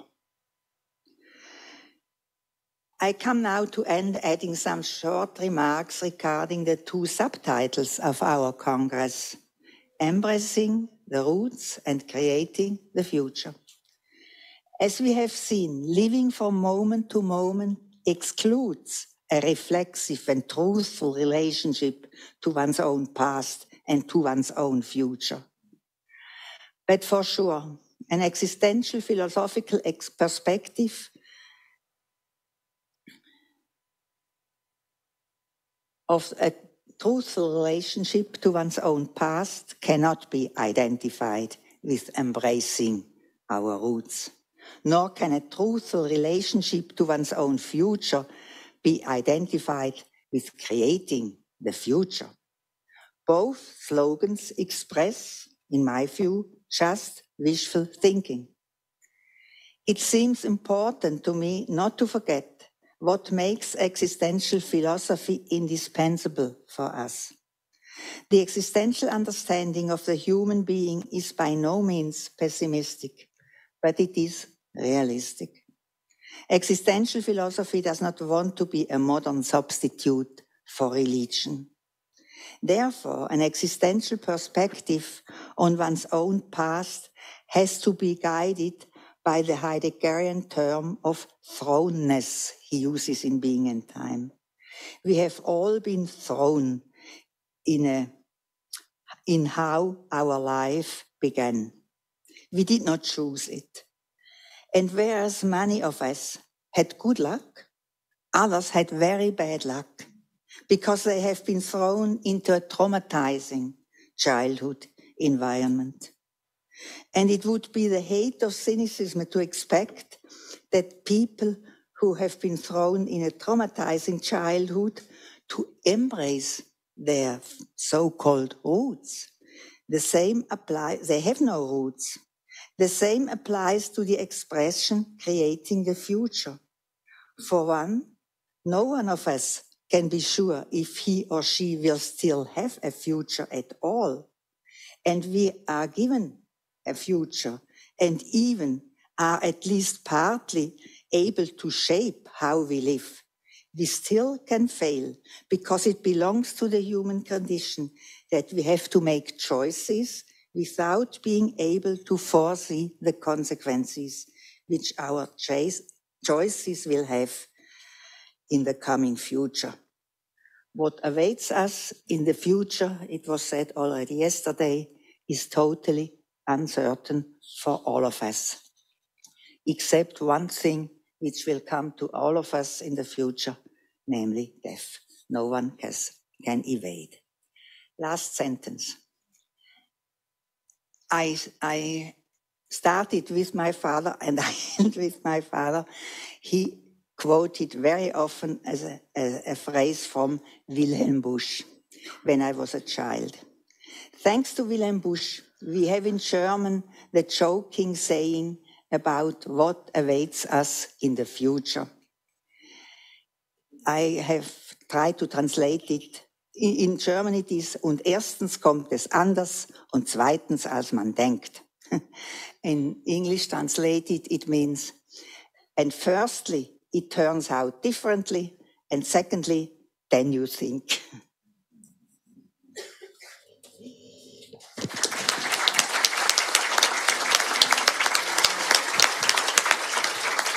I really thank you very much, Dr. Kunz.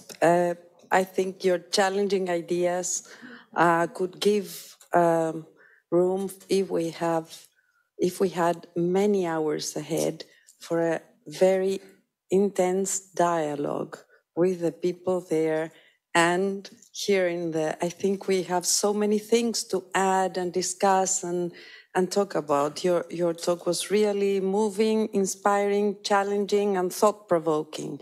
I can embrace your talk, I guess. Am I allowed? Yes, to embrace your talk. Okay, so thank you. Your ideas are very challenging, and I think they're thought-provoking, and I would love all of us to have a talk. But let's go to our next presenter, who is from Mexico. She's Rebecca Espinosa, and her title is Existential Phenomenological Approach, a Therapy of Co-Implication. Please, Rebecca, I have to remind all of you that we have 15 minutes each. Okay, thank you. Thank you very much. I don't know, do we have the presentation? Thank you. So I'm sorry that I'm going to stick to my notes, but just due to the 15 minutes, so.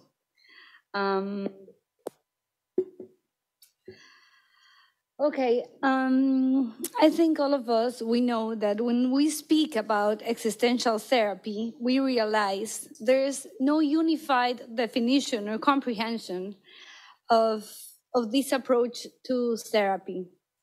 There is either no consensus on the practical way of doing therapy in which all of us who call ourselves existential therapists can feel fully identified. So here I'm going to present in a very general and broad sense my view of existential phenomenological therapy based on the way we understand it in the Mexican School of Existential Therapy. The next one, please. Thank you. So for us, phenomenology is at the center of our approach, of our proposal. So we don't understand phenomenology just as a tool or as a method that we can... Gracias, thank you. So we don't commit with phenomenology just as a tool or as a method that we can use sometimes during the therapeutic process, but as a way of... We commit with phenomenology as a whole attitude, even as a worldview, and it's just like as a way of being with our clients, where we seek to clarify and explore the lived experience of our consultants and to understand the way a person is being in the world. So it's basically a descriptive, profoundly descriptive process. Instead of trying to explain existence, we try to maintain in understanding more than in correction or in healing or in repairing. And one of the main reasons that I have stick with this approach to therapy is because I consider it profoundly respectful with the experience of the other. And another thing that I think characterizes this approach is that we are we try to see the complexity of experience, of existence, instead of trying to explain it or to simplifying. And we also pay special attention to all the dilemmas, tensions, and paradoxes of existence. As Jean Ionesco, in words of Jean Ionesco, explanation separates us from astonishment, which is the only gateway to the incomprehensible. So existential therapy is also based on a relational paradigm. So from this perspective, the human being, as we know, is conceived immersed in their context. As Heidegger emphasizes with the notion of being in the world, we conform an irreducible ontological relationship with the world. We are always involved in a world that is with others. So each one of us is the result of our relational network.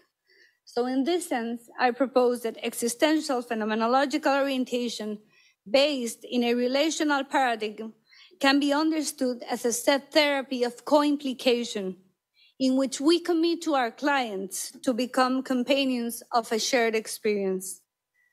By implication, I refer to its original stance from the Latin, implicatio implicationem, which means interwoven, entanglement. It's also the root of implicare, which means involve, embrace, intimate connection. And if we add the prefix co, which means together, with, we can emphasize that foundational condition of union that characterizes our existence. So existential therapy can be understood as a co-implicated therapy, or as a therapy of co-implication, first of all, because it is based in this acknowledgement that we form an inseparable relational fabric with others and with the world. Also because as therapists, we adopt an involved position with our consultants, where we truly allow ourselves to be affected by the encounter, as we cannot be mere observers. In the therapeutic space, a common plot is woven. We assume our involvement in the interweaving of perspective and co-constructed meanings that emerge through dialogue. Also, the therapeutic relationship has a really central place. We can even explore the client's relational way of being in the immediacy of the therapeutic encounter. And we don't believe that it is possible to maintain a position of absolute neutrality and objectivity. Because how can I be entirely neutral if I cannot step away from my humanity? How can I reach absolute objectivity when I am a co-participant and co-creator of the same existence? Affirming otherwise makes us lose sight of our judgments, assumptions, and ideas of truth. Therapists, submerged in the blindness caused by the fallacy of individuality and impartiality, risk colonizing the clients with their morals and values, nullifying the other's experience in favor of their own, leading them towards the path of the therapist's belief system of what they judge as right and adequate. But accepting this co-implication in the therapeutic world entails risks. The aspiration, or to aspire for an honest and involved relationship, makes us face the possibility of being affected and even transformed. We tend to reject the experience that enunciates our limitations and confronts us with our vulnerability. We refuse the revealing impact that results from the openness toward otherness, because surrender to the encounter. We become an interweaving process, a flow of experiences with deviation and coincidences. Surrender to the encounter, we never come back as we were.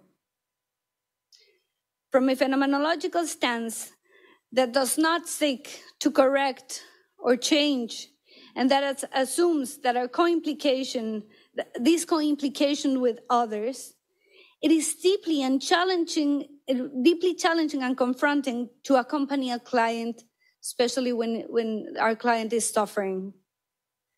When facing human suffering, we are truly confronted with the limitations of our practice, of our possibility of understanding and our ability to really stand by the other. We realize there is no correct or even sufficient answer in the face of pain.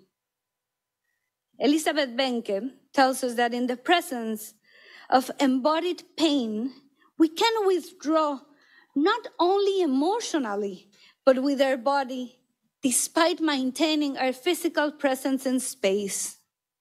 It is a subtle action of rejection of communion, not because we don't care about the experience of the other, but because in one way or another, we perceive the possible impact of the encounter. We back away with the intention of protecting ourselves from the pain of the other.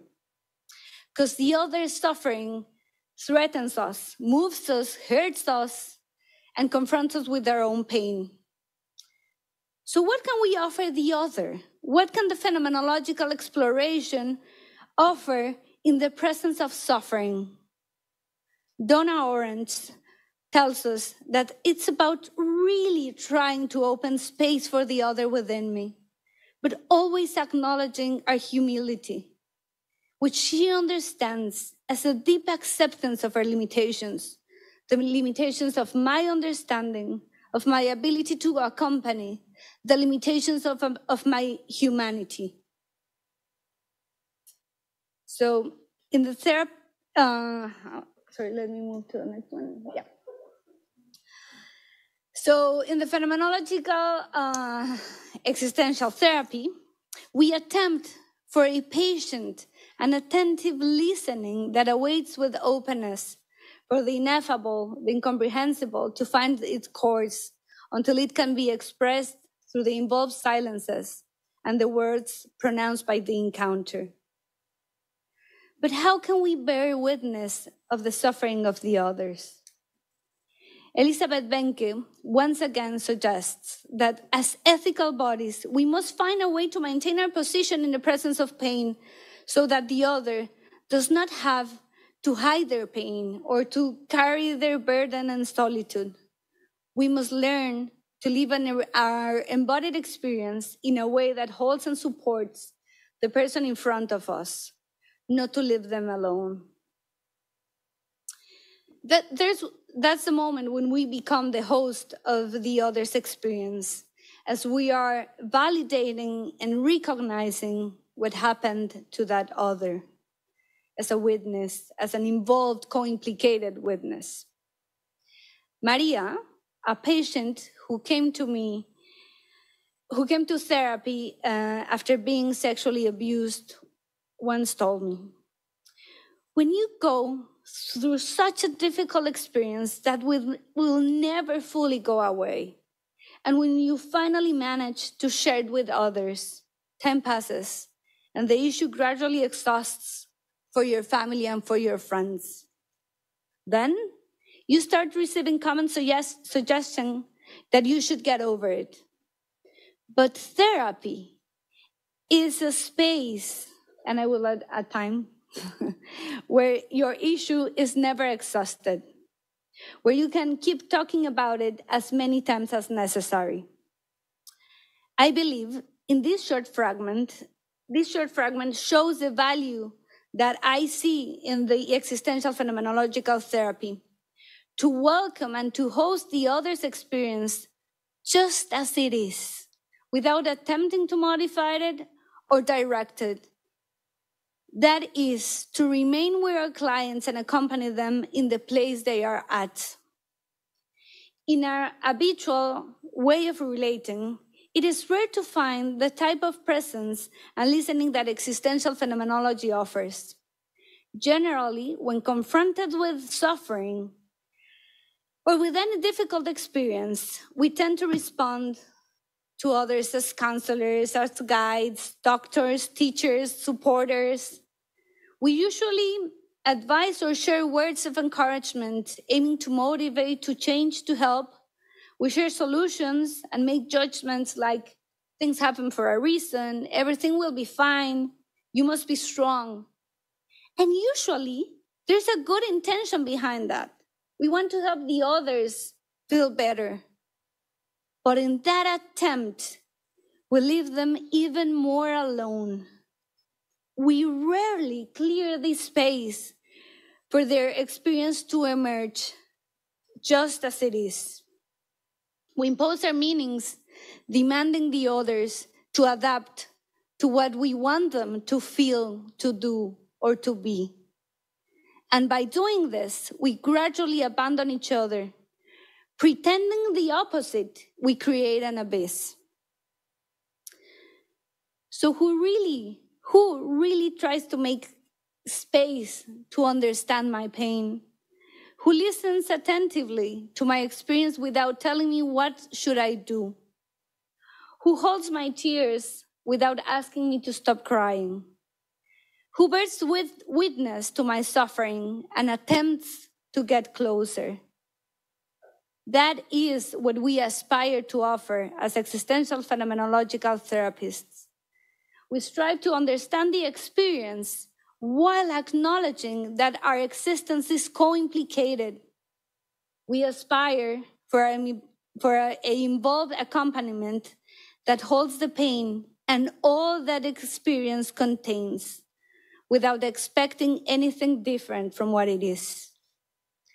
I believe this endeavor is invaluable and worth the effort. Thank you.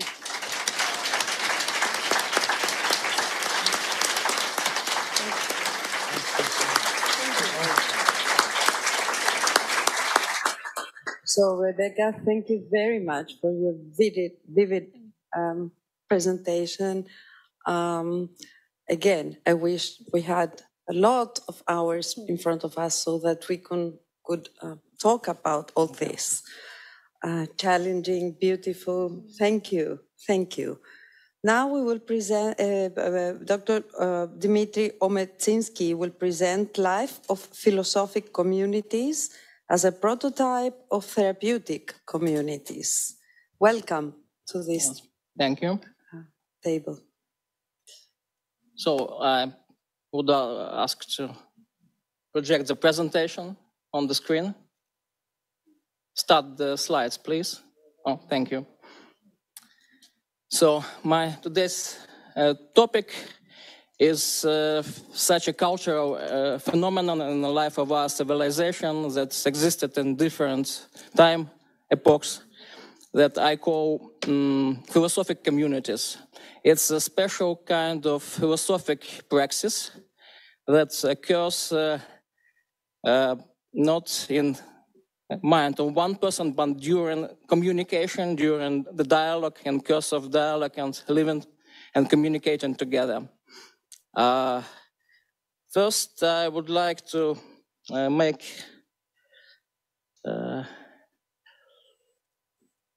yes, and among the most ancient examples are from the 6th century BC, Confucius and Socrates, and here in Greece.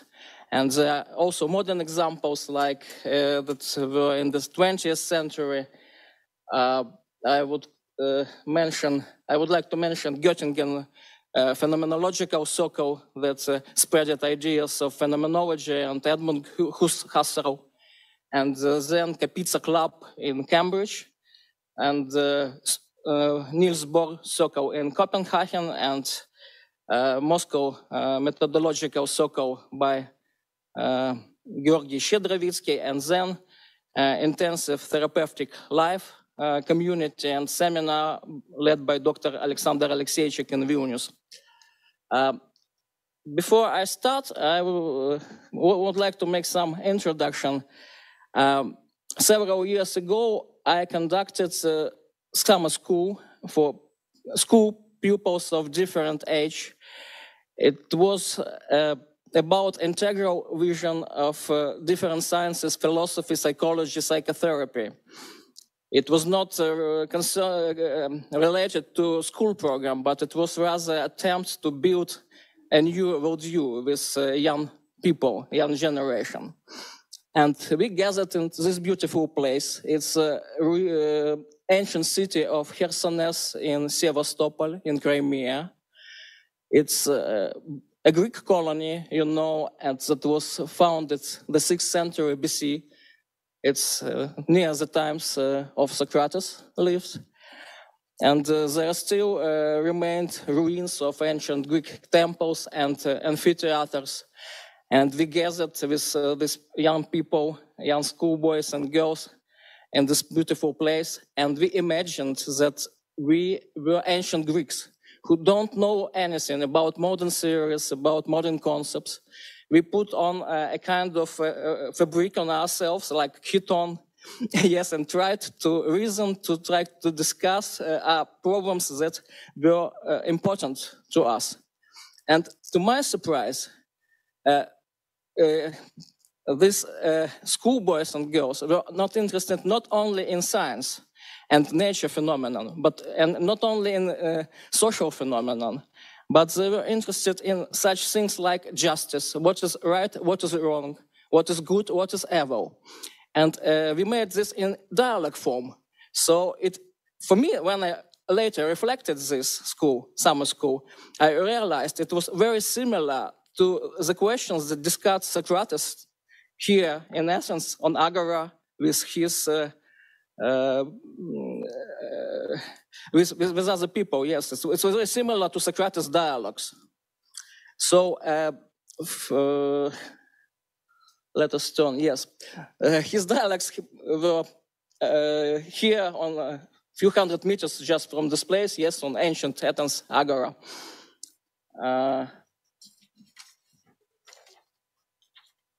Socrates' practice, philosophical practice, was talking with people, having dialogues.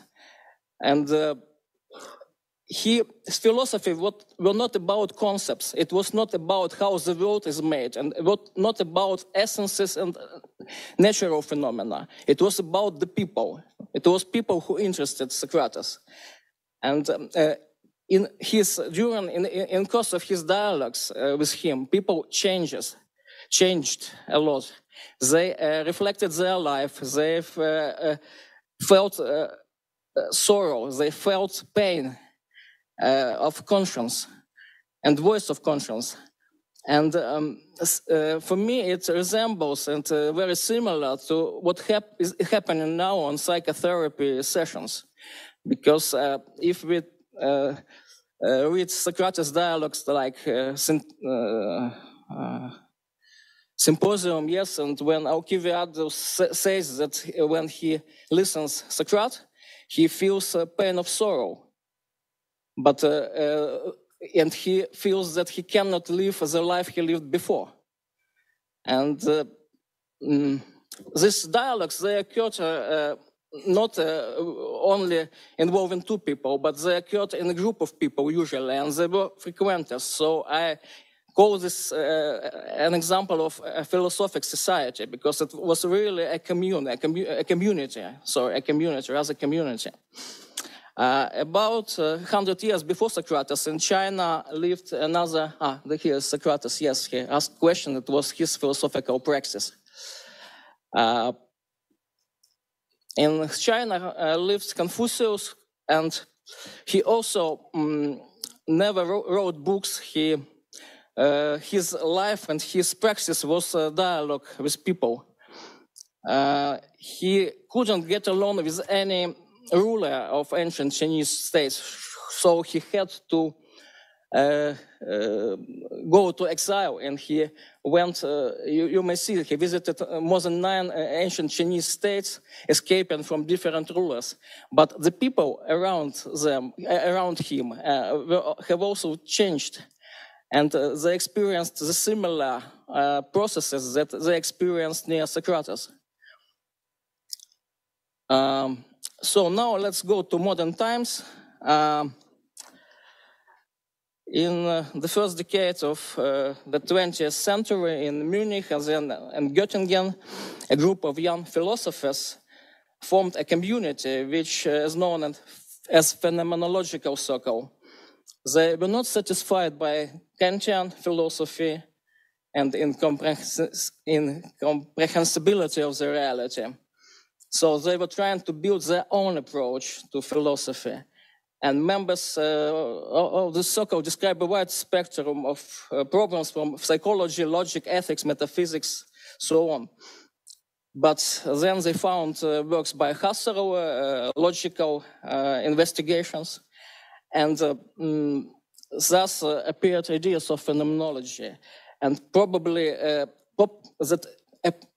was the reason that phenomenological approach became so popular and widespread is that it was reflected and discussed within this circle of young philosophers. Because you know that from reading Husserl, it's not easy to understand his concepts. So it was the community that made phenomenology on the place that it is now. Another example, in Cambridge, in the beginning of the 20th century, a physicist from Russia, Peter Kapitsa, he was a disciple of Rutherford. You know, Rutherford had among his disciples had 12 Nobel Prize laureates in physics and maybe in chemistry too. And he created what we know, Kapitsa Club. Some people say that he brought Russian traditions to Cambridge.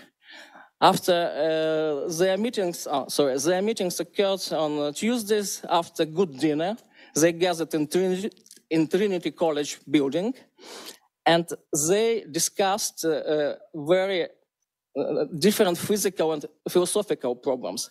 The peculiarity of the feature of the seminars were that there was no hierarchy on them.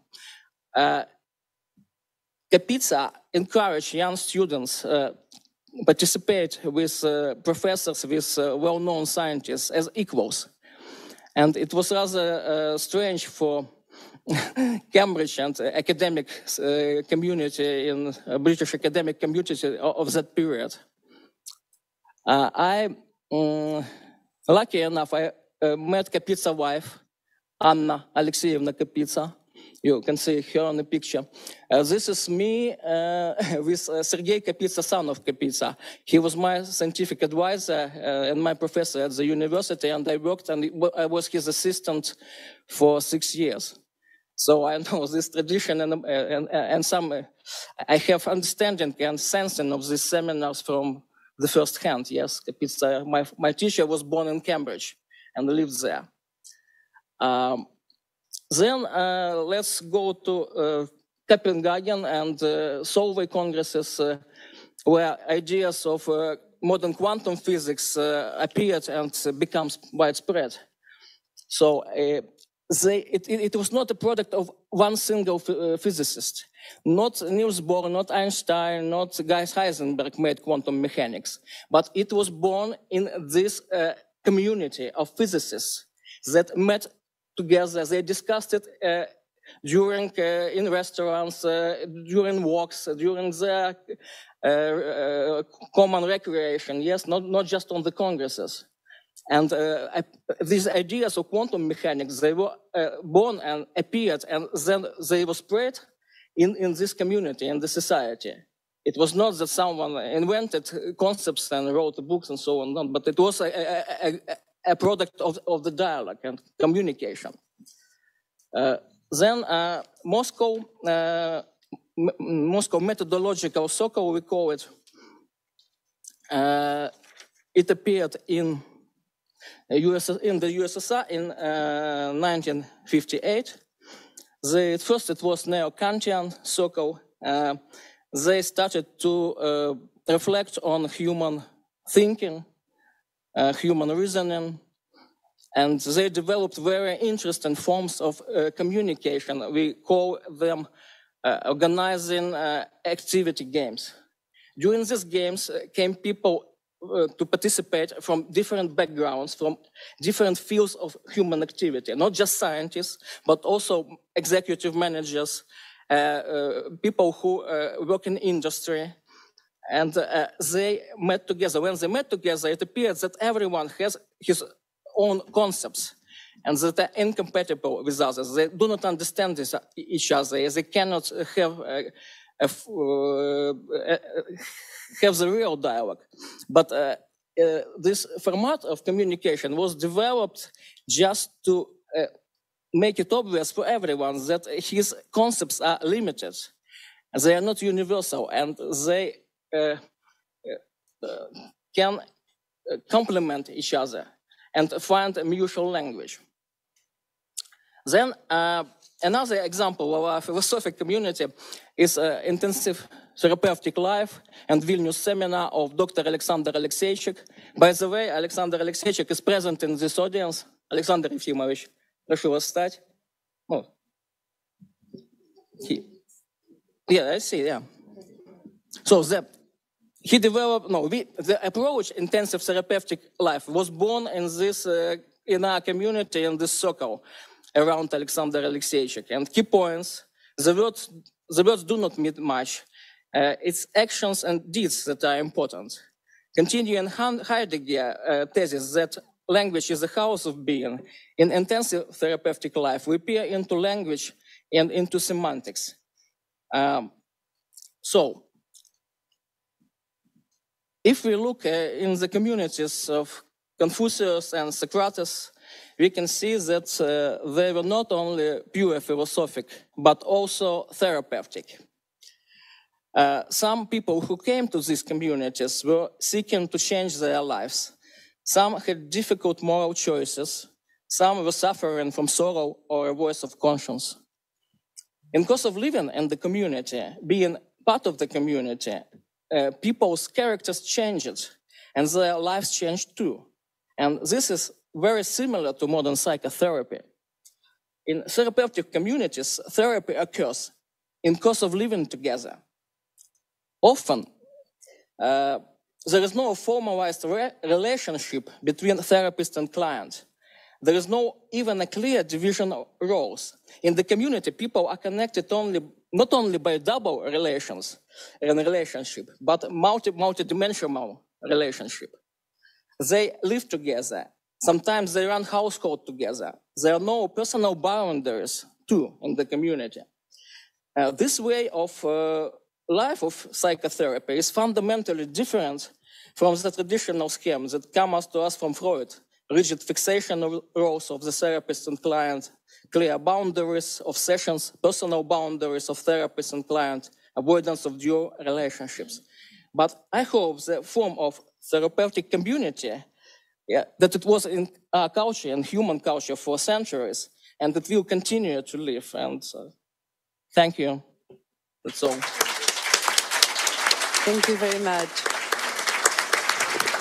Thank you, Dmitry Omatsinsky. Well, now we have our last presentation. It will be Kirk Schneider and a little bit of myself on the a cross-cultural dialogue on life-enhancing anxiety. So let's go for it. Kirk, you begin, please. Thank you, Katerina. Well, Katerina and I thought we would broaden this discussion and talk about anxiety as a fundamental problem for, I think, each of the speakers' concerns. And I really don't want to dwell a lot on theory at this point. I mean, I've already talked quite a bit about what I call life-enhancing anxiety.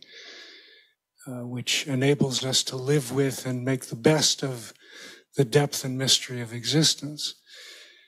And I guess what I'd really like to focus on more is a dialogue between us and perhaps the audience.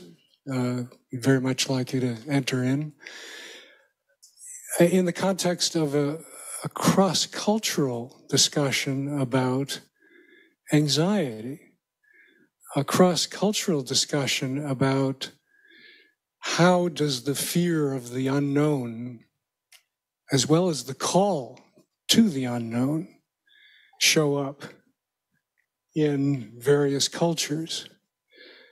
Another way to put this is, what is the role of the unknown in various cultures, and how does that play out in your work with patients? And I know that Katerina had some thoughts about this in terms of the Greek perspective on istros. Yes, as well. If it's okay, if some of you would like to share, because don't forget how we began this conference, saying that we are 48 countries here. And I guess that many of us experience this unknown, this unpredictability. Every day something is happening in the world that makes us reflect on unpredictability, on not knowing, on the unknown. So anxiety is experienced differently and the same.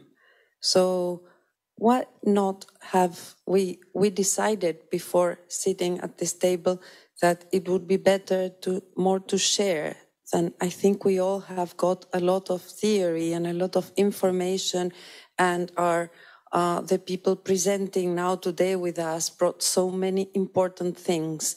So would you like to elaborate with us? How would you like to share how you experience your anxiety? Is it life-enhancing? Is it paralyzing? How is it? Because it's good to talk about theory. For example, the concept of istros, death, or like a gadfly that invites us to life. But is it that so with your clients? Can you elaborate on that? I think we don't have time for all of us to share, but some of you might be willing to share. Am I right?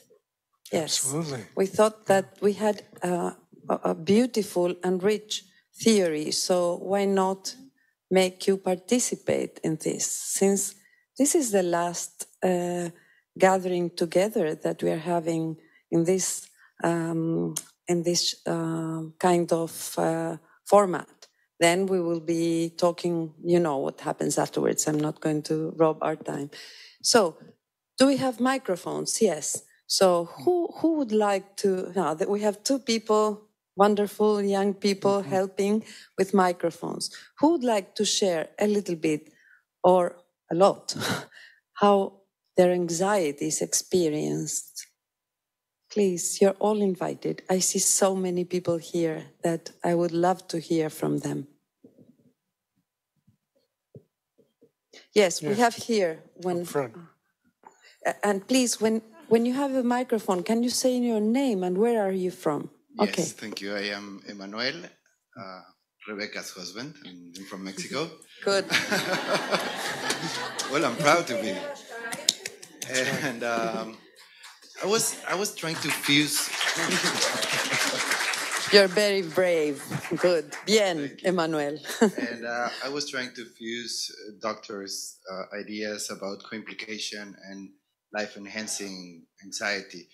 And I think as a therapist, I'm not a therapist, but I'm guessing that as a therapist, the experience of the other is the unknown, it's the mystery. So in order to be co-implicated, you must embrace the life-enhancing anxiety in order to have space and time that opens to awe. As a therapist, you open to awe, right? When you have that anxiety for the experience of the other. And in that way, I think you have a really nice and beautiful, complicated time and space relationship with the consultants. Even when awe brings you fear. Yeah, well, I think fear is part of awe. Dread, apprehension, but that's part of the intensity of it. This is why I think that our work, or many of our works, is not just confined to the consulting room. This is a lifestyle that we bring, hopefully, that we practice and that we live so that it becomes part of our way of being. And hopefully, we as depth, experiential, existential therapists have had places where we can go into work with that which is other in ourselves and that which gets activated. So hopefully we carry that capacity with us when we encounter clients, thereby creating more capacity for us both to stay in the mystery and discover what really matters out of that mystery for that person. Thank you very much. Yeah. So there's another thank you. Yes. Hi, I'm Rosie from Canada. When I have patients that have anxiety, but from Indian tradition, from India or even Chinese, Asian.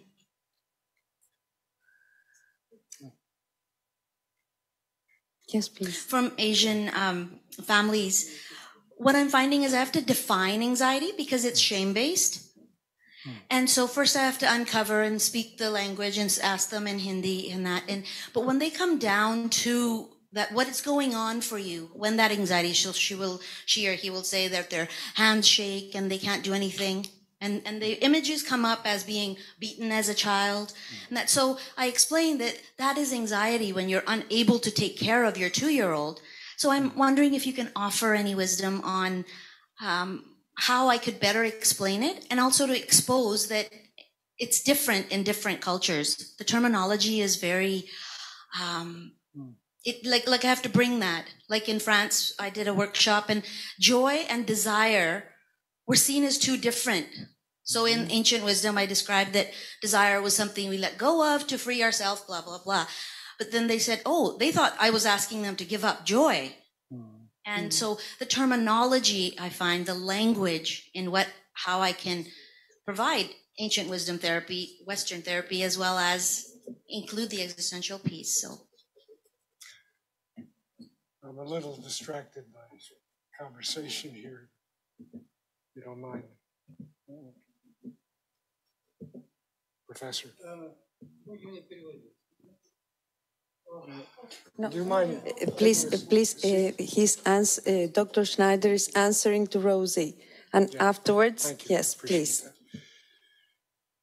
So I'm wondering, Rosie, if you work with not just the verbal level, but is she able to stay present to her struggle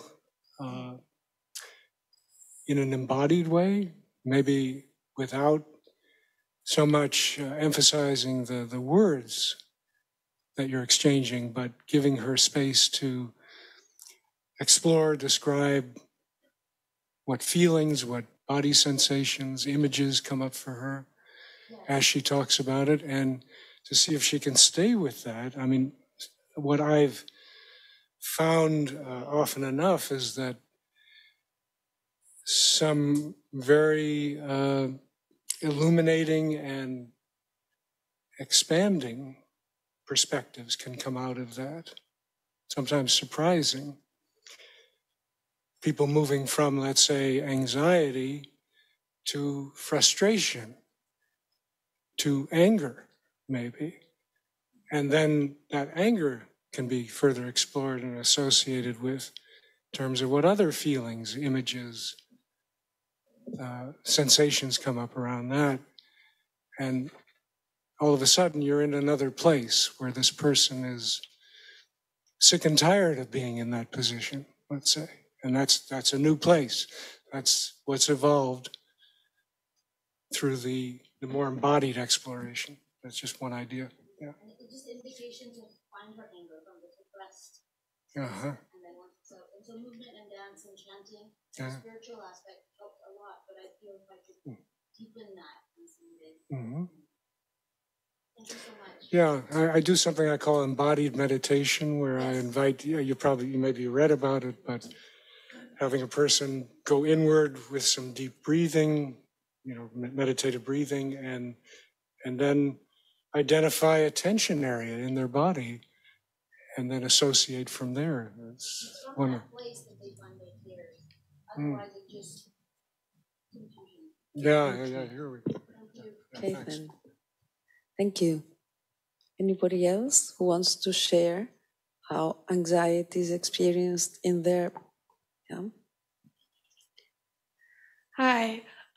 Scary. Sorry. Your name, where are you from? Sorry, please? I'm Carly. I'm from the US. I just had a question / comment. So like I'm very productive. Like I want to get my PhD, want to give a TED Talk one day. I will give a TED Talk one day. But that leads to a lot of anxiety. So I live with a lot of anxiety. One of my really good friends, he subscribes to a lot of Ram Dass, Be Here Now, very European, Eastern, sorry. And so we have like a really fun debate between, there's the extreme of both ends of being so present that it holds you back from being motivated to achieve your goals, and from being so dependent on outcomes that you can't live in the moment. So I guess my question is there a middle ground? Is there a way to be present and have these goals and work towards the future while also being in the moment? Like, is there a middle? Well, others may have very good views on this, but... I can add one little thing, yes, and please, you extend. I think sometimes this kind of hectic anxiety, I call it, is what gives us some kind of structure within this non-structured way. Do you get what I want to say? I mean, it is like I have to do this, the other. So it is like a cage that we build around us. And this is a kind of structure within the chaos. This is not life-enhancing anxiety. Life-enhancing anxiety has a slow down. Please. Yeah. No, I agree with that. I think the capacity to slow down, to more deeply reflect, brings, and this I think speaks to Alice's concern about the postmodern too, exactly. To have that working space where one is deepening their reflection, exactly. Can certainly bring in the past and bring in what has been evolving for that person as really mattering. I think that's the bigger question, is what really matters about your life and your space and time right now. So I would say, yes, there definitely is something in between, just the deterministic or flitting about, if that responds to you. Thank you. Alice. I would like to ask a question from this morning, but it has to do with what you just said now. And also, I think that is something which is common in all cultures concerning anxiety. The difference, I think it is, I would even say, quite normal, quasi-instinctive. When anxiety overwhelms us, we want to get free of it. We flee from it, we go away. And then I think I thought, what is now life-enhancing anxiety? And I thought, it is the anxiety when I risk to confront the anxiety, when I risk to bear it in a way. And would you agree with this? Yeah, very much so. Yes. I very much agree with that. That it's an invigorating level of anxiety that does come from confronting anxiety and confronting the larger, the fuller dimensions of anxiety, not just the ones that, cripple one or pound one into the ground. Yeah. I have a question too, not to myself, but to all of you here. Wouldn't it be that we consider, that's successful therapy, quote unquote, could it be when we learn how to live harmoniously with our anxiety? And even enjoy it. Yeah, well, I would say live with and make the best of the anxiety. I don't know if I would use the word harmony in that sense. No. But not harmony. Joy is a good word in the sense of concluding the paradoxes of living. That I think of Zorba's dance again. It's certainly it's the fullness of life. He found the fullness within the chaos. Yes. Talking about chaos. So everything was chaos, but he was able to live life at its most. Yes. Yeah. Other questions?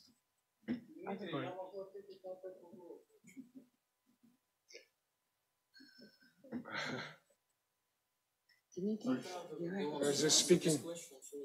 Yes, okay.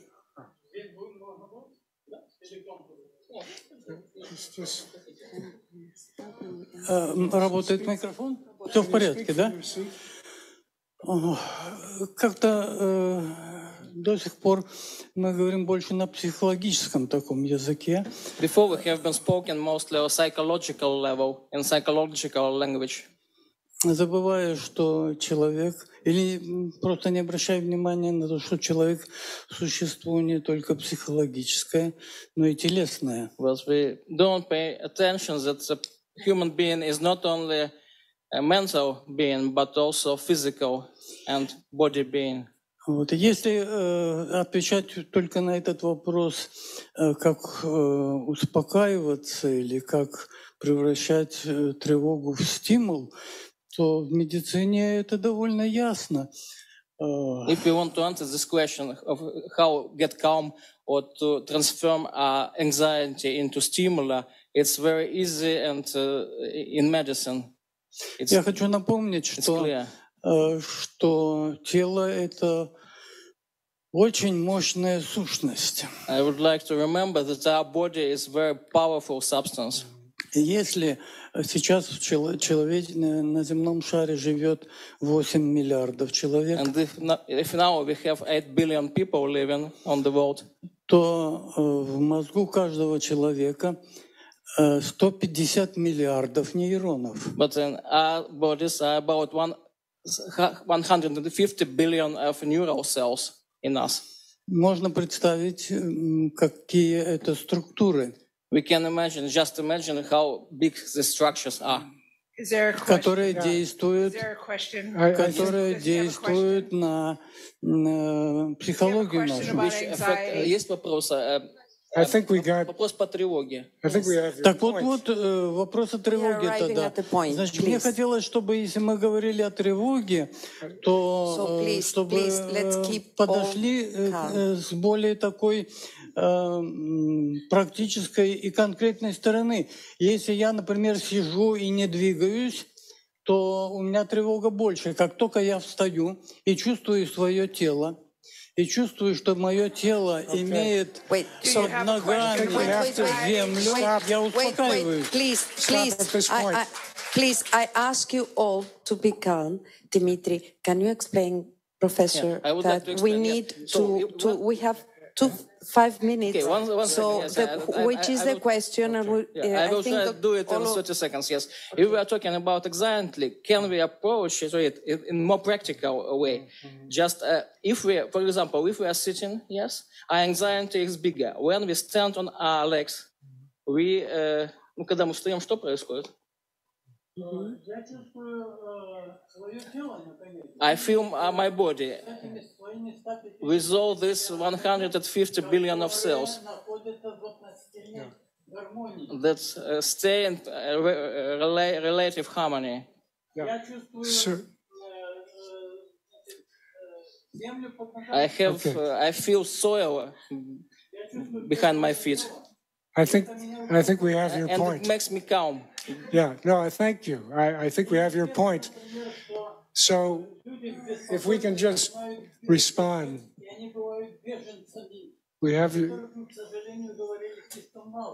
Can you tell him we have, I think we have his point. Yeah. Yes. Thank you. Alexeyev, thank you. I would certainly give the body a lot of credit in impacting our anxiety and certainly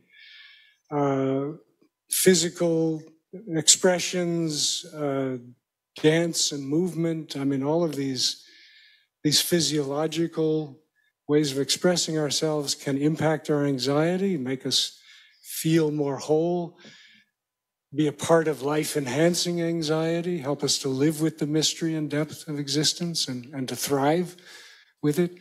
And I think also the environmental is extremely powerful, because if it was basically all physiological, we may not be here as a species. I mean, violence and aggression could run rampant. And we don't see that. We certainly see pockets of humanism throughout history. And I think we need to study these pockets. I mean, you even alluded to some of those people, those groups that brought what I would call a non-dogmatic philosophical and spiritual sensibility that provides a kind of holding environment that can help us deal with this very primal terror of the unknown. That's what I would say.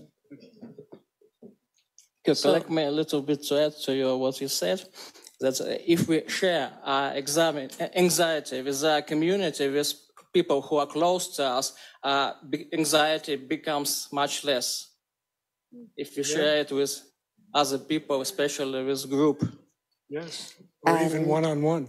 We are here a group that we can share our anxieties. We are creating a community in this point in time. And let's go back to when we became human beings. While men were trying to hunt for nurturing the tribe was gathering in a group, in a cave, trying to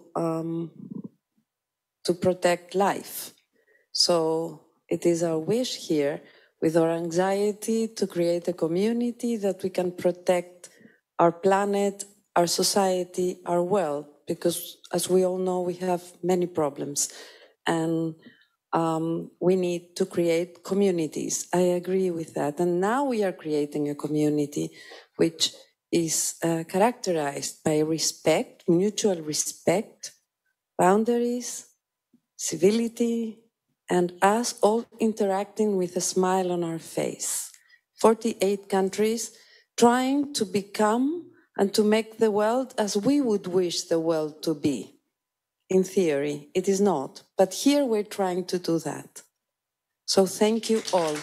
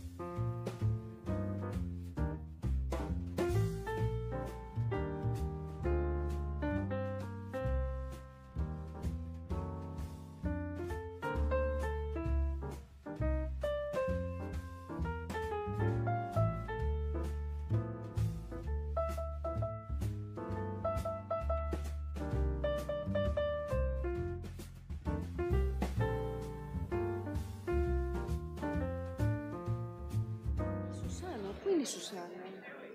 Δεν ξέρω. Where is Susanna? Has anybody seen Susanna? We are missing Susanna. And Eric. Oh, and Eric. Oh, okay. They are both missing. Okay. We need Susanna and Eric to begin our last hour and a half. Oh.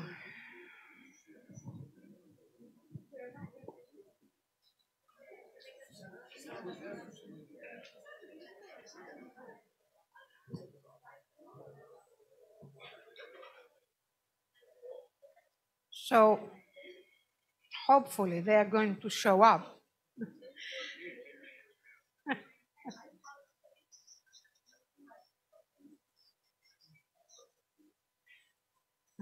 Okay. All right. So I don't know. Should we start or should we?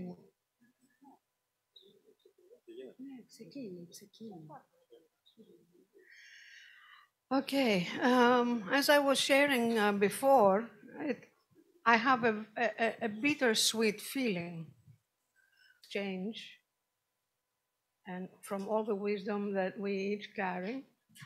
So we wanted to end the Congress by having an overview. So we wanted to invite our keynote speakers to share with us how they experienced the Congress and what they would like to share as a general overview of what happened these 4 days for them. And I'm also going to ask Alexis Harisiadis and Katerina Zimnis, my two co-travelers and co-founders and co-directors of Gignestai and all of the Congress, also about how they feel that this event is coming to an end. Alexis. I think I will be sharing similar feelings with Evgenia. I never expected to say this because this journey was very difficult, challenging, sometimes frustrating. So there is a sense of relief for that. I think everything went very well. But at the same time, I really feel sad for that this is ending. Because after the Congress has started and the anxiety was less and less, I started really to enjoy the process and really listening and really getting into the essence of existential psychotherapy as presented by all my colleagues. But now we have to stop and with an anticipation for future, more in 3 or 4 years, we'll see. And I see right now familiar faces that I didn't know some of you 5 or 6 days before. So I want to say a warm thank you for being here once again.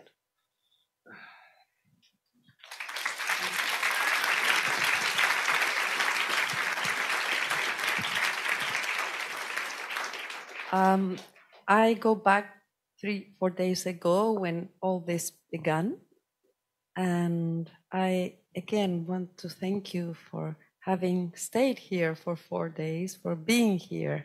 I also feel mixed feelings, sadness, but on the other way, and relief that everything went in an atmosphere, in a co-created atmosphere, because the Congress did well, because we all did well. I mean, we all did our best to communicate, to be with each other, to relate with respect, and sharing whatever each one of us wanted to share and decided to share. I thank you all, thank all the keynote speakers, and I thank you all for coming. And well, we'll meet soon, I hope, again. So, can we go this way, as we are, democratically, as we say in Gignestai? When nobody wants to participate, we say, well, we start in a circle, so now we do it this way, okay? Our students are laughing, okay. They know.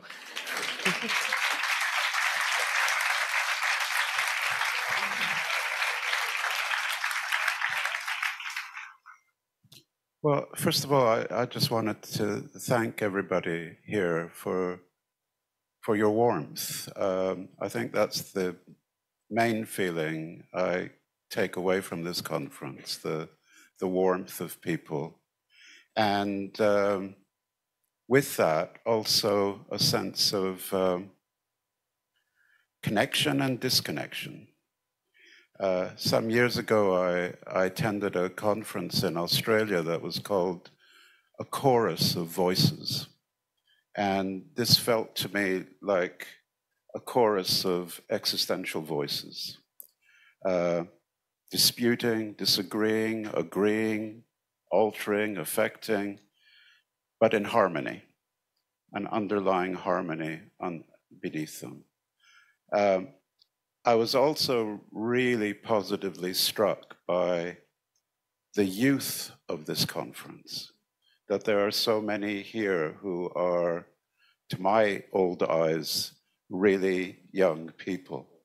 And you are the important future of any kind of existential process or whatever.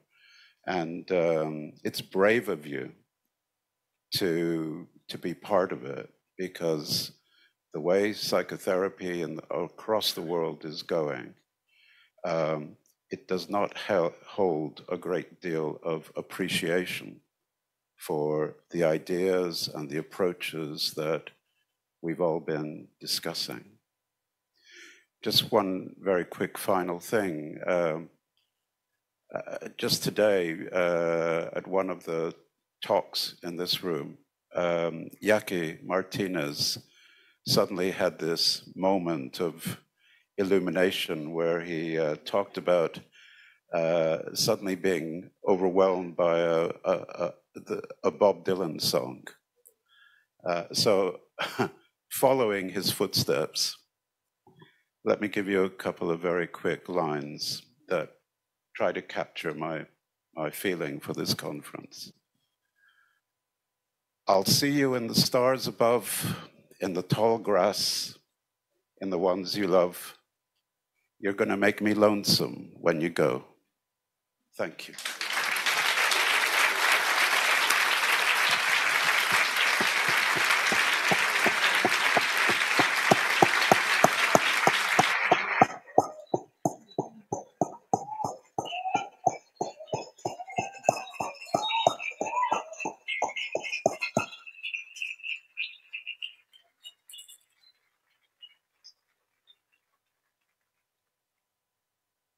Nothing like a shout out to Bob Dylan and Ernesto and Yaki for bringing Bob here.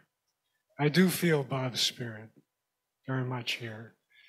And you speaking of the youth, this is a new Dylan-esque situation I'm feeling, I'm sensing. I too am very warmed and struck by the energy we have here, both youthful and aging. We have some pretty energetic seniors around as well who tune into the youth pretty well, I'd say. And so altogether, it's a marvelous coming together of our, I will say, movement. I do think we have begun, we've renewed an existential movement. This conference could be the throwing down of the gauntlet for that, and how desperately we need our existential humanistic principles to be translated on the ground, in the streets, to especially people in underserved areas in a way that's affordable and accessible,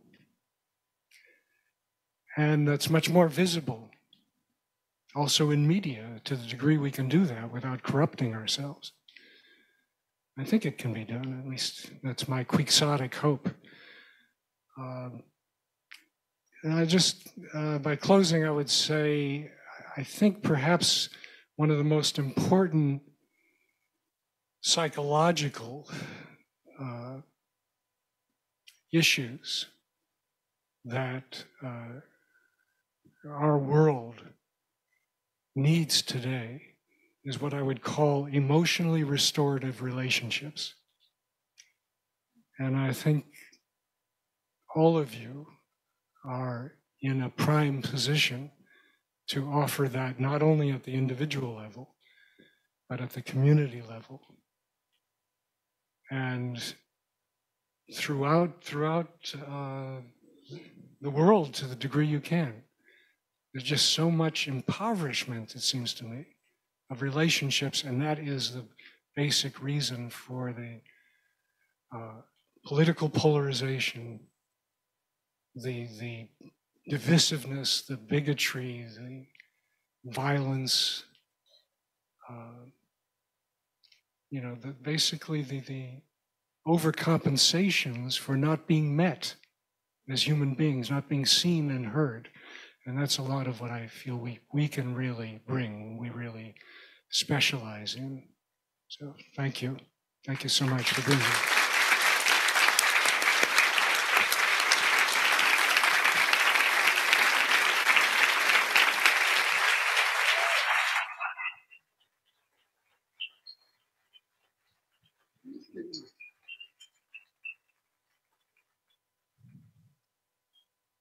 Do you remember the voting in Buenos Aires when we came across that Athens could be a choice for us, and what an overwhelming voting we had? And I thought, gee, what these persons represent is pure existential courage.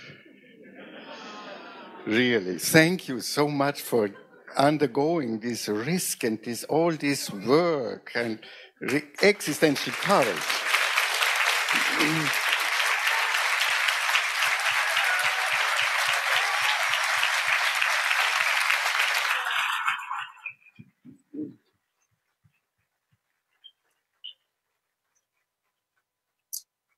I really looked forward to come to Athens.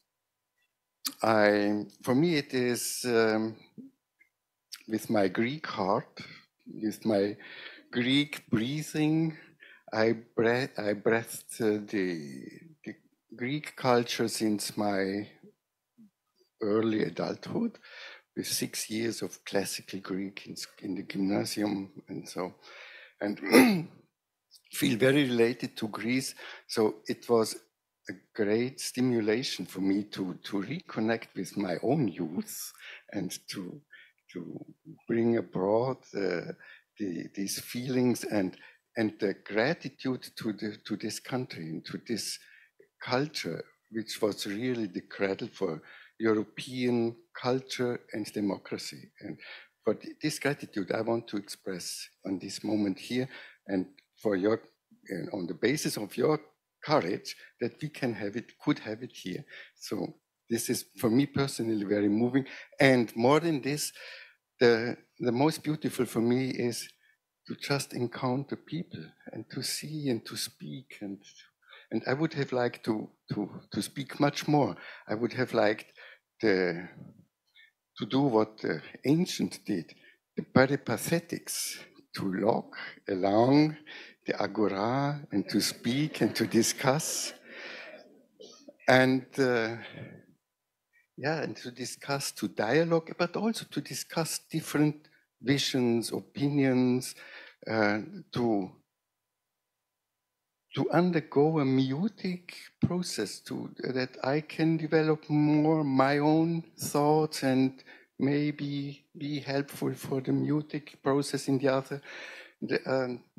I would have loved to do a bit more here. But the overwhelming feeling is to have so many interested people, young people, not so young people, but still people in much vigor, and to get inspired by many ideas and many different thoughts.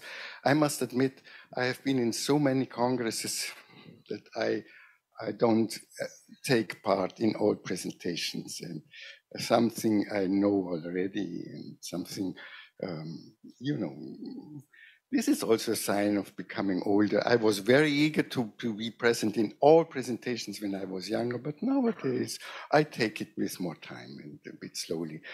This is also comfortable, and we have a very nice environment where I could enjoy the time in between.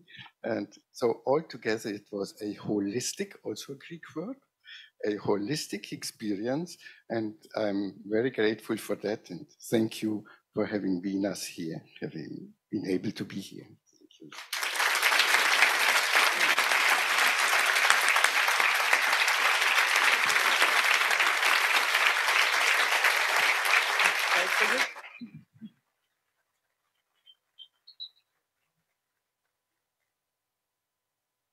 Right, this is my clan. I feel at home with you guys. I feel almost too at home with you guys. It's been a very comfortable, wonderful few days. It really has. I feel we have communicated really well. I feel we have collaborated really well. I feel we have now created a community that I feel elated, really, and incredibly privileged to be part of. And it is an incredible, precious thing to know that we've got that, and that we've got the next Congress to look forward to, and hopefully the next one after that, and I hope we'll be discussing that in a bit. Because we can't do without that anymore. Communication, community, collaboration. But by Jove, we are ready for another C. We are ready for a bit more challenge, guys. It's too comfortable.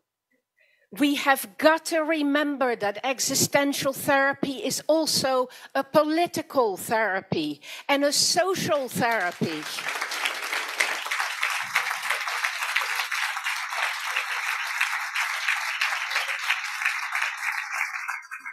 And we have got to start speaking up about our role in tackling these problems in the world and not just talking about them. We know so much, we understand it so well, we can do more. We can build on this community, we can build on this comprehension, on our expertise. We need to start taking position on these big problems, on what's happening in the world, on wars, on people living in poverty, on the way in which people relate to each other that is not good enough, on the way in which we are all oppressed by bullies who tell us how we should behave and how we shouldn't behave, instead of working together towards creating a better kind of civilization around the world. So I am absolutely delighted that a few hours ago we were able to meet with many of the people who have spoken at this conference, who have all agreed to be on a board of a new organization called the Existential Movement, which will take it as its task to bring our ideas to a wider public without the jargon, without the complications, in a way that is usable for people. And we are talking about doing that by talking to politicians as well, and by talking to journalists and to artists and musicians, and to see what we can grow from this very fertile ground. Thank you.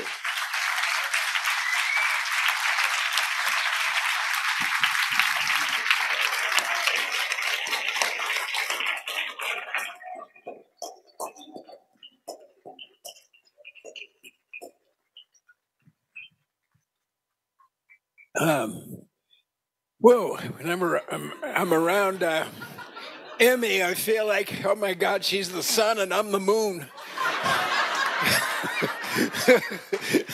So I know we need both. So I just want to thank you three so much for doing this. This has been life-changing for me. It really has been. I've been so much alone in these last 3 years, and to come here and to feel the energy and the humor, that was really struck me. Whenever I was doing something with folks, there was just so much laughter and joy.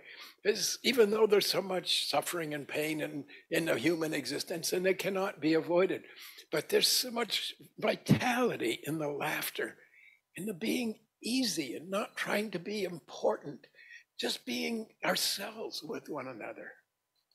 And that was just so lovely. And what Ernesto said was about the youth was really also very striking to me. And the other thing that, well, when you're laughing, now I don't know what you're laughing at. Usually I do. So,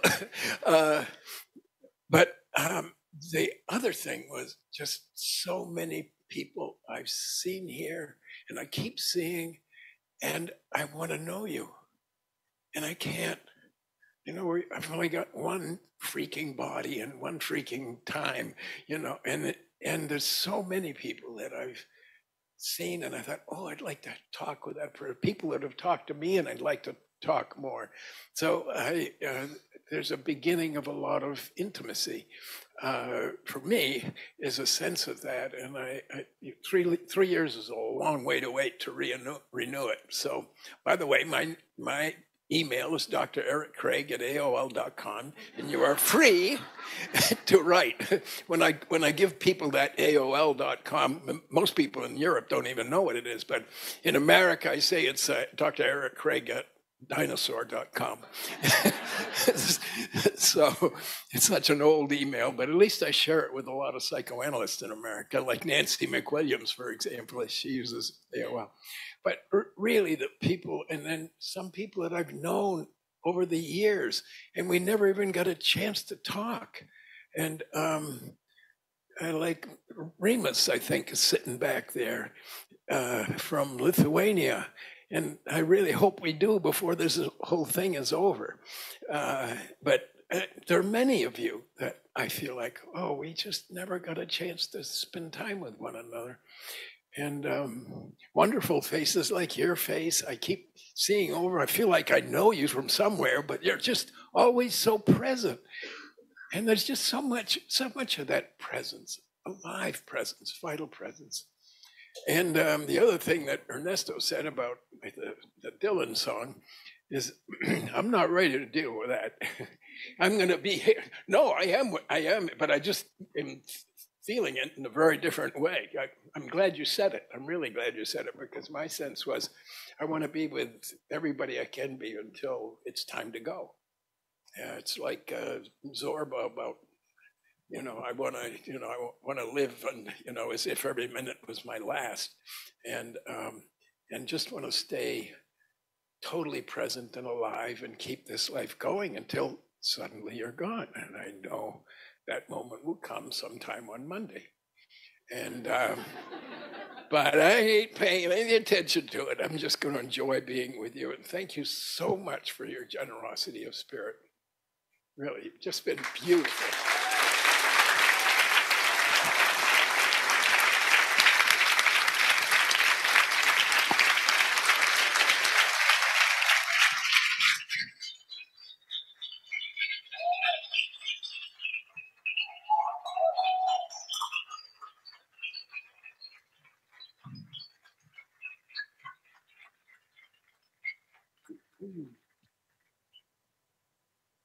Bueno, voy a hablar en mi idioma.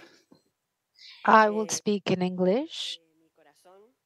I will speak from the heart, from my emotions, not from my reason. I'm going to translate. Well, she's going to speak in her language, and she says She's going to speak from her heart. Perdí el hilo ahora de lo que quería decir. Para mí es mucho más emocionante en un congreso donde todos hablan en inglés. It's much more exciting for me to be here in a congress where everyone speaks English. Tener este lugar donde yo pueda hablar en mi propio idioma. Have this space where I can speak my own language. Primero de todo, quiero agradecer a los 3 organizadores por tan fantástico encuentro. I'd like to thank the 3 organizers for such a wonderful event. Hace un rato, en la reunión que tuvimos con Emi por el movimiento existencial que ella contó, Again. hace un rato, cuando estuvimos en la reunión con Emi. When we were in the reunion with Emi, para el movimiento existencial, for the existential movement, dije que yo era existencial desde que nací. I said I was an existentialist since I was born. Porque sin saber que lo era, porque todo lo vivía desde el corazón, desde los sentimientos, desde las preocupaciones existenciales, desde qué significaba la angustia, la muerte, desde pequeña. Without knowing it, I experienced everything from an existential point of view. Anguish, the ideas of death and etc. Luego me encontré en la Facultad de Psicología con una cátedra que enseñaba existencialismo. I then came upon a course in university that taught existential theory. Argentina es un país con mayoría psicoanalítica. Argentina is a country with the majority of psychoanalytical inclination. Entonces éramos un pequeño grupo que empezábamos a tener formación existencial. So we're a small group that started to have existential education. Por suerte este grupo fue creciendo, nos fuimos uniendo con Latinoamérica. This group started growing and started joining with Latin America. Ahora tenemos la Asociación Latinoamericana de Psicoterapia Existencial. Now we have the ALPE. Let's say Latin American Existential Association. Estoy muy agradecida a Emi por habernos dado este lugar en el primer Congreso Mundial, que más que nunca había sido siquiera un sueño. I'd like to thank Emi for giving us this space, which is beyond the dream. Y este sueño se convirtió en realidad en el año 2015. In 2015, this dream became true. Tuvimos la suerte de hacer el segundo Congreso Mundial en Buenos Aires, con muchos de ustedes que estuvieron presentes y otros no. We had the chance to make the second World Existential Congress with many of you, and many don't. Para mí, Argentina es un país muy lejano con respecto a Europa, con respecto a Estados Unidos, con respecto a las grandes potencias. For me, Argentina is a very far away country, far away from the big countries. Y entonces formar parte del mundo nos hace sentir una nueva integración. Being part of this gives us the chance to feel part of all of this. Y siempre tenemos algún argentino que nos salva y nos habla en otro idioma. And we have always one Argentinian that can speak English and saves us. Muchas gracias a todos, muchas gracias a los representantes del existencialismo en el mundo, muchas gracias a ustedes por estar presentes y muchas gracias a vos. Well, thank for all the representatives of existentialism. Thank all of you for being here. Y hasta el próximo encuentro. And until our next meeting.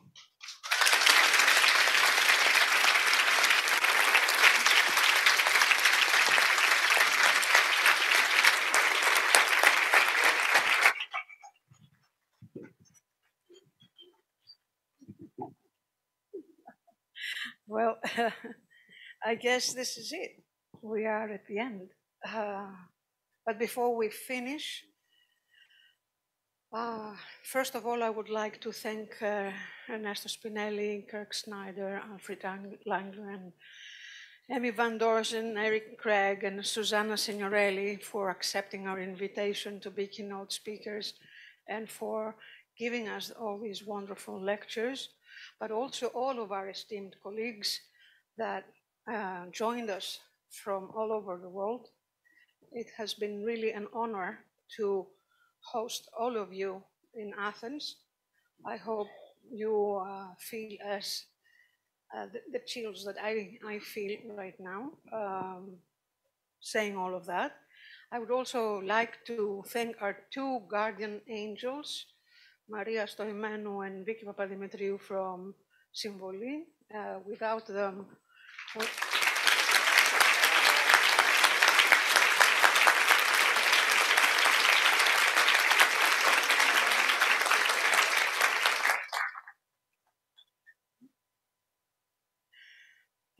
of course, I want to thank all of our trainers and trainees for being here and being so supportive. I cannot... Of course, all of our volunteers who offered their work trying to make this Congress as good as possible.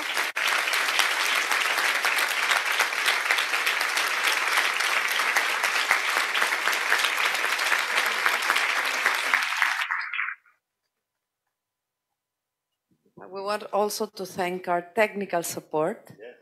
They were great.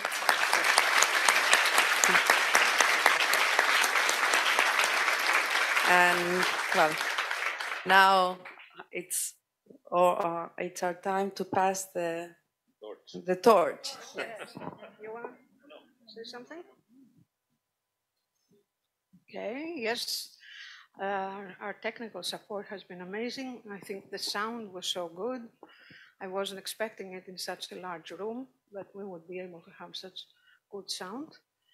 And of course, I want to thank Katerina and Alexis for being with me all these years and for helping, and especially Alexis, because Katerina and myself, as was mentioned, we just came up with this idea of hosting this Congress, and without asking for Alexis.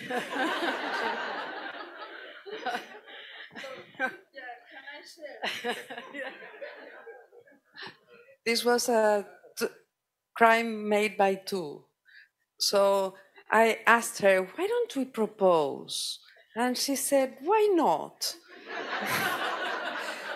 Shouldn't we ask Alexis? We said, both of us said, we said, no, we will convince him. So we came with the great news. And Alexis froze. He's a realistic one. But then we said, come on, it's not difficult. Well, and here we are. A little bit crazy. Ελάτε να δώσουμε ένα δωράκι.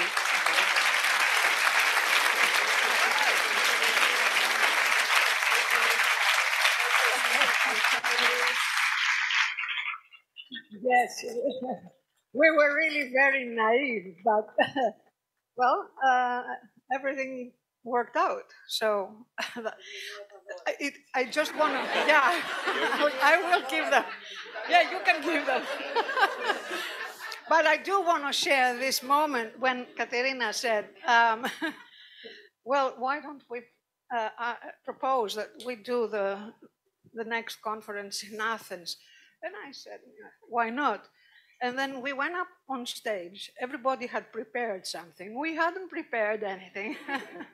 We just went like that. And I remember myself saying, maybe that was the convincing argument for the people to vote for us, that, you know, nobody expected that we would be able to run the Olympic Games.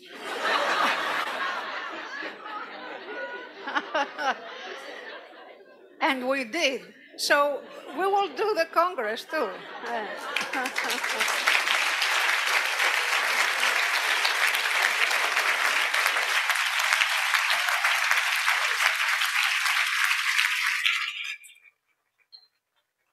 So it's so wonderful that we took that risk, and a little present for all of you to remember this event.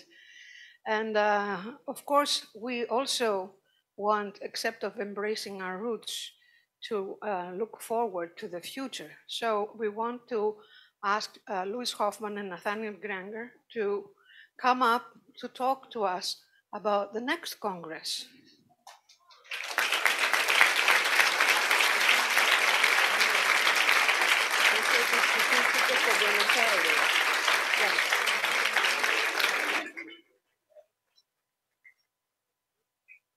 And actually in Buenos Aires, Luis and Nathaniel had made such a nice and elaborate presentation that they presented.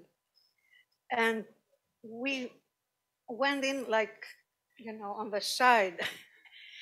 So it was decided that the third Congress is going to be in Athens and the fourth Congress is going to be in Colorado Springs, in Denver. Okay, but we will visit Colorado Springs. They're so nice. Okay. Okay, so the fourth Congress is going to be in the United States, in Denver. But we have also had the discussion about doing it in 3 years instead of 4, because we're all getting older.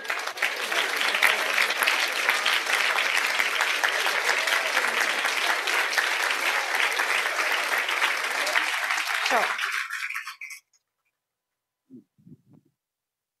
real quickly, before we talk about the next World Congress, we did want to honor someone that passed away during this Congress. Some of you may know Tom Greening. Tom Greening was a servant of Existential Psychology for many years, 34 years as the editor of the Journal of Humanistic Psychology. He has likely edited many of your works, and a longtime faculty member at Saybrook University. And we found out that he passed away 2 mornings ago. So we wanted to just take a moment. Tom, in addition to being a wonderful psychologist, a human being and friend, he also was a poet. And his last book that he published was called Into the Void, An Existential Psychologist Faces Death Through Poetry. And so what I'd like to do is to read the last poem from this book, and then we can maybe have a moment of silence before we move on to talking about the next Congress. This is called How I Want to Die. With no great final drama, here's how I want to die. Some warm and cozy evening, I'll simply say goodbye. Or fussing in my garden, one cool and rainy day. The world will hardly notice that I have slipped away. Those roses will still blossom, the worms do what they do. I hope that what I planted will bring delight to you.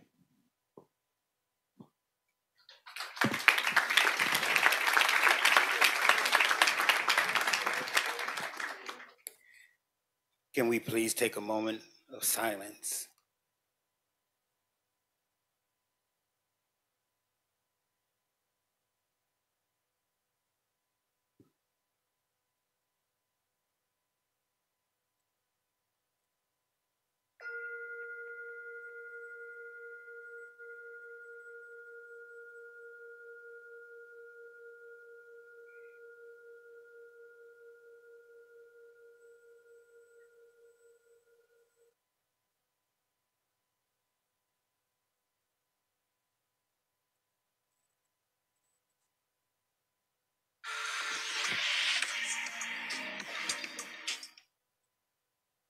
Thank you.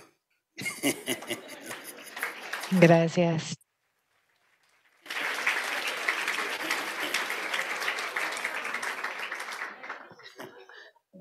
Technology, I think Tom would have appreciated that. In 2019, at the second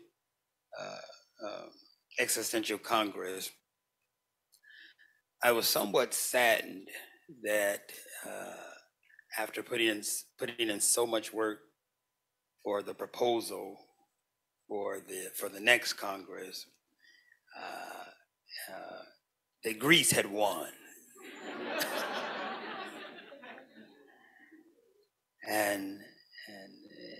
and even though I was sad and somewhat disappointed, paradoxically, I was somewhat happy in that I get to travel to Greece for the next one. And I thought, but how can I even afford to even go to Greece? Or so many questions were in my mind.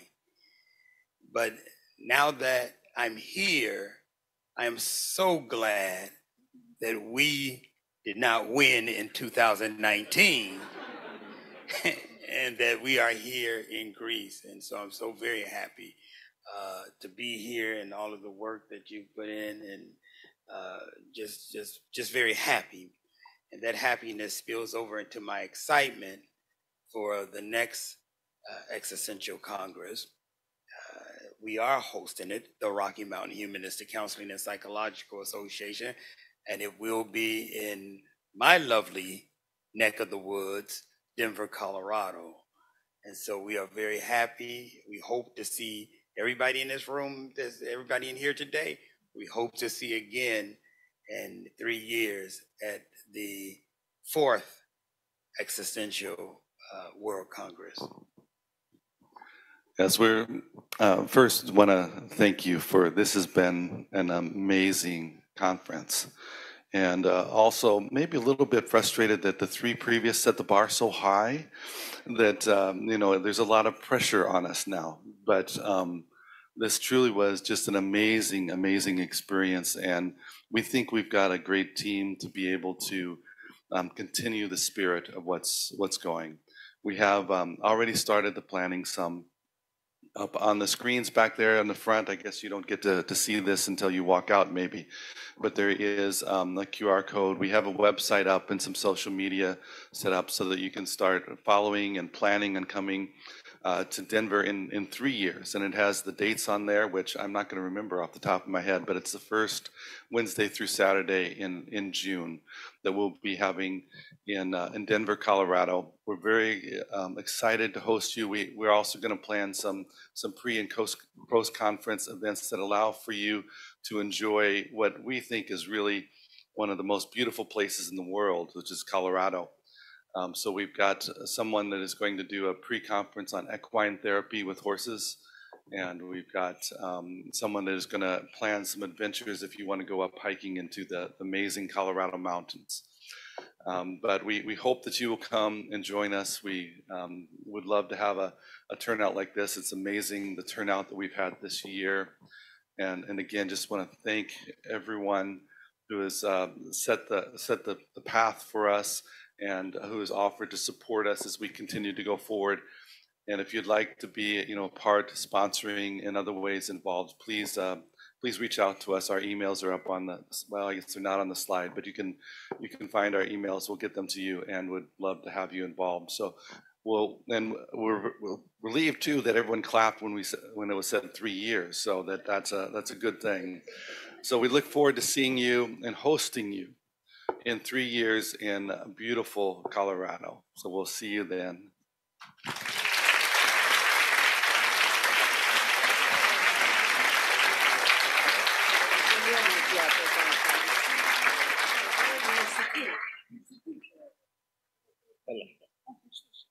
So that's the end of the conference, but we have a continuation with music. So everybody stay so we can enjoy some songs and some music. Yeah.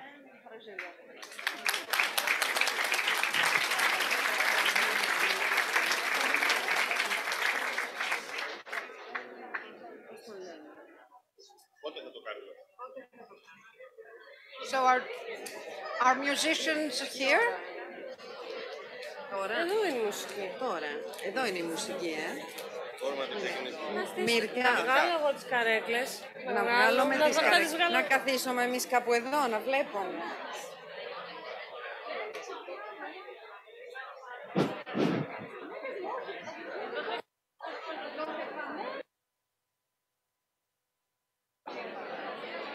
Πάω να φέρω τις κιθάρες τους.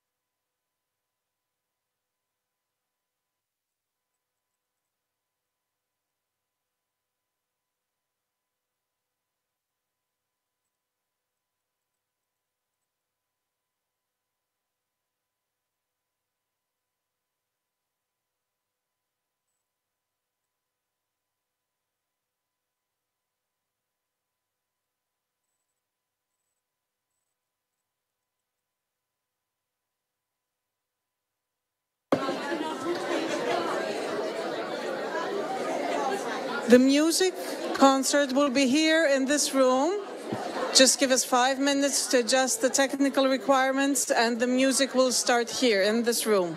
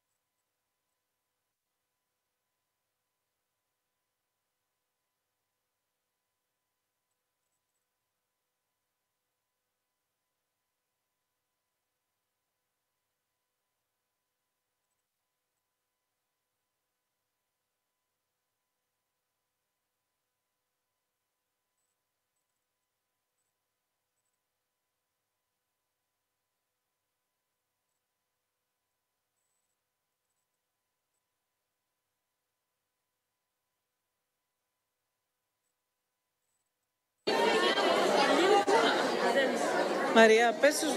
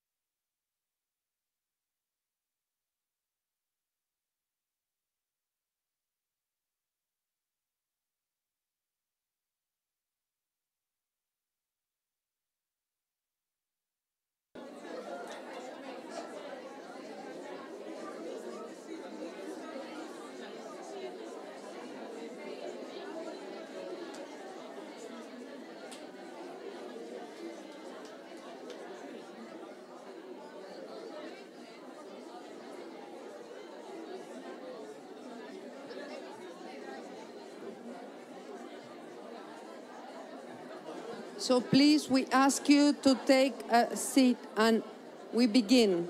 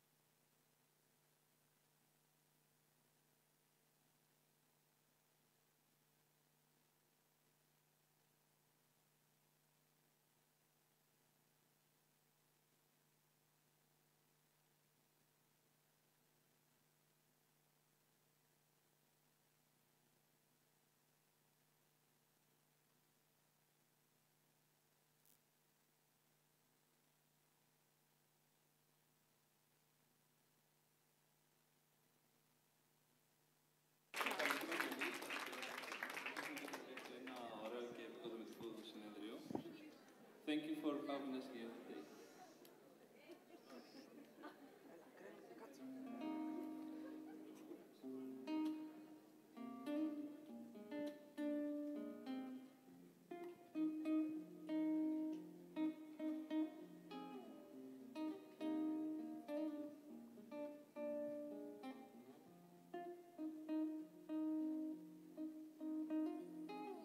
Μες στο σπίτι μαζί, σήμερα θα ανοίξουμε ένα ακόμη κράσι και εσύ θα καθίσεις στο μπαλκόνι και θα είμαστε οι δυο μας, θα είμαστε κι απόψε μόνοι.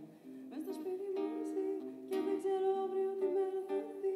Ξέρω ότι να με τη νυχτώνει, γιατί είμαστε οι δυο μας, θα είμαστε κι απόψε μόνοι. Όλα νεκρά, όλα βουβά, όλα σταματημένα.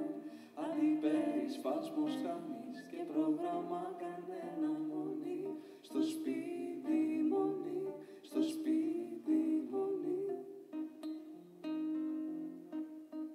Και τώρα μόνοι στο σπίτι, μόνοι στο σπίτι, μόνοι.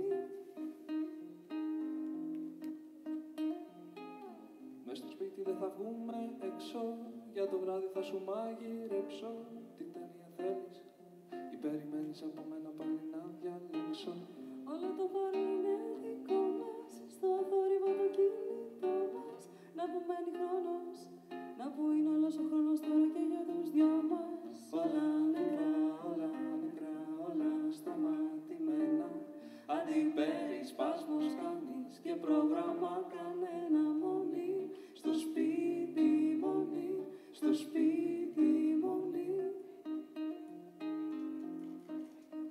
Και τώρα μόνοι στο σπίτι, μόνοι στο σπίτι, μόνοι. Μόνοι στο σπίτι, μόνοι στο σπίτι, μόνοι. Και τώρα μόνοι στο σπίτι, μόνοι στο σπίτι.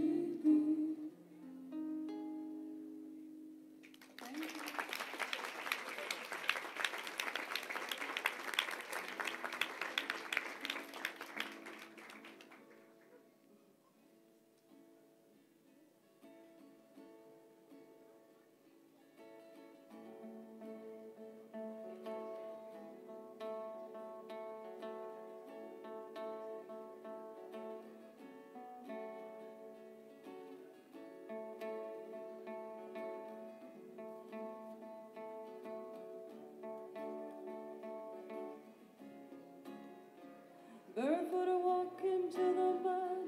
This lonely moment I surrender. No one to give a helping hand. Strangers walk by early December.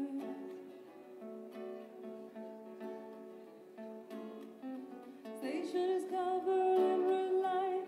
Trains come and go without an ending. No sign to tell me where you are. No sign to tell me where I'm heading.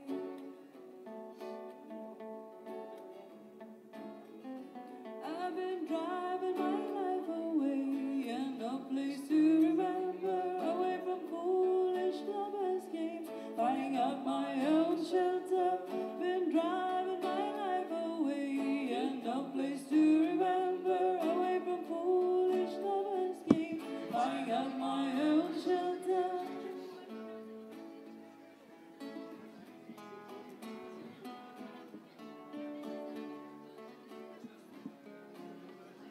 Going to work with morning sun, having some coffee with a grin. Something was lost, something was won, something is ready to begin.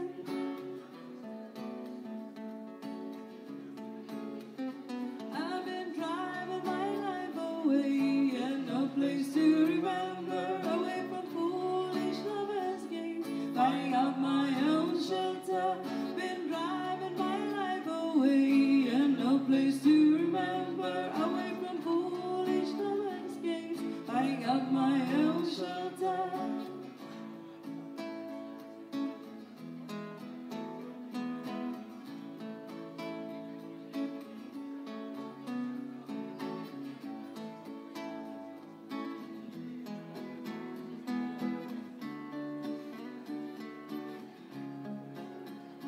I've been driving my life away and no place to remember, away from foolish lovers' games, finding out my own shelter. Been driving my life away and no place to remember, away from foolish lovers' games, finding out my own shelter.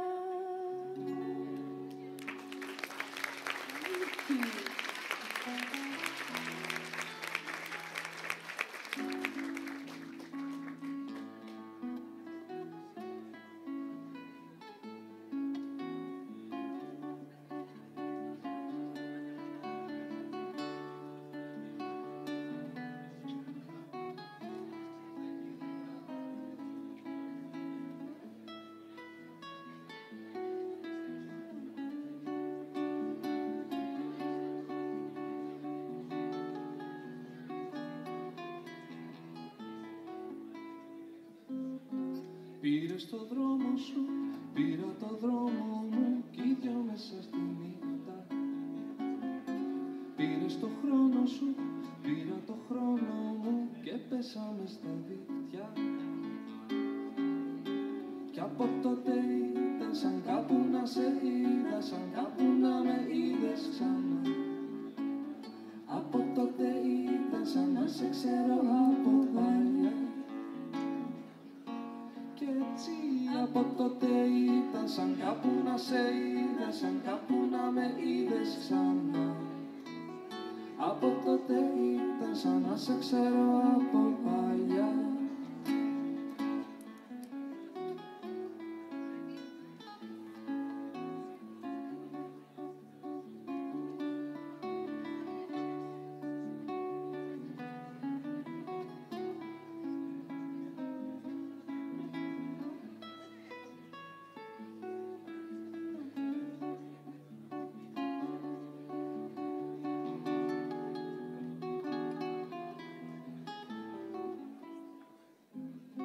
Ήσου στον κόσμο σου, ήμουν στον κόσμο μου, για λίγο μου οι δυο μας.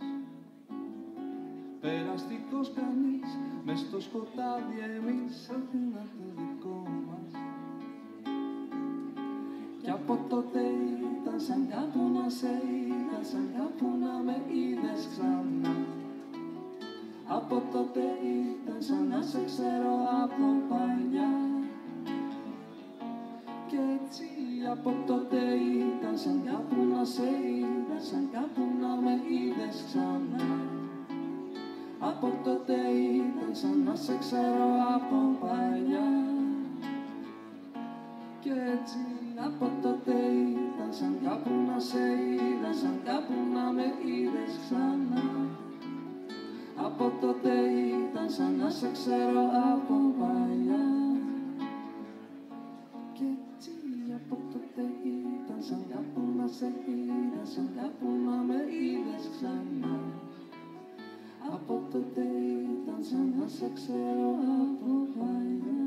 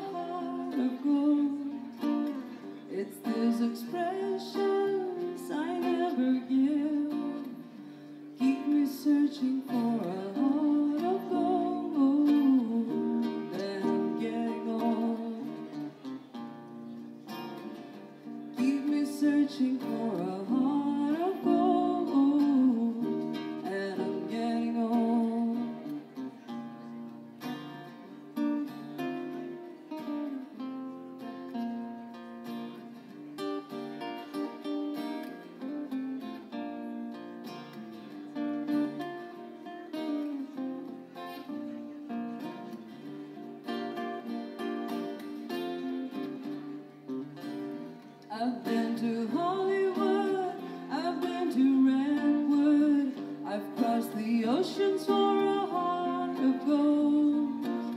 I've been in my mind, it's such a fine line, been for a heart of gold, and I'm getting old. Looking for a heart of gold, and I'm getting old.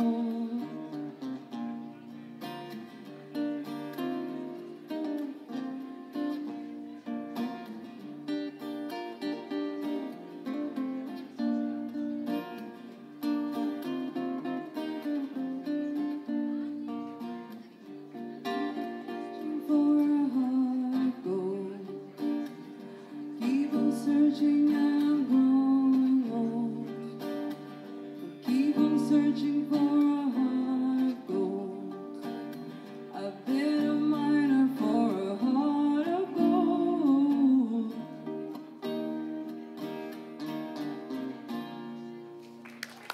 Thank you.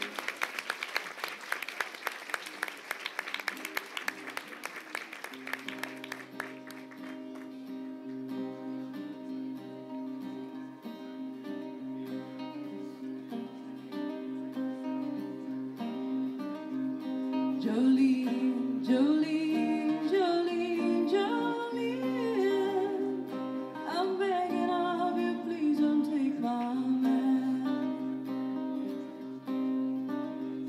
Jolene, Jolene, Jolene, Jolene, please don't take him even though you can. Your beauty is beyond compare, with flaming locks of auburn hair, with ivory skin and eyes of emerald green. Your smile is like the breath of spring, your voice is soft like summer rain, and I cannot compete with you, Jolie. He talks about you in his sleep, there's nothing I can do to keep from crying when he calls your name, Jolie.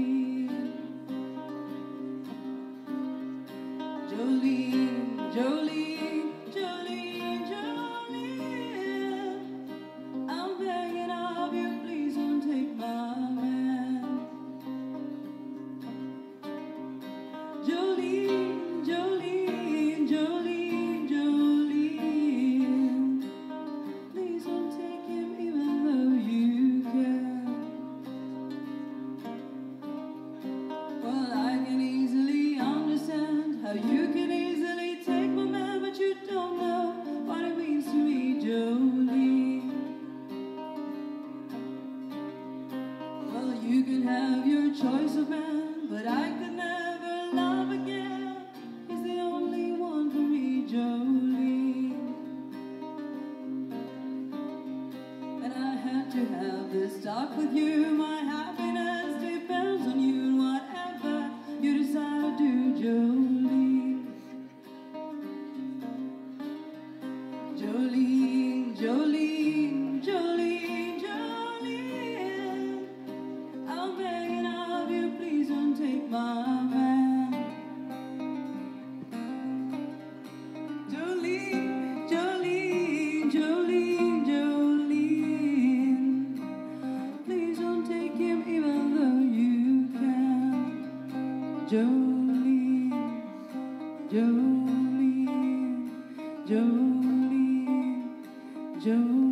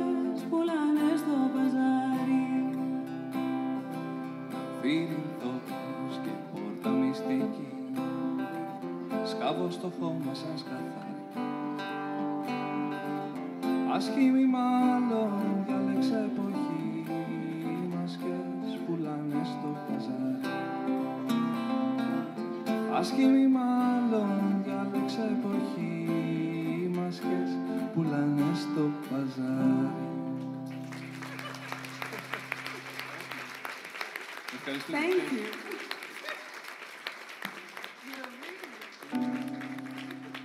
We have few songs, not too many. Have some patience.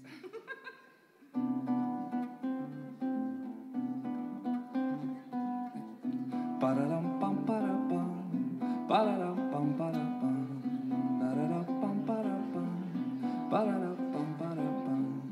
Το καλοκαίρι θα έρθει και θα πάρει και σένα μαζί. Στην ομορφιά του θα γίνεις χαζούλα όπως ήσουν μικρή. Θα μας γυρίζεις την πλάτη σου ανοίγοντας το παρέο. Να σε κοιτάξει ο ήλιος, να σε κοιτάξει ο ήλιος.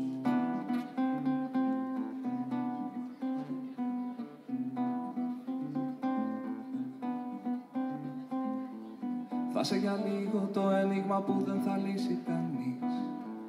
Θα σε φυλάει από γύρω στρατοσπαστική συγγενής. Θα μη σ' ανοίγεις τα πόδια σου και θα τα κλείνεις ξανά.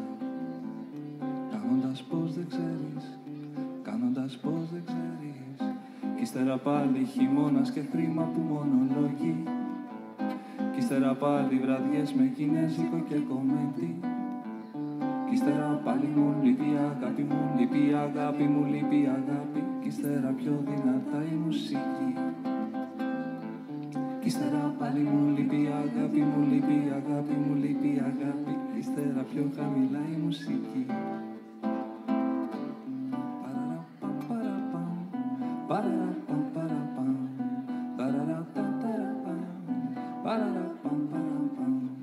Το καλοκαίρι θα έρθει και στη θάλασσα θα επιστραφείς. Μες στο βυθό θα προσέχουν υποκάμπι να μην χαθείς.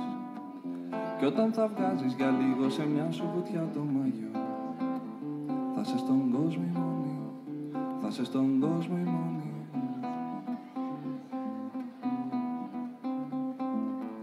Θα σε για λίγο το ένιγμα που δεν θα λύσει κανείς. Θα σε το σώμα σου μόνο και αυτό θα το ξέρουμε εμείς. Που μας γυρίζει στην πλάτη σου πάντα την ίδια στιγμή. Που βασιλεύει ο ήλιος, που βασιλεύει ο ήλιος. Κι ύστερα πάλι χειμώνας και χρήμα που μονολογεί. Κι ύστερα πάλι βραδιές με κινέζικο και κομμέτι. Κι ύστερα πάλι μου λείπει αγάπη μου, λείπει αγάπη μου, λείπει αγάπη. Κι ύστερα πιο δυνατά η μουσική. Κι ύστερα πάλι μου λείπει αγάπη μου, λείπει αγάπη μου, λείπει αγάπη. Κι ύστερα πιο δυνατά η μουσική. Κι ύστερα πάλι μου λείπει αγάπη μου, λείπει αγάπη μου, λείπει αγάπη. Κι ύστερα πιο δυνατά η μουσική. Κι ύστερα πάλι μου λείπει αγάπη μου, λείπει αγάπη μου, λείπει αγάπη. Κι ύστερα πιο χαμηλά η μουσική.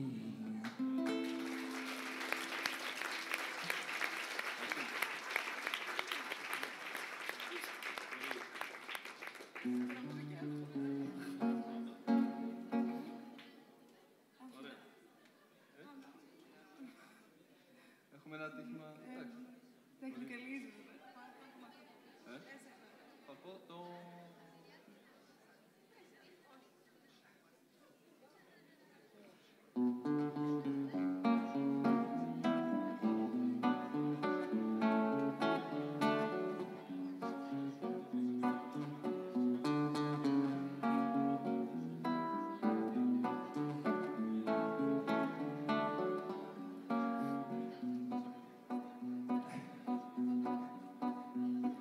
Μόνη, περπατάω μόνη, χειροκρίζει δρόμη. Αχ, που να γυρνάς, μήπως είσαι μόνος. Περπατάω μόνος, μα πηγαίνει ο δρόμος μου πάλι στη φωτιά. Στη φλόγα των ματιών σου, στις άκρες των χιλιών σου. Για λίγη γλυκά ακόμα κι απόψε θα κάω. Για λίγη γλυκά ακόμα απ' το δικό σου στόμα. Στις μύτες των ποδιών μου θα ανέβω να σε βρω.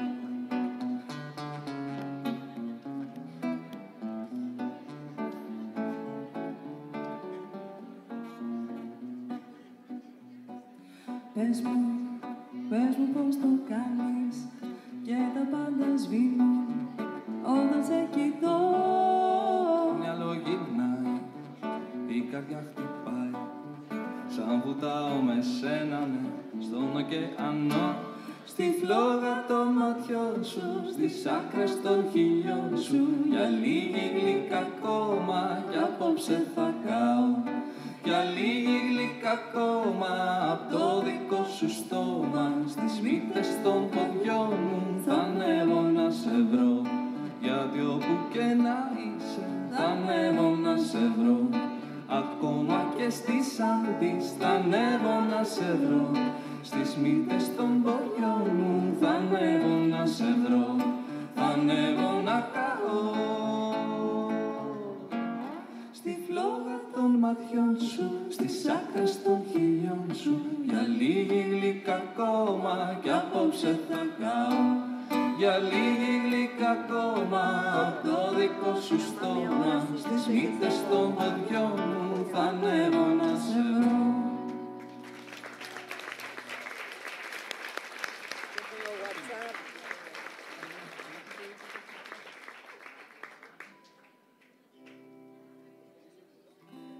Και τώρα είσαι εδώ κι ας μου είχες πει δεν θα ξαναγυρίσεις και την πόρτα πίσω σου είχες χτυπήσει. Τώρα λες είσαι καλά, μια χαρά, κι αν και είχες αλλεργία στις δεσμεύσεις, πρέπει να γυρίσεις σπίτι πριν τις 6. Πρέπει να σε βρει εκεί δίπλα της. Για να ρωτιέμαι θυμάσαι, τα τις νύχτες κοιμάσαι, κι ας μου λες πως έχουν όλα τελειώσει και είναι αργά, και δεν με νοιάζει τι κάνεις, ούτε αν ξέρεις τι χάνεις. Φτάνει μόνο όταν σε βλέπω στον δρόμο να δείχνεις καλά.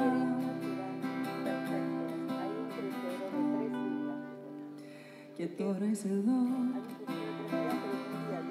και μου λες πως ξέρει και να μαγειρεύει, και το σπίτι της μεταξύ το μαζεύει. Φεύγος είσαστε καλά, μια χαρά, κι αν αναρωτιέμαι θυμάσαι, όταν τις νύχτες κοιμάσαι, κι ας μου λες πως έχουν όλα τελειώσει και είναι αργά, και δεν με νοιάζει τι κάνεις, ούτε αν ξέρεις τι χάνεις. Φτάνει μόνο όταν σε βλέπω στον δρόμο να δείχνεις καλά.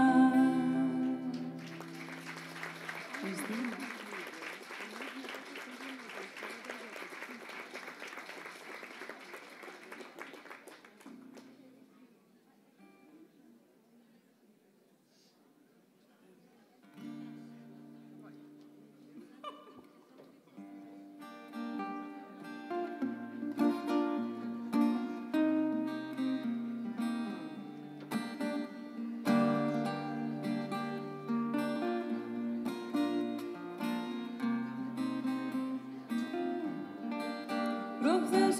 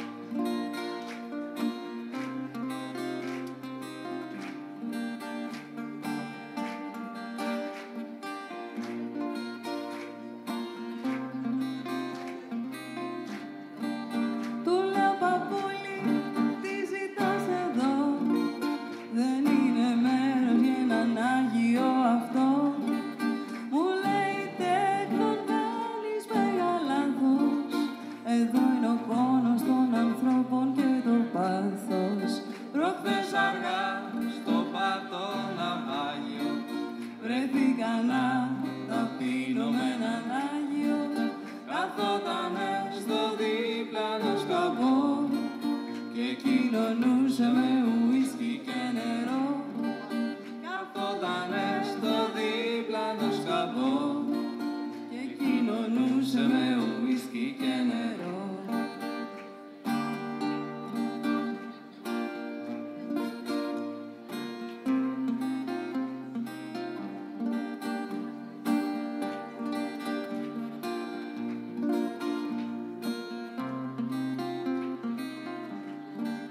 Κοίταξε γύρω τους στεγνούς και μεθυσμένους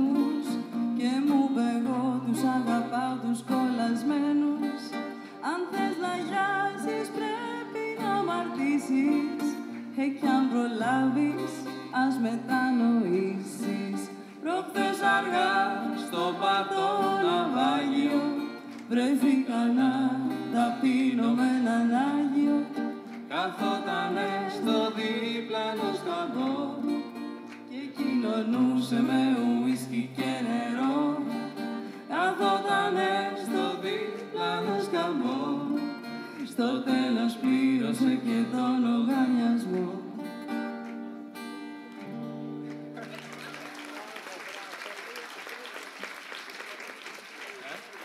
Άλλο ένα τελευταίο κομμάτι και ευχαριστούμε και πάλι που μας προσκαλέσατε εδώ πέρα. Thank you for having us here today. That's right. I hope you have a good time. For those that, για αυτούς που θα μείνουν ακόμα, που μένουν Ελλάδα, στις 11 Μαΐου, δηλαδή την Πέμπτη, έχουμε ένα live μαζί με τον Δημήτρη Παλογιάννη στον Ορφέα, στην Κυψέλη, στη Φωκίωνος Νέγρη. Θα χαρούμε πολύ να έρθετε.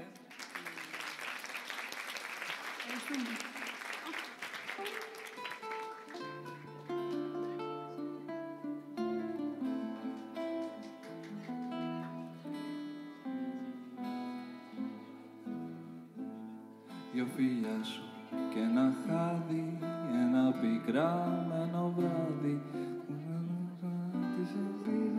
Τη γαλήνη παραδόθηκα σε σένα, δεν λογαριάσα κανέναν κι είπα τώρα ό,τι θέλει ας γίνει. Συ μου χάραξες πορεία, εσύ γλυκιά μου αμαρτία.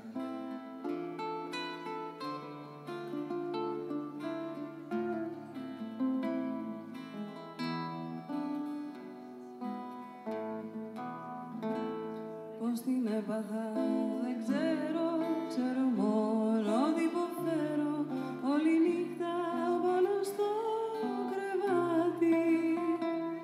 Να ζητάω για φαντάσου τα παράνομα φιλιά σου και να μην μπορώ να κλείσω μάτι. Ράξες πορεία, εσύ γλυκιά μου αμαρτία. Συ μου χάραξες πορεία, εσύ γλυκιά μου αμαρτία. Ευχαριστούμε πολύ. Thank you very much.